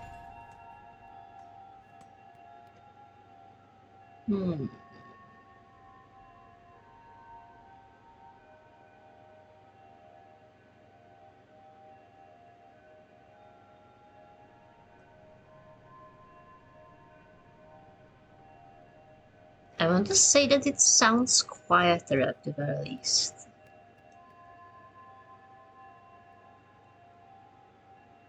Like, you can barely hear the high-pitched bells in here.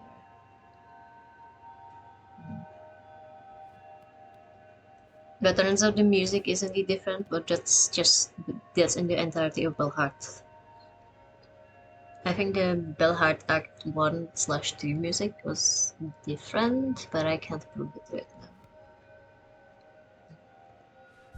now. Lots of the music in the game got ominous too, now that we are in Act 3. The entire act is ominous.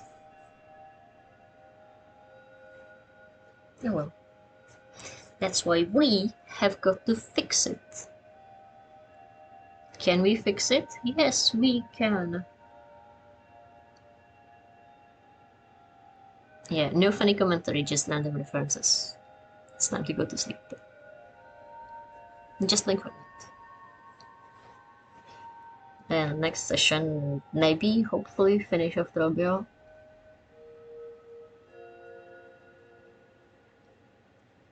Maybe I will finally actually get myself to do some grinding off stream, so that we have money for our home and for the few tools that are still left at shops and for the flea markers. Because I imagine the fleas would be such a nice diversion from doing like 5 bosses in a row. You just need to actually buy the markers to know where to look for those. Oh well. No, but somewhere in the game are like 12 more heart fragments, mask fragments, and I have no clue where they're supposed to be hiding. Supposedly, you can get 16 before entering Act 3.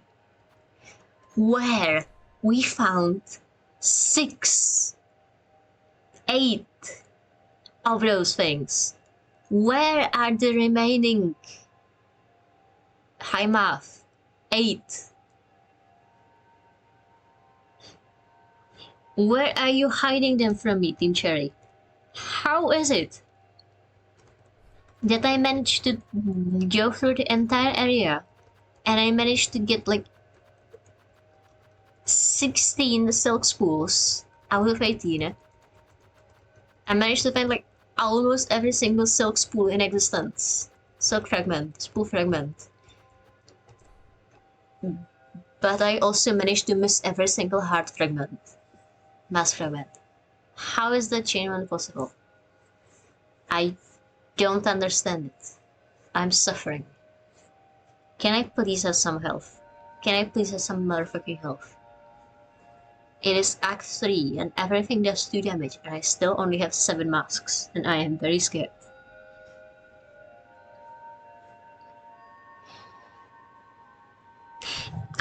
Oh, we wanted to check on Zaza. That's something we can still do while we are refusing to go to bed. I remember.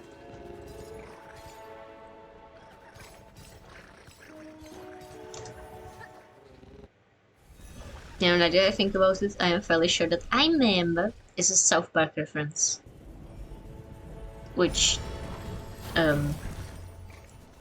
unintentionally reveals me as someone who has watched South Park in the past. Which is very shameful. But it could be worse. I could be making some obscure Hetalia reference. Hi Sosa, you're still here. Still sleeping by Garmont. Will you sing with me now?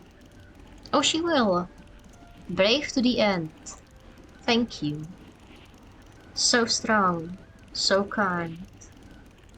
Let's meet back home. Oh, old bug, old friend.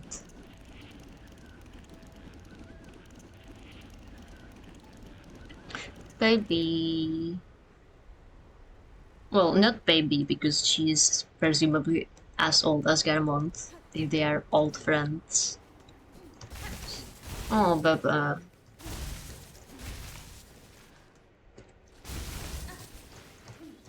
She is sad and grieving. Right.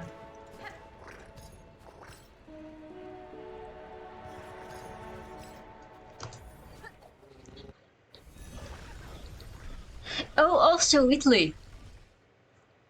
When you weren't watching, we got a back alley abortion.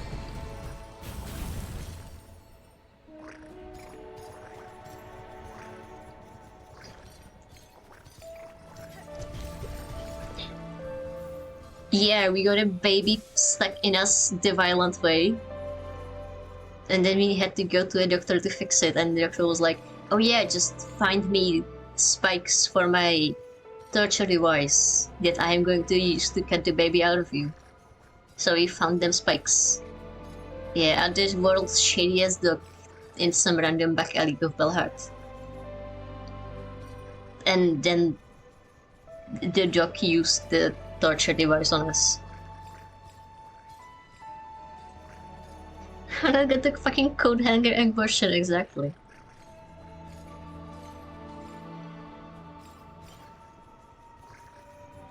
Okay, I'm not sure if you were here for the fact that when we found like the twisted bud that kept screaming in our inventory. But apparently if you went back to like the grey root person in Shellwood with the bud, then she would just fucking assault you and put the bud inside your body. And then you just can't use yourself to heal because the parasite would just eat everything up or something. So that is fun. not being able to heal until you figure out how to cure it, because we looked it up, but regular players will have no idea. And then there's a secret ending about killing the final boss, quote unquote, while having the parasite in you. Which is really interesting actually, because you kill the big boss, but you can't bind her into yourself.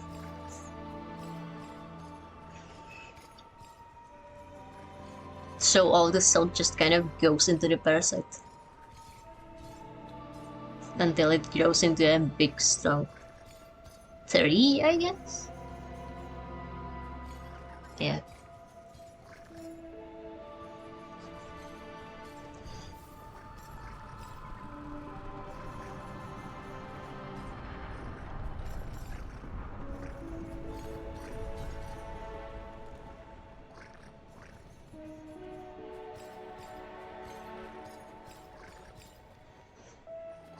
It's really interesting to put your analysis glasses on and see how much of Silksong is about motherhood.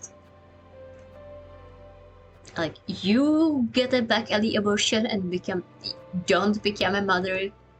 The very first boss is a moss mother that says motherhood is an instinct that can push creatures beyond what seem their natural limits. It turns even weaker beasts like these into formidable foes. The final quote-unquote boss is a great mother, and by getting her child stuck in the void with her, you manage to unlock her motherly adrenaline rush. So now she's struggling and taking the entire kingdom down with her instead of just dying, as she should. There's the fucking brood mother over the slab. Worst creature in existence. There's, I don't know actually. Oh, also there's something you should apparently return to the slab to the boss fight, and there's something in the room where it happened. You can do that. Let's take the big one. What? Up here or? Oh shit, we can do this now. Hell yeah. Can we do this now? I could have sworn there was a path. Here. How many times have we been in this area, and how many times have we not been able to figure out the way into the main room? Too many so many times that it's honestly embarrassing by now.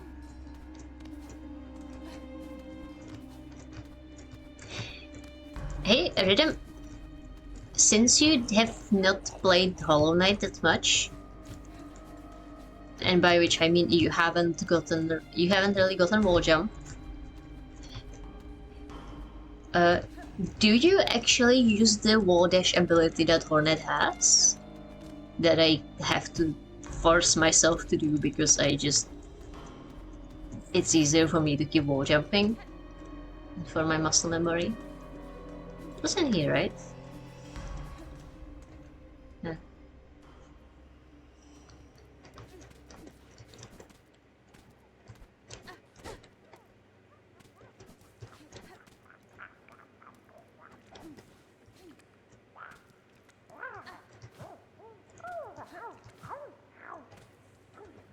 Oh, it's making noises.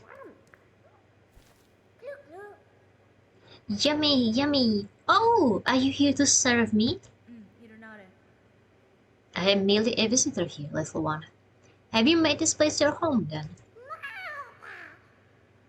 My home? Oh yes, lovely and warm.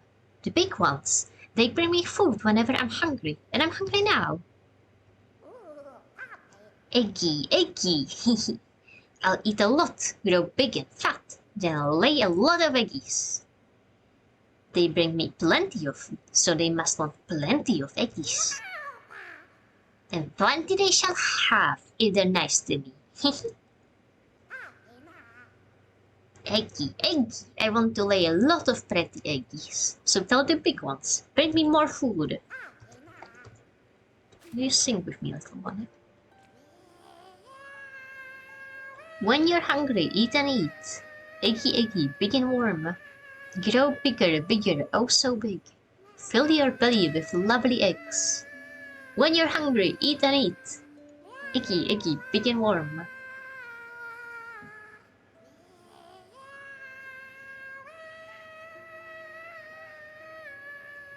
It's actually carrying a tuna.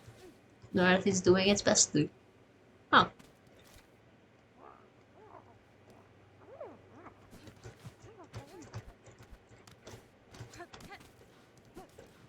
Cute. I mean, less cute because it means that the fly race will continue existing, but... oh well.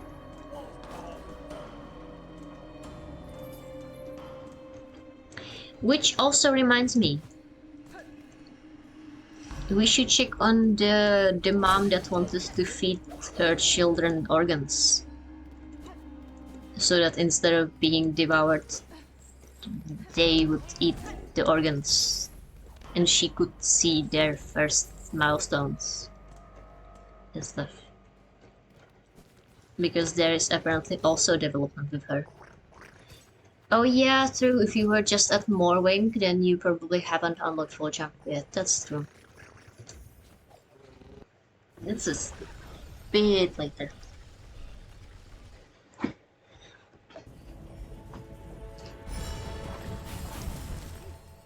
So I need to go here. And we need to go to the left. Once we figure out how to go to the left. Leave me alone!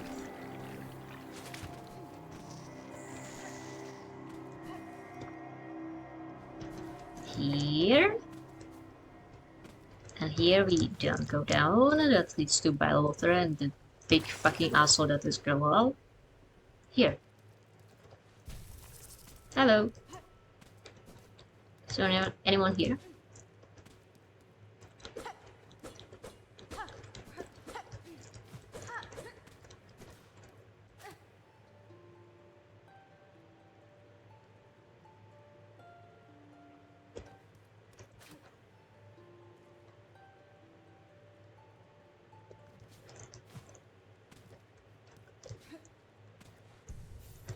I wonder if the kid is somewhere else in this area, or if we just need to give it some more time. Yeah, there's no obvious corpse, but supposedly you can meet one of the children somewhere.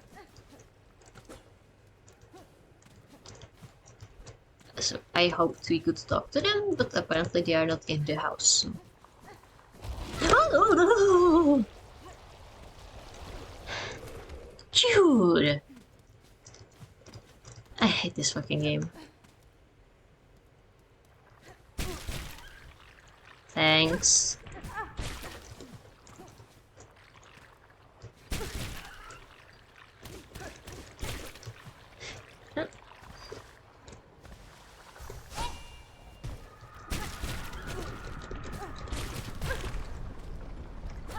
I just wanted to get up here, man. Let's go home.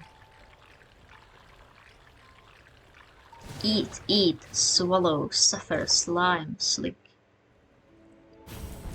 Really?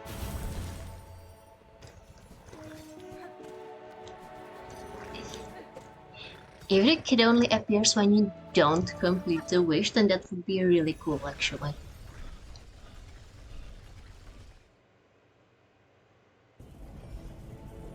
Because that would imply it worked. You know.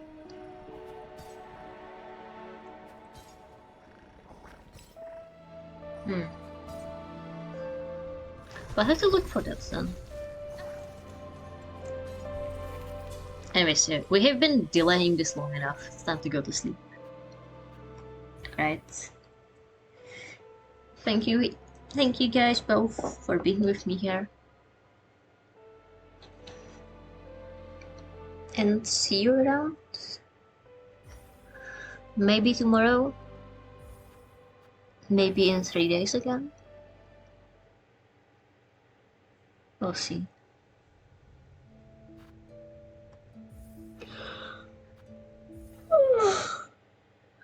Yeah, it's 3 a.m. Definitely time to call it. Alright. Good night. Bye bye.